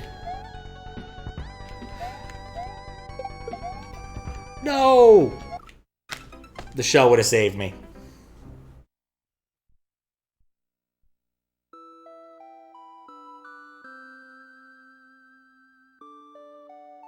RGB rain meant the console's no longer all real hardware and the video looks like an emulator. Yep. Wonder why people get an NT. I mean, I'm pretty sure the reason people get an NT when they already have a FX pack is because they want to capture HDMA or HDMI, because it's just easier to capture HDMI than it is to actually find a capture device that does analog stuff anymore. At least that's my theory. HDMI capture devices are a dime a dozen, and most of them I suspect work perfectly fine because it's well understood as a protocol and doesn't require a lot of finesse. There's probably like one chip that everyone uses for that kind of shit nowadays, actually. Because there's no reason to have more than one. Tiny bit of IP you put on your device and bam, you got yourself a working HDMI capture device.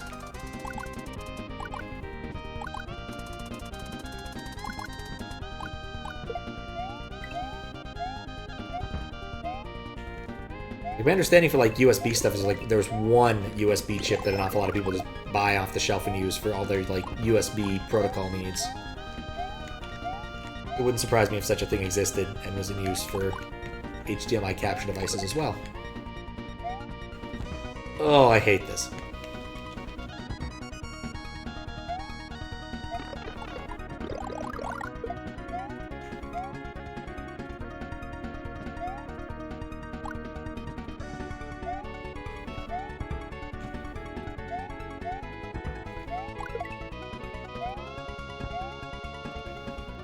These things are a menace.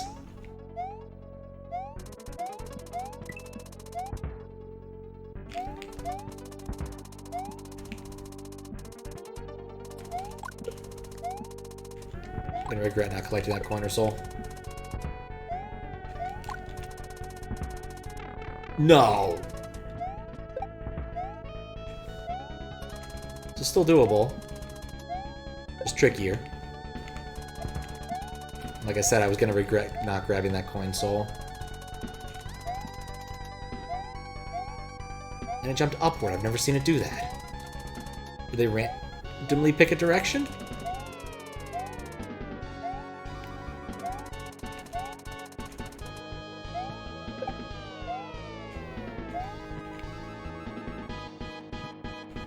on, Bat, go!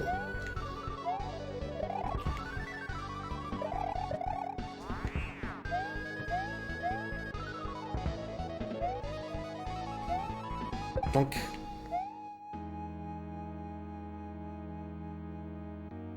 Or RetroTink OSSC was only made up to scale most consoles. You need to mod for compatibility with the OSSC because you assume. NES and SNES have slightly different resolutions. Hardware features reduce the resolution. That's true. Force blank gives you more time to run things of importance. Come on, Bat.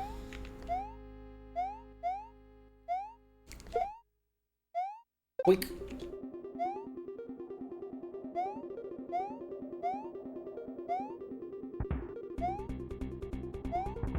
There we go. The holy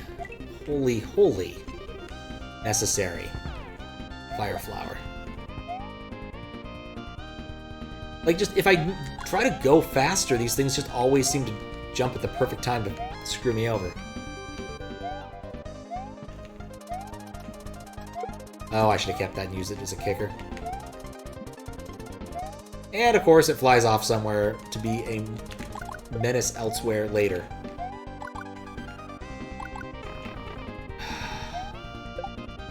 Not even the fire flower could clear the way. Like, just, I have to wait for them to jump. Oh.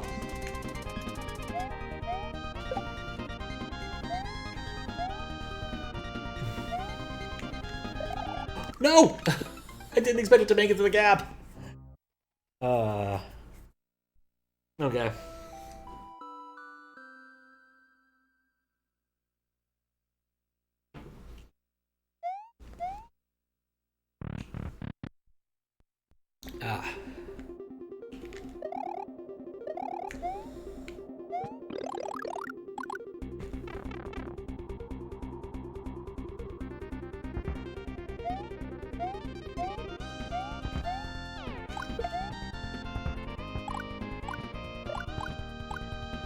Oh yeah, I guess that also might be of interest. The trip that almost didn't happen. So I went to the Portland Game Convention this weekend on Saturday, and I almost didn't get there.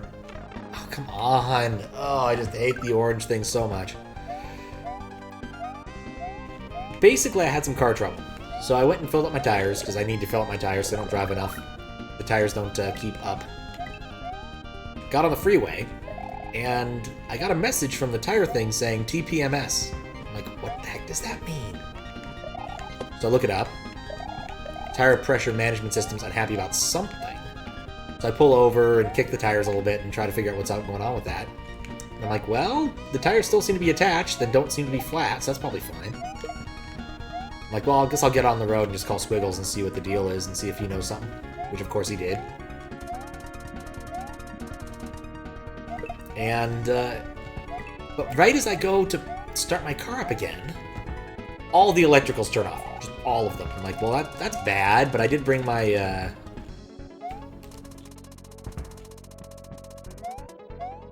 my extra battery thing, so in the event that I needed to start my car again like that, I could. I'm gonna remove the red lead. I pulled the little plastic thing off the red lead. And lo and behold, the whole thing just comes off. It's not so much that there's a problem with the battery so much as there's a problem with the cables holding the battery, holding it to the battery. So anyway, it worked perfectly fine, just drove to Portland. Alright, I gotta wait for that. Unless he moved, okay, we're good, we're good.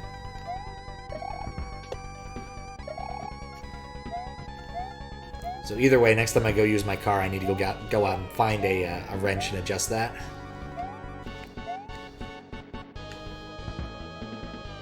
I'm not certain this was a good use of my time in Shell.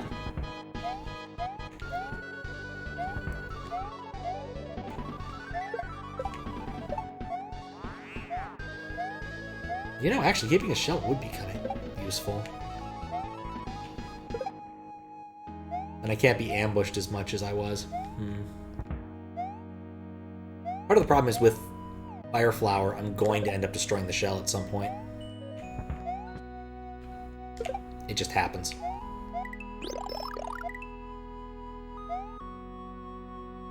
Oh yeah, no, it's actually just something trivial. I literally just need to get out the wrench and tighten up a nut. Nothing remotely dangerous. Follow the one-hand rule, and I'll be fine. Seriously? Who's even holding a shell?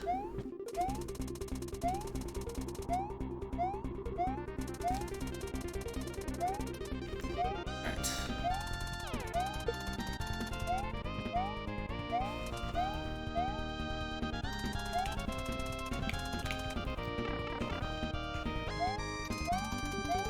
Nope. You have mod? No. How you doing, Olberry? What a silly question to ask immediately. Like, does that ever work? Like, I don't think anyone's ever going to just give you mod out of the blue. I appreciate your gumption, but my money says that is in fact not ever worked. I guess I could see that if you're desperate, but ultimately, like, that just seems like a bad idea, giving some random person you have zero trust in and zero knowledge in mod.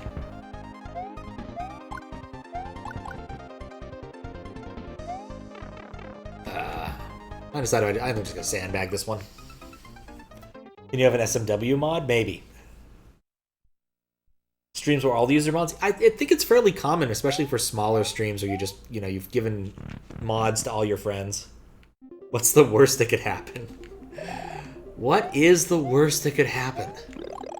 I mean, I could clean it up regardless. After all, I'm like the super mod, but...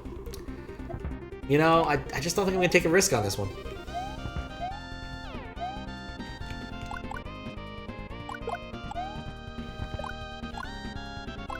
Type a message and become mod? That's even sillier.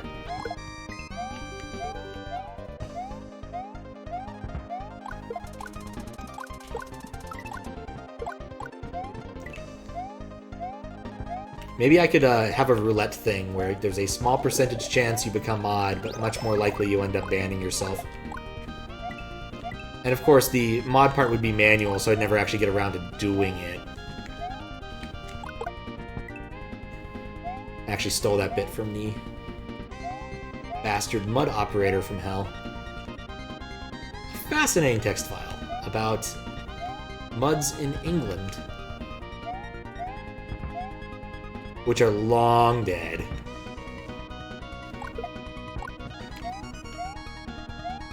But mostly about ways to be an abusive admin in those muds.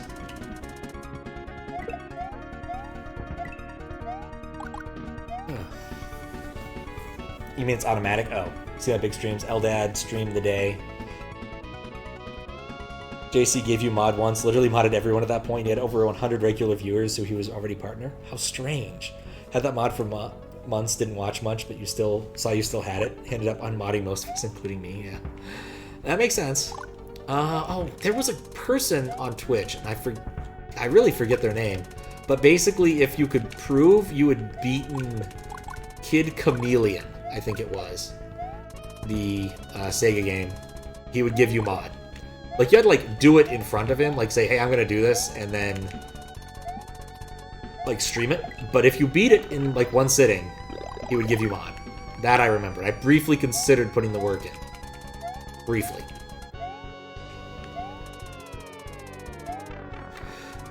I hate those things so much.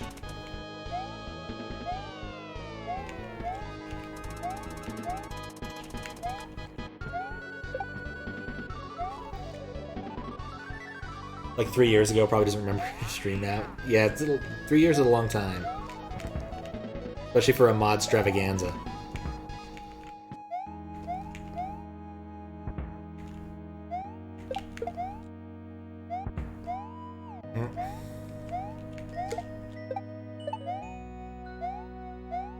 It's 2 orange menaces I no longer have to deal with.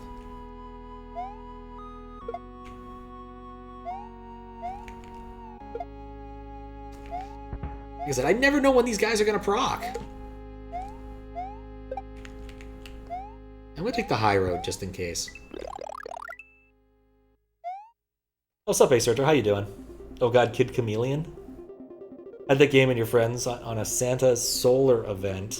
You did, and it looked like something. I mean, it's a cool game. It's got like interesting concepts because you're constantly changing your like costumes and stuff. But yeah, it does not look easy and has a very maze-like structure. So you need to like be taking notes about which doors go where, or else you end up like going through its cycles.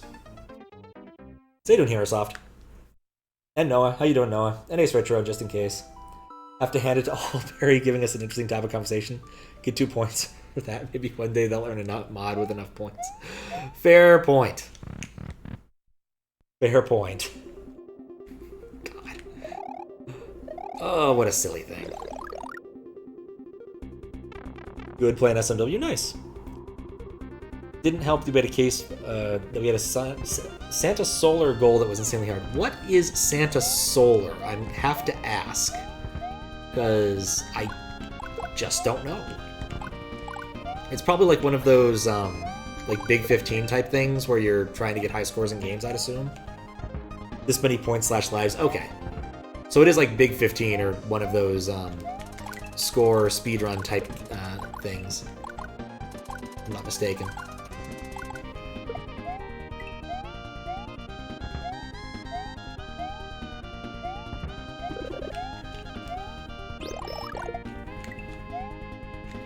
At least I'm getting lives by coins. Slowly but surely.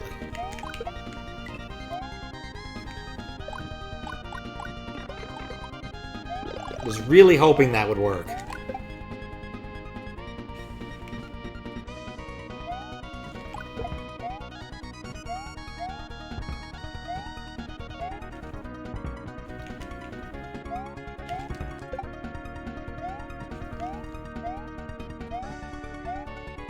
Okay. Now wait. For nothing.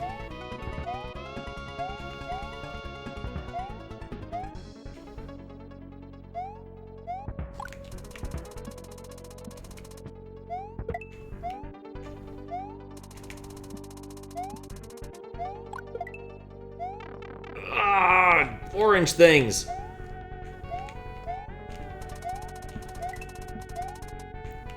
Just watch. The one on the right is the one over there is somehow going to get me.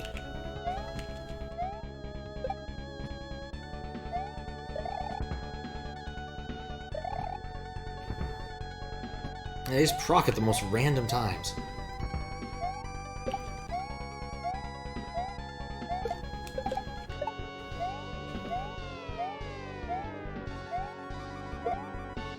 Okay, get the shell. Lose the shell. Like I said, orange things. You never know what they're going to do. They're truly the worst.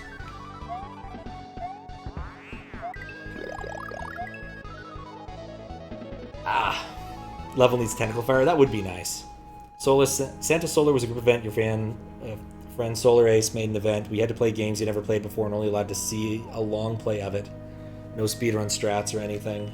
Then race for specific goals to earn bonus points for optional objectives. Very cool event. Got to play Gunstar Heroes for some. Oh, that's a good game.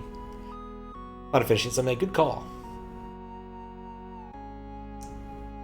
Doing more than IOG. What is IO? Internet of Games? You thwomp.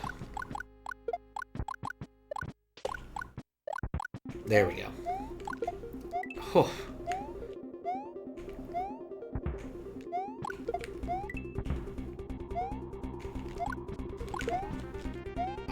So tired of these orange critters.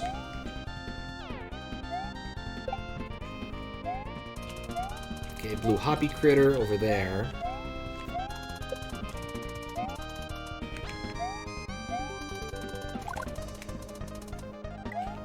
Alright, I think this is... I just need to despawn it for the time being. I don't really care about collecting the coin soul for some of these. I know, blue just jumped. Jumped.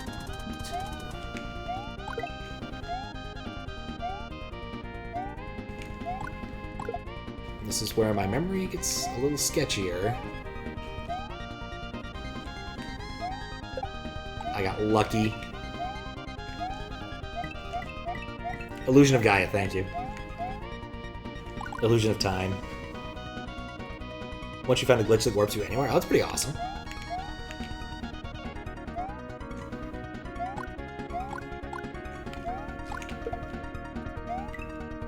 I'm a big fan of warp glitches. Okay, I think I'm in pretty close to new territory here. If not explicitly new territory, we're in pretty close to new territory.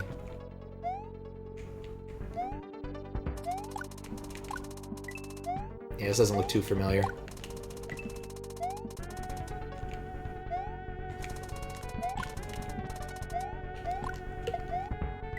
That one's important to get.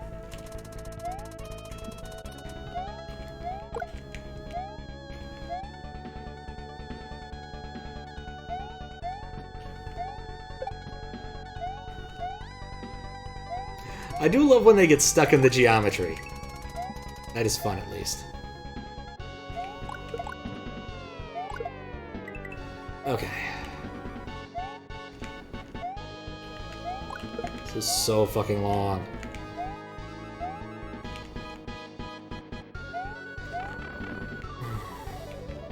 I was doing so well at avoiding the orange menace.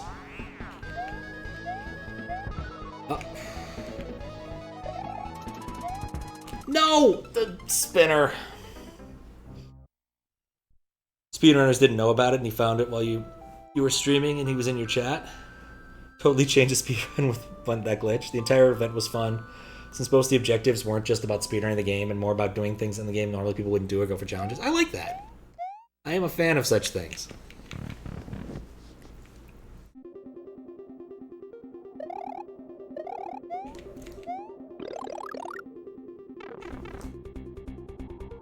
Going up takes forever.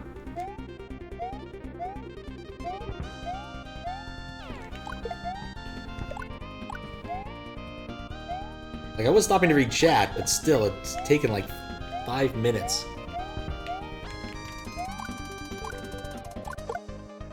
But admittedly, I am killing a lot more things than I probably could get away with.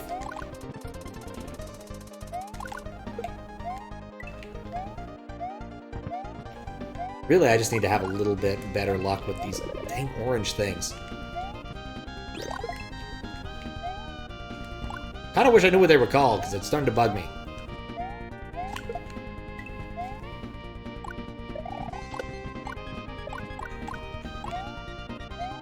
Okay.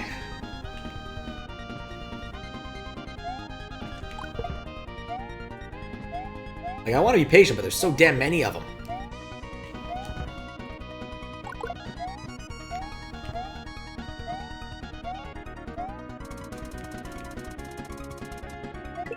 Okay.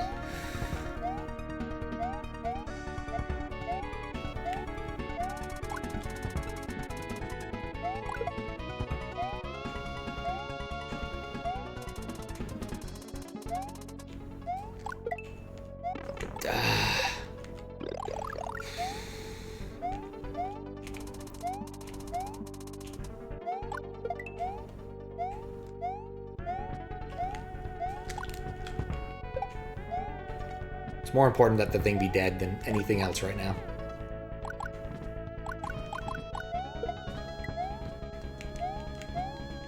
Actually, I think this is the furthest I've gotten with a fire flower, so I'm just gonna forgo the shell. Is that a good idea?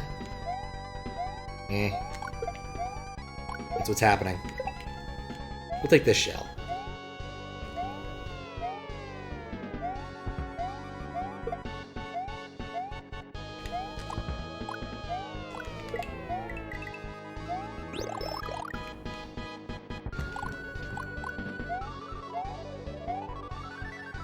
Up year that something similar is done. Might join in again. Oh, that'd be cool.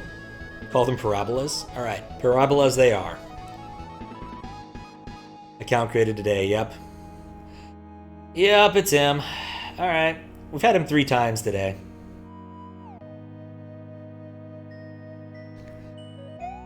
So it wouldn't surprise me. I will admit the Can I Have mod is a new tack. Really? No. Things were going so well.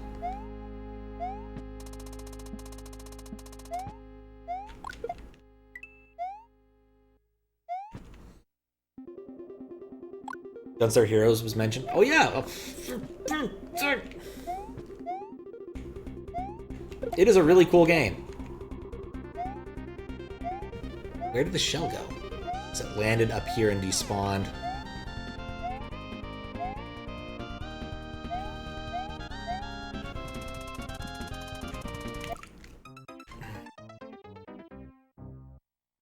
Yep.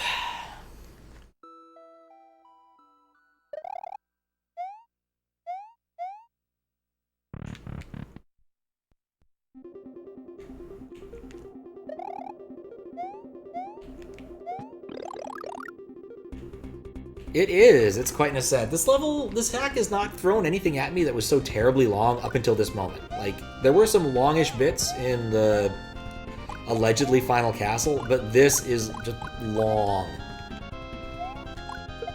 Like, I'm just constantly going back and forth the full span. And the Orin, or the Parabolas, are just awful.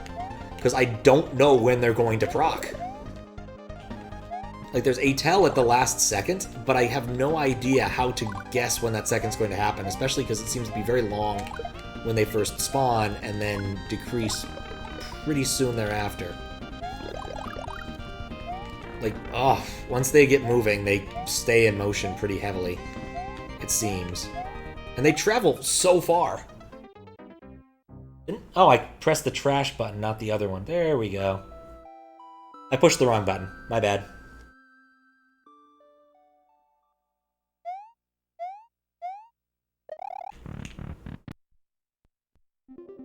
Ugh. Stage 5 was harder. Oh man, it's been so long since I played that, I don't even remember which stages are which. I just remember the board game one. It was pretty fun. And it's an impressive bit, like, it shows off a lot of what the Genesis can actually do.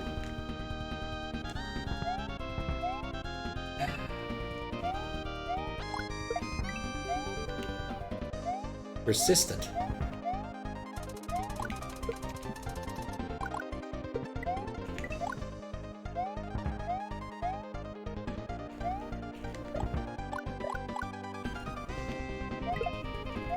At least I can kill him that way.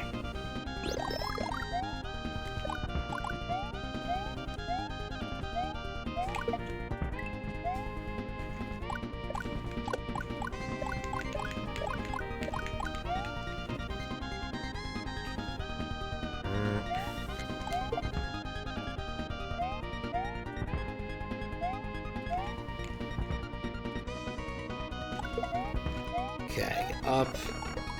See, like I said, I just never know when they're gonna proc. Okay, that one's on me. High enough up, I'm just gonna keep trying the ascent, and I really didn't expect the blue thing to spawn there. Like, this area also just has spawn problems.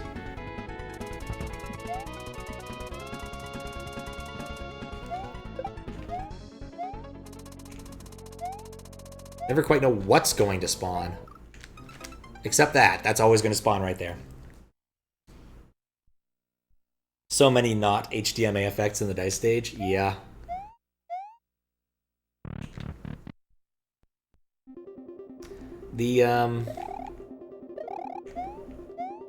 Well, the thing about, like, the Genesis hardware is I don't think it really thinks of the HDMA the same way. It's more about just using horizontal interrupts as opposed to HDMA tables.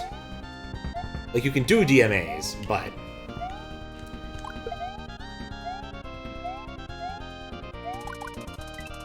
just having that extra time instead of having the extra hardware adds up a lot. Blast, processing, etc.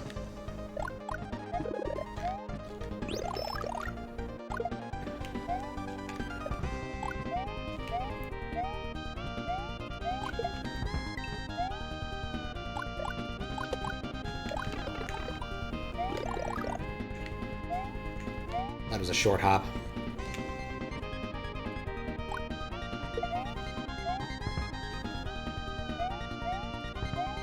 Bonk.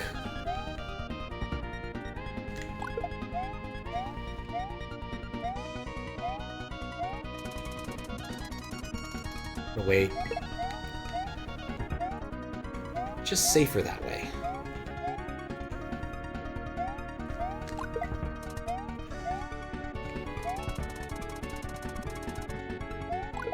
There we go.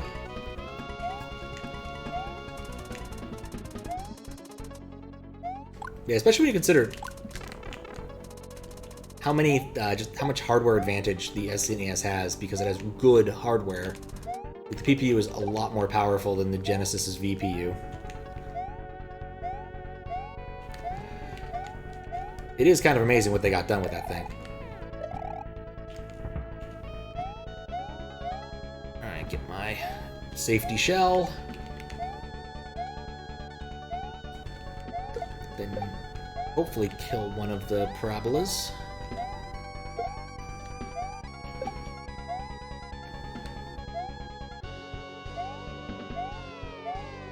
At least that one didn't eat my shell this time. Perfect.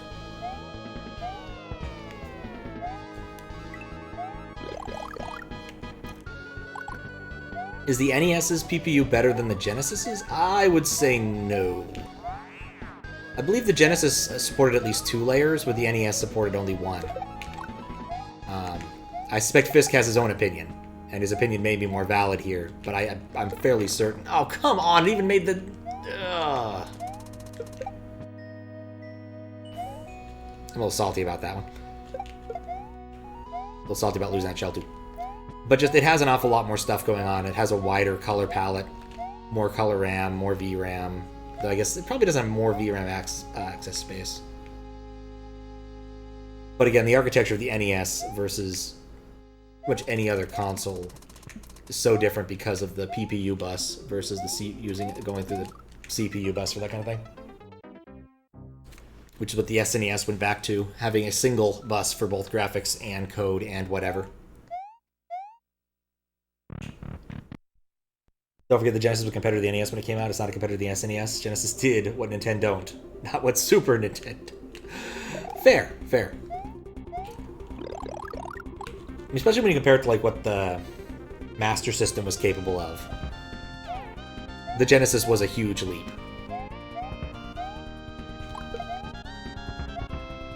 One thing I don't know much about is if there were any like Genesis enhancement chips. Because SNES, and of course NES enhancement chips were a big deal. NES mappers, there's so many of them. And the SNES, of course, has the really big ones that people talk about, you know, SA1, Super FXs, and it had a few more that I can't recall right now. The ones that Capcom made for various Mega Man games. But I don't know if the Genesis really had that many enhancement chips. Or if people were just happy enough with what you got with the Genesis that they didn't feel the need to. Of course, they had, like, you know, the enhancement add-ons, the 32X and the Sega CD. But it's not quite the same thing, to be fair. Though I guess you could make an argument for it being equivalent to the Aladdin Deck Enhancer, which was more we don't want to pay Nintendo's licensing fees than anything that was actually technically impressive.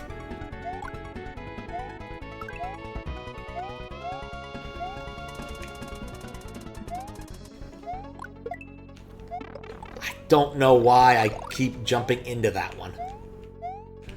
Alright. At least the blue one spawned nicely. Think he's ready to go? There we go.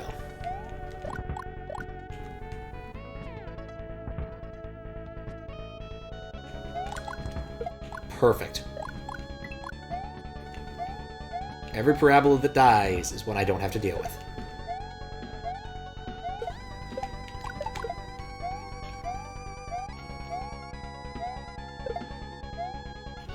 Still keeping the safety shell. Has value to me. We'll even kill this one.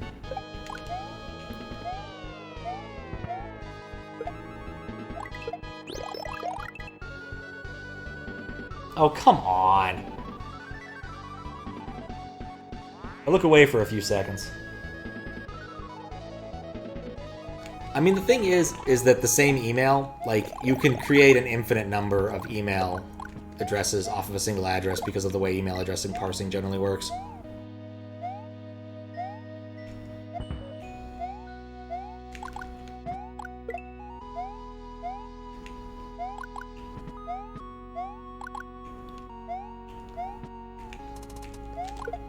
There we go. Like, it's just not a good thing for that.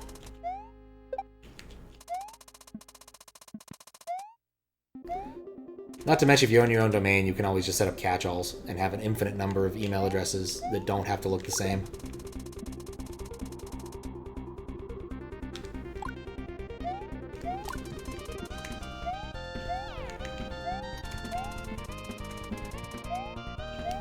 There we go.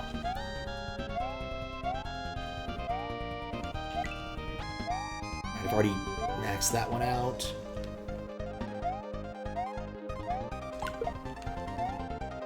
Okay, I think we're doing all right here. I think I should shut up now.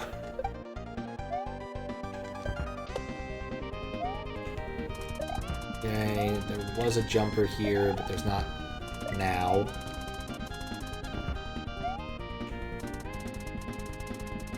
Oh, because it fluctuates in height, it can get away with that.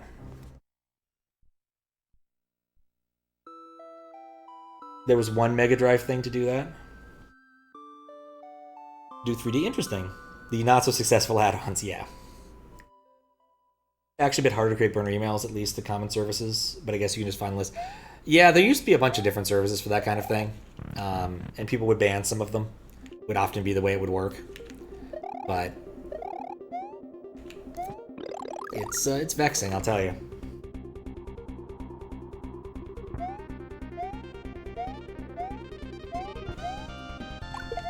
At least back in the day, you could create an infinite number of Gmails. At least you had enough invites. And I had a ridiculous number of Gmail invites. Back when anybody cared about those.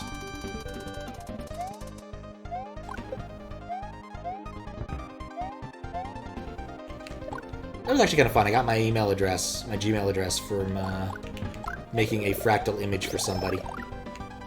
Because there was a website set up shortly after the whole Gmail invite thing started up, where you could offer people stuff in exchange for a Gmail invite. Like, I'll make you some cookies and send them to you, sort of thing. So you'd offer your services and then choose which one they liked. Kind of like Fiverr, except, you know, less direct. That's the first time I've been hit by them. I panicked in both ways.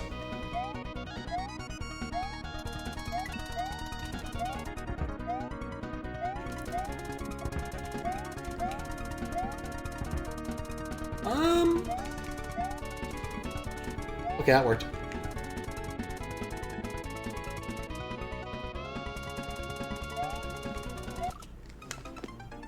Thought I already thrown one. Oh, my hands.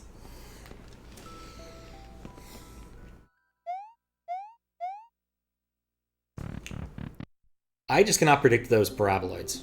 That's what it comes down to.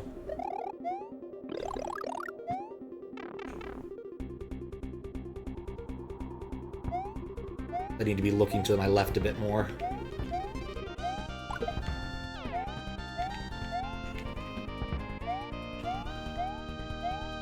It's one of those things where I probably shouldn't explain that kind of thing, but, like, the knowledge isn't exactly arcane.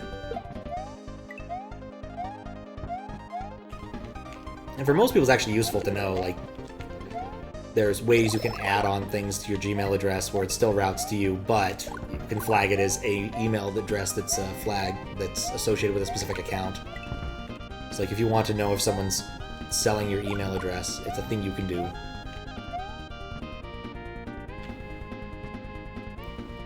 And occasionally there's security faults where instead of doing something like actually parsing the email address and checking that the domain name matches, sometimes they'll just see if the domain name is in the email address, which is something you can kind of cheese. I had a friend who found an exploit like that in an actual Amazon service.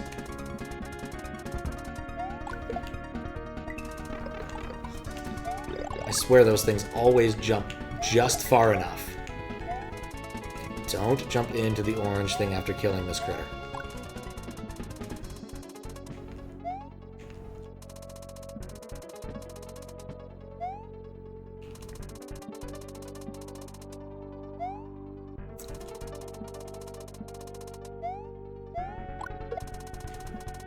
Well, it kind of helps things.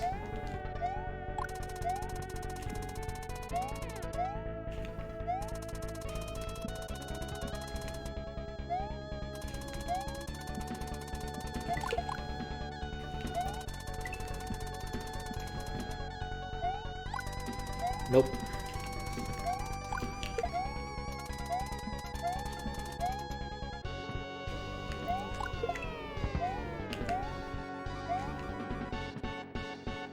Wait for it, go up, go up. I pray this is the longest of the sections, but I have a bad feeling about the last one, given that it probably is going to give me a cape.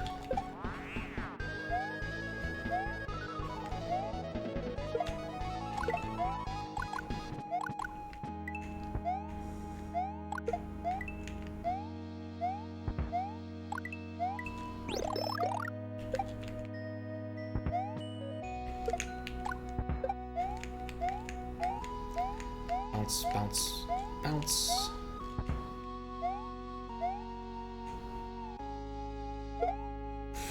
Wanted to keep that.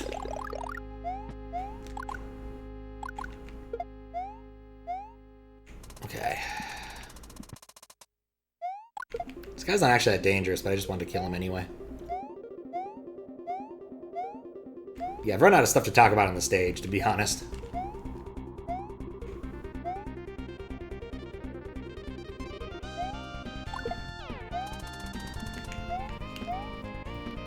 Bounces up. 1, 2.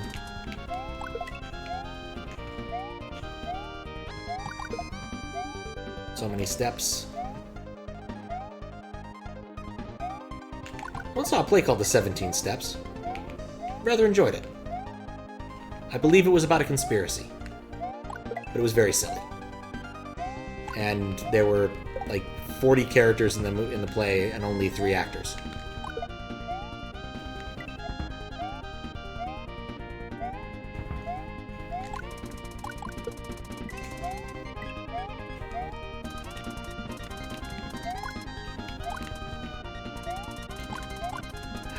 Like where I'm at.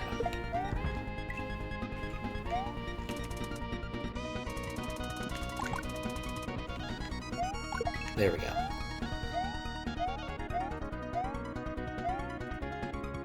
That bat's about to go. I can feel it. Or the paraboloid. And another one flies in from the middle of nowhere. Oh, I had a plan. It just didn't work.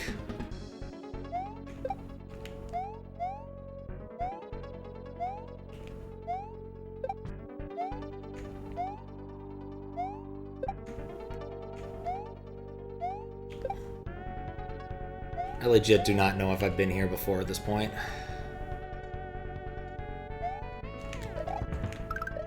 This I actually remember.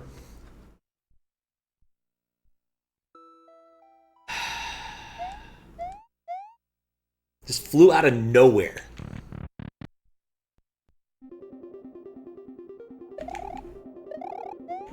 Like, I can't anticipate things that are flying at that speed out of nowhere. You're a sloth in Fall Guys? Oh, nice. I haven't actually caught up with, like, what Fall Guys has been up to recently. Like, I never played the game, but I watched enough of it. Possibly enough for a lifetime. Should have be proud, indeed she would.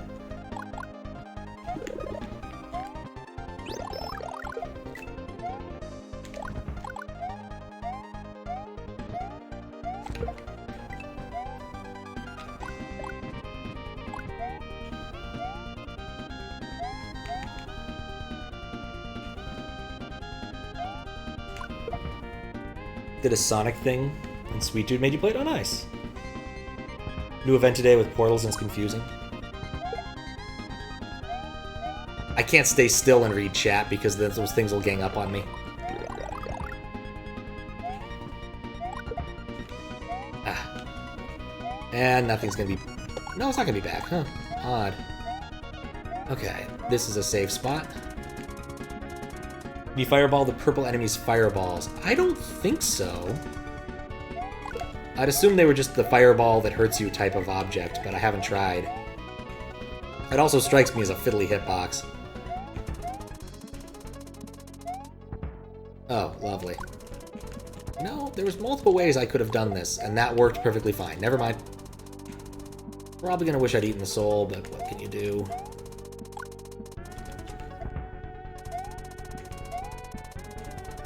On the bright side, I'm not gonna run into that thing. Probably. No, there's still a chance I'll run into that thing.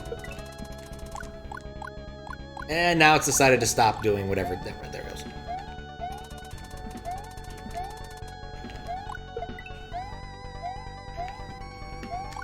Can't believe I thought this would be near the end a while ago when I got here. And off it went.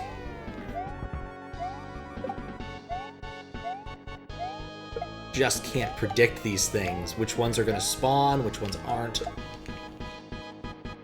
There goes my shell. I'm going to go get a new shell, honestly. I can't, because of all the things he didn't respawn. Ah. I did earlier? Okay. Those blue jumping enemies are so old you've seen them in Super Mario World Center Production. Huh.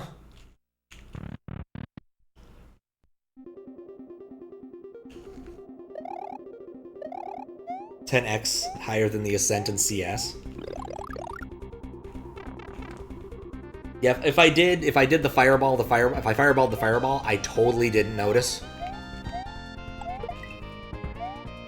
There's enough things I'm trying to focus on that I tend to miss. I'm missing small details like that. I'm not sure what like utility I could get out of that, but it's possible that that's useful.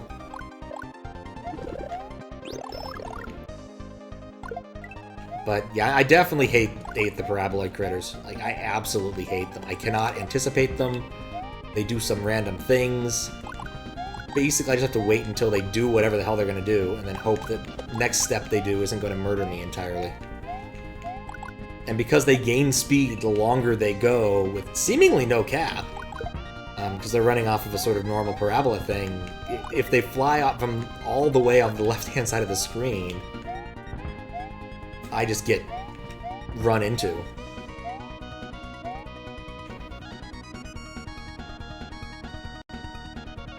Alright. I didn't actually spawn the critter by doing that. You know what's funny? I actually thought I'd get to do something else tonight in addition to moderating this hack.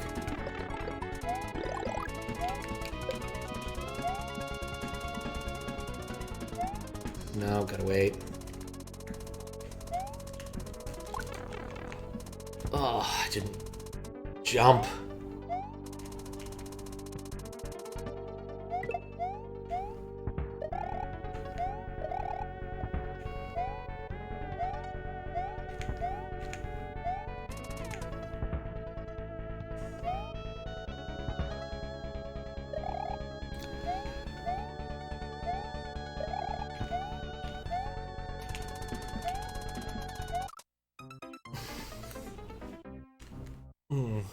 Okay.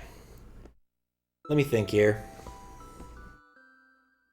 I want to finish this. I really do.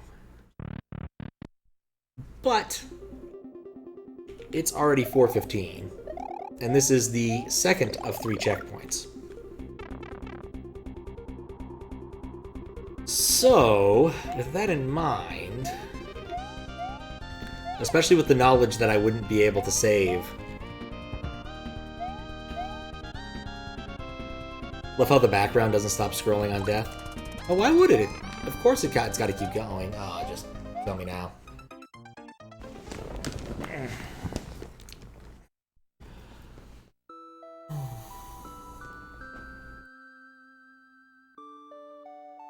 I'm thinking. Alright, I'll give it one more shot.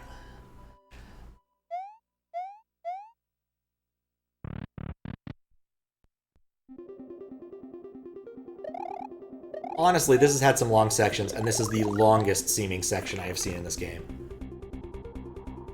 Reminds me of another hack I moderated a while ago that had a lengthy getting over it style section, where falling down was truly the enemy, and then trying to get all of the cycle stuff to line up on top of that was the bigger problem. This one, at least, falling down isn't quite as dangerous because there's an awful lot of surface below me every time I go up a while. Oh, for fuck's sake.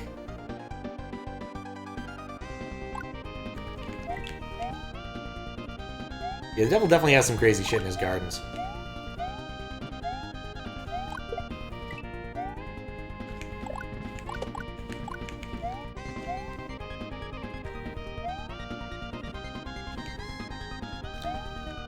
I'm not surprised.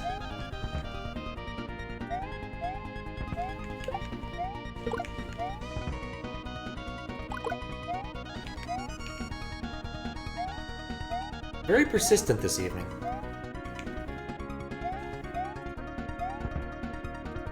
I'm honestly surprised that they're still letting him register them.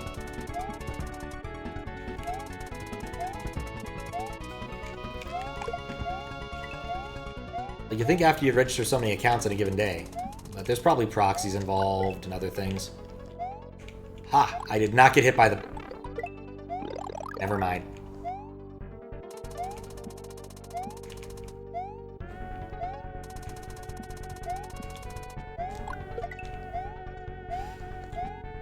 If I ever do that part right, I get that.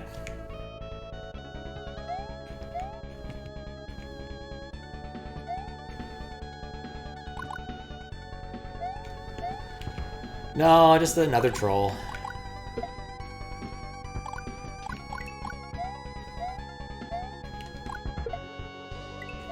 my safety shell.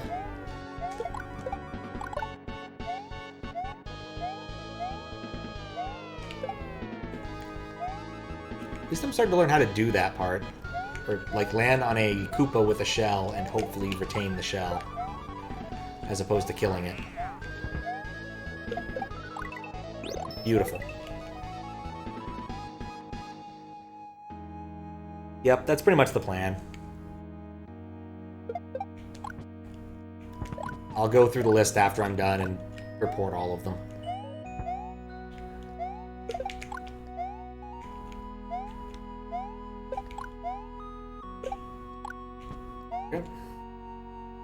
Easy to narrow down who you are even if you're using a proxy. That's true.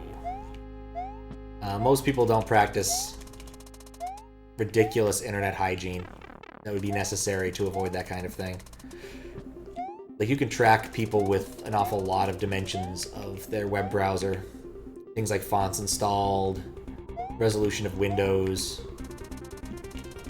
things of that type. To be honest, that's why I just turn JavaScript off for the most part.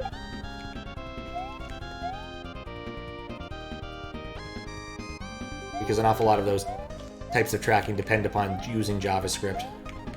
And if you have no JavaScript, they can't do that.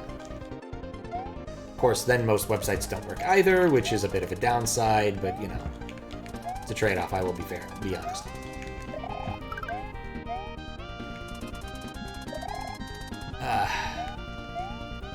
I'm just gonna go.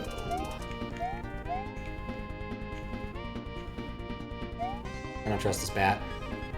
Not one bot. Not one bit. And then that one came from nowhere.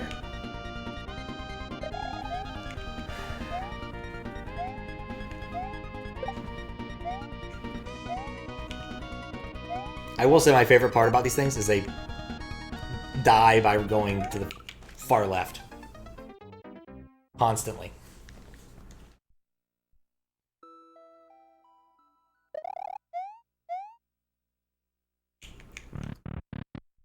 My favorite bit.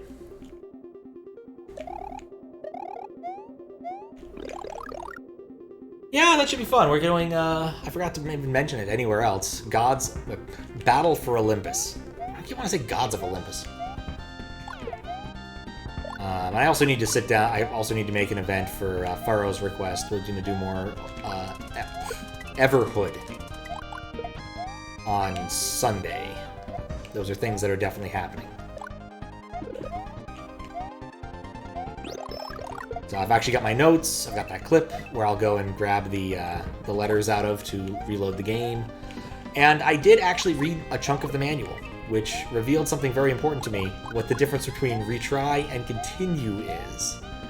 Continue takes you from the most recent spot, where you've loaded in somewhere, and retry sets you back to the most recent god you've talked to and saved at. But the advantage of the god thing is you get to keep your olives. So I think I'll be doing a lot more of that in the future. Because I think I could like get my olives all the way to Ares if I start from Poseidon as opposed to the load screen. But we'll see. Yeah, I was afraid to use retry because I thought it would do something weird. And by weird, I mean bad in this case. Like, it would cause the game to turn off and show a screen or something, I don't know.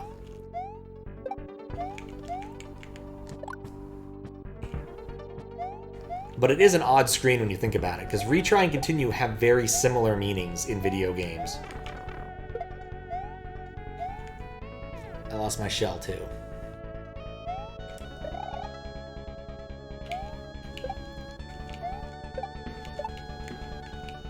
I want the shell.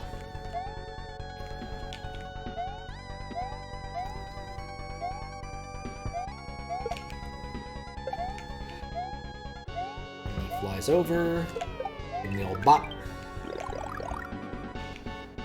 Have very different meanings in Zelda 1. That is true. I still need to do a lot of coding for that, and acquire a second controller. Because I don't have a second NES controller, and it turns out that the company that made the SNES to NES adapters is out of them. Which is still my preferred method, because the SNES controller is just a lot nicer than most NES controllers are. I'm very happy to have burned my shell there.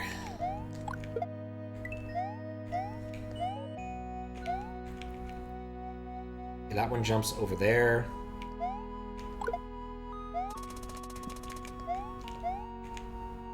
You bounce. You forces an NES controller. That is true. How you doing, Tara? That is true. I am perfectly happy to find a more conventional NES controller, like a Power Glove.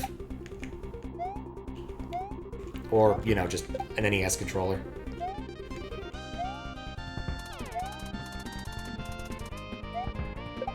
Okay. I've gotten dead there so many times. Doing alright? Wrapped up your work week? Nice! Very nice. Could use it for up A. That's true. That's true. It does feel like a waste to use for just up A, though.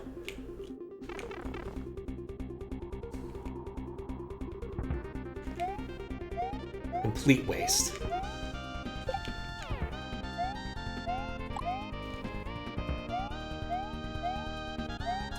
Not that I want to play Zelda 1 with the U-Force. Stress that point.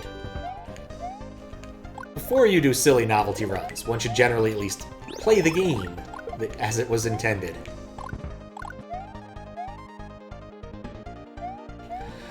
That's true. I could choose to make that the primary controller and have the SNES the other one.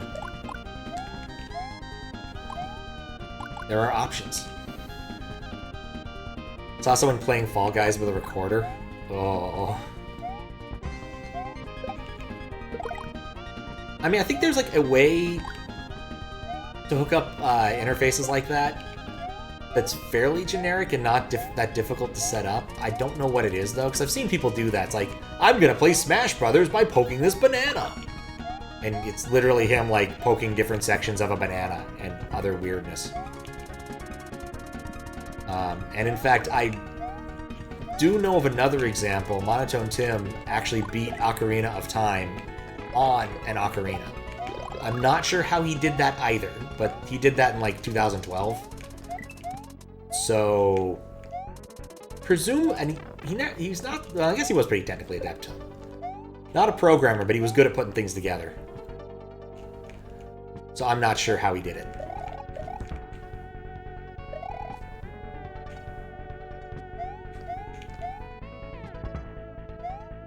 He's got a PhD now in some sort of biology. I don't know why I did that. Tone to key, maybe? I don't remember. He got an article in Kotaku written about him for doing that. This particular project could be player 2 than the other day. Another day we're gonna Gale time with the U-Force. Oh my.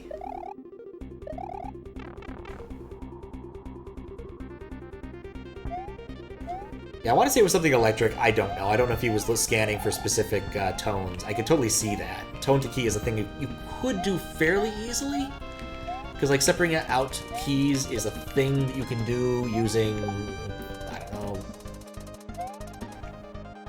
What am I doing? I don't have my fire flower. I'm actually kind of just lost.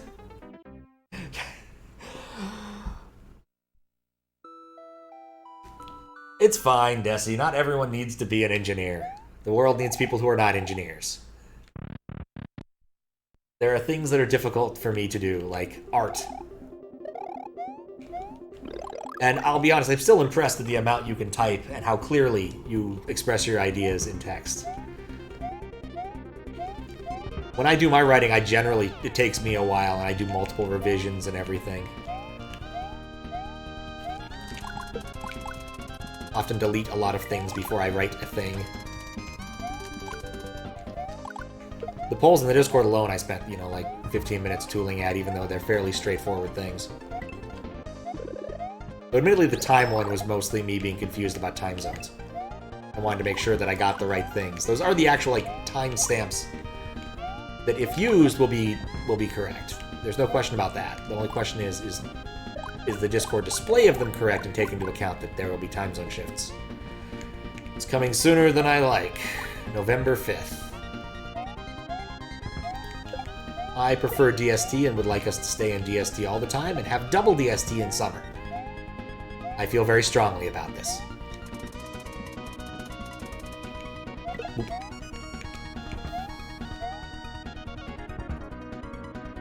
You literally graduated from undergrad in engineering, biological and environmental, but it was engineering analyst. That's fair. Those are very different kinds of engineering than, software engineering or EE or mechanical E, though. Very different. You can make an argument that Mechie and EE and other things have an awful lot of similar patterns in them, but I think Bio-E is just definitely an outlier in that case. At least in my mind. Kind of like how Chemi is also its own thing. There's some overlaps, but it's not nearly as much as one might expect. Why did I jump? Of all places to get hit, this is not a bad one.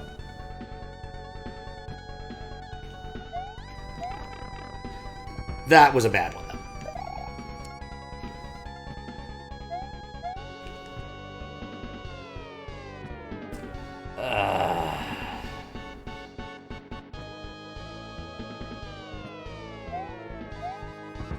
Oh, it doesn't blank out the emotes on my side. Interesting. That's...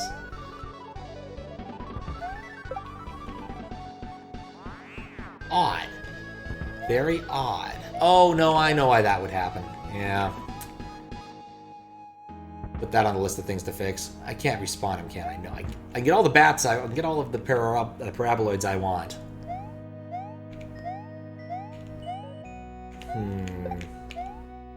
I guess they're all the same size. I guess I can do something with that.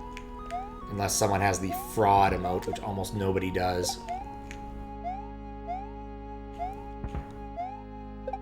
I have a single Twitch emote that is not a square. Not from, my channel, but just, one I've acquired. It's an odd little novelty.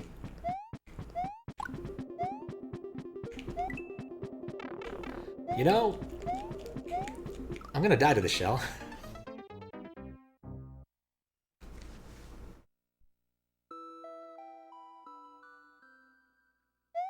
So gonna die to the shell. Alright, I think, as much as I want to, I'm gonna have to call it soon. Dying right now, gotta sleep. Understood. Understandable. Sleep well, Zuccotti.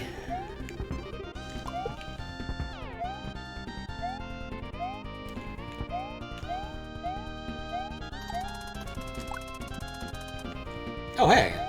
I can get up there. That's an option. Yeah, the fraud mode is a weird one because when Twitch was kind of exploring weird methods of monetization, they had like event passes, and you'd be able to watch things in higher resolution and better bit rates if you bought the pass. And for Evo, I thought it was worth it because Marvel vs. Capcom 3 gets pretty encoder unfriendly at times. And that being the game of choice, I wanted to watch it in full fidelity. The other advantage was it gave you permanent emotes that you get to keep forever. So I have like a Ryu Kappa, and what other Kappas do I have? I have like 6 Kappas permanently for weird reasons.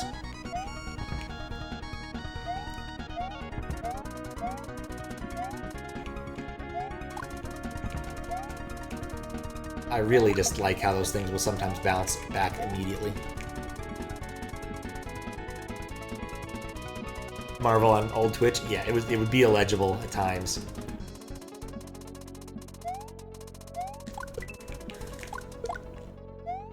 But it was a fun time, you know, watching like what, Filipino Champ, Justin Wong, a lot of the old guards. Chris G was always terrible to watch because like the Morgan strat he had was just not fun to watch.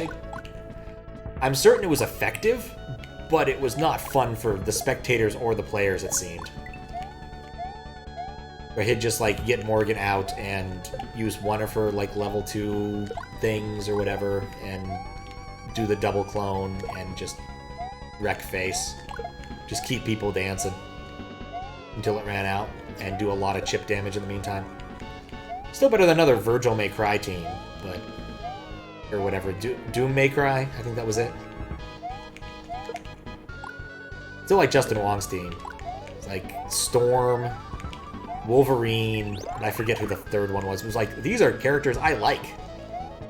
I enjoy X-Men comics team, as opposed to I am playing Doom because Doom is the best character in the game. In fact, there might have still been a Doom on the team, but Doom was the best character in the game. Hard to blame anybody for doing that.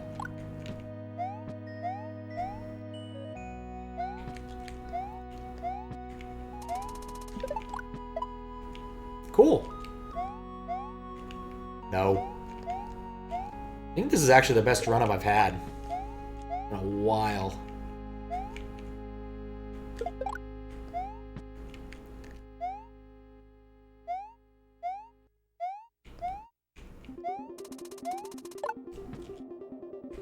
Well, so much for the shell, but the blue thing's dead.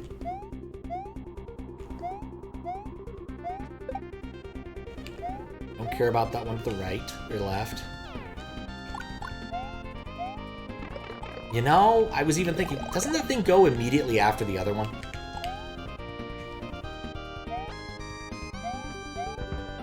I was even thinking that.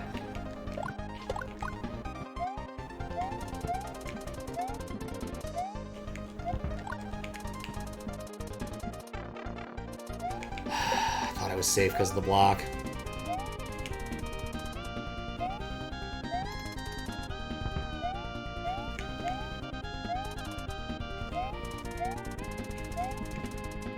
I definitely remember this critter.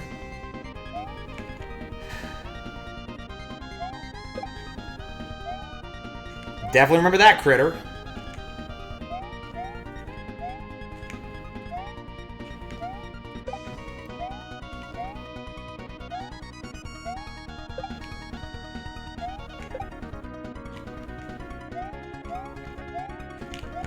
Okay, we're at the Thwomp, which is a bunch of random crap that's about to come at me.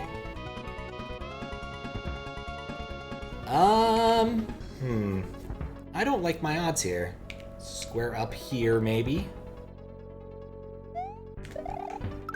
There we go.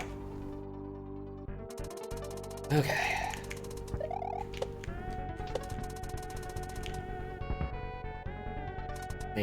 Oh gosh. Up. Under. And there's more. Or is there? Armgerd. Man, I pulled defeat from the jaws of victory so many times there. So many times.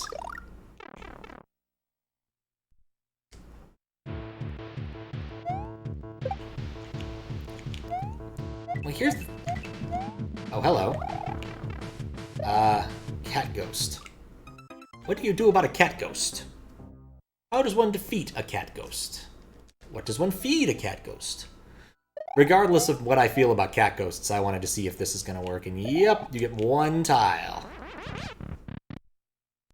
Classic of enemy. Oh, questions. Cat wearing a sheet. Why are we playing Cave Story? Because Big Brawler likes Cave Story? Because there's Cave Story enemies available on SMW Central, your primary resource for hacking SMW? This really feels like a boss fight, but at the same time I can just kind of ignore the boss? So I guess I... Oh, those are spikes. Why are you still awake? Good questions. I've been asking myself the same thing. The cat thingy isn't. Isn't a cat or isn't a thingy?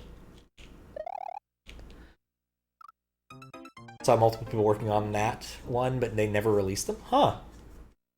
Oh, and isn't on SMW Central. Huh, how strange. Well, I meant like the other sprites that, that too. Oh, we're still playing, yes, we're still playing this hack. So I thought that the last couple levels would go pretty easily. The last level officially was pretty lengthy, but not onerously so, except for the fact that it had a bunch of branching paths I had to deal with. So I had to go back and beat the level like 4 times. And that's what took the first hour of the stream.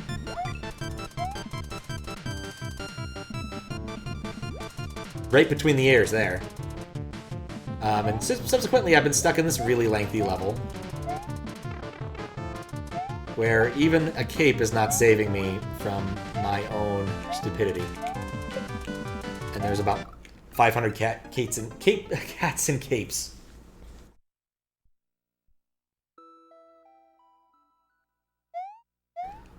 To make things worse, I can't save state, so either I gotta beat it now, which I feel is now more likely now that I have access to a cape. Not terribly likely, but more. Wait, why do I want to proc him upward? I want to proc him downward.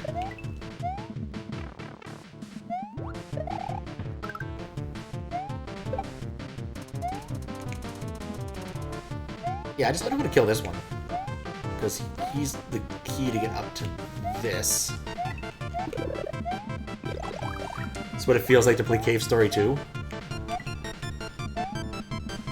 Lengthy scene where I keep getting hit by a cat wearing a sheet, and then these friggin' fireball dudes. I swear I fought this before, getting more or less the OG experience without a gun. I'd like a gun now. I would totally like to give this Mario, or I'd like to give Tails a gun now. I had to deal with weird parabolic wall bats. That's true, you take more hits, because it's a Metroidvania, so you actually can take a hit or two. That's a nice little advantage to playing a reasonable game.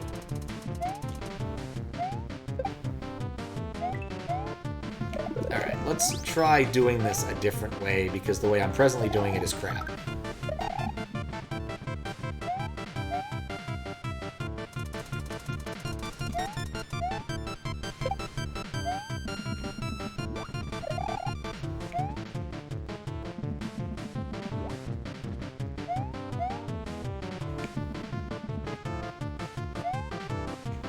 just gotta bait the cat. Cat bait.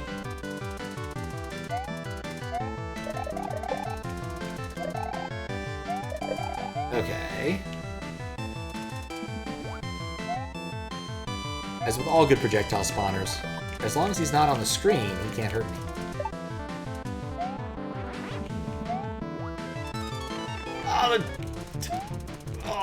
I was feeling so good about things. I was still feeling so good about things. Okay. Why? So are we doing a hell run? It feels like it. Long, difficult sections are very punishing and have no save machines in the middle of them. There have been some save bits. Just very few and far between.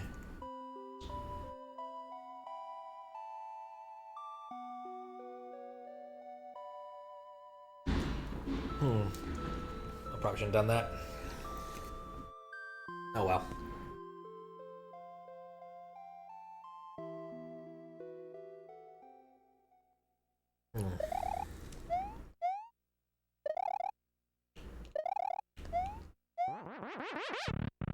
Alright. Like, I feel like I can't be that far away from the ending, but given the sheer number of sections and full-length levels I have done this evening, it's hard to say.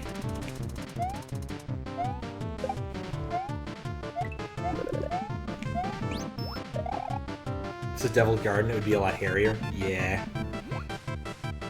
Dying 2 or 3 hits? I assumed you had like a life bar in that game. That's a bad assumption, but that's what I'd assume. That's how I assumed it worked.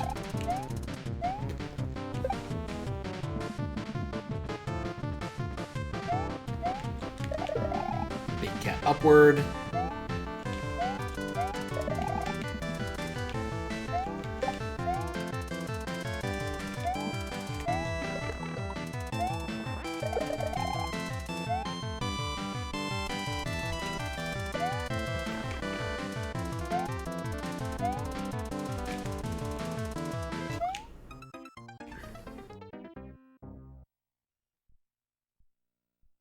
Okay, oh, it's not very healthy. Enemies just hit hard. Okay, I got it. Okay. Yeah, I'm going to be honest. I think that lengthy vertical section, entirety of Egg Corridor 2. I've been to the Egg Carrier, though.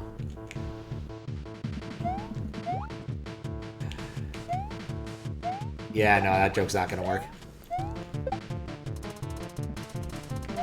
Like, basically what's going to happen is either I'm going to get this, like, now, or I'm going to have to come back to this, I guess, probably next week, maybe Friday. I'm trying to think of when I'll have time to do more moderating. Can't be Thursday, can't be Saturday, can't be Sunday.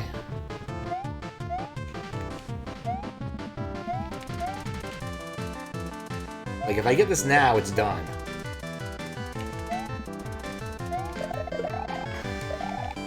Though the odds of that are decreasing.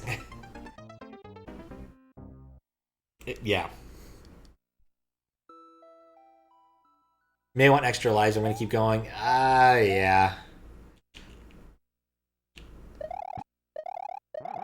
I'm going to give this like 1 or 2 more tries. Just don't get hit. Fair. I did have one question I wanted to get answered because I think it will affect how I handle future cat ghosts. I can spin jump on cat ghosts. Okay. I think this is going to change how I handle things a little bit, which should make this work out in my favor more often. Like, I don't think this part is going to be long. I mean, it's long, but it's kind of sparse, if that makes sense. Like, basically the big threats are these things. Anything that spawns projectiles that I cannot just get around. Oh, and these critters that fall out of the sky right when I don't want them to. That's the other thing of danger.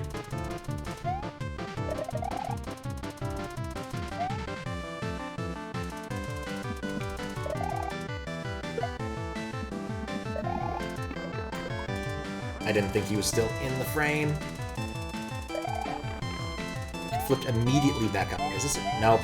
My other plan involved trying to dupe that block, which I now know would have been completely pointless.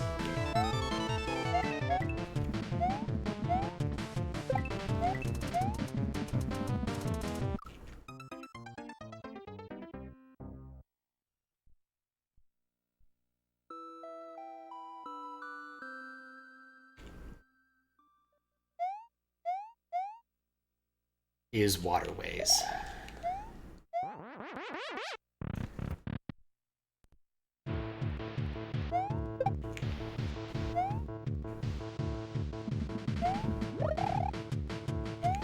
I do like how the cat never faces right. Oh, that's much more consistent.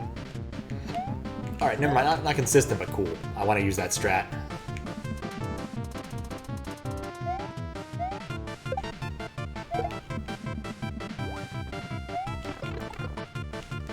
Only one that could have hit me. Did.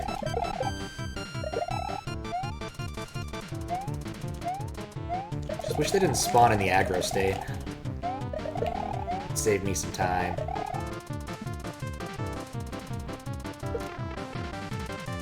Oh, I got hit by a stray bullet from that thing.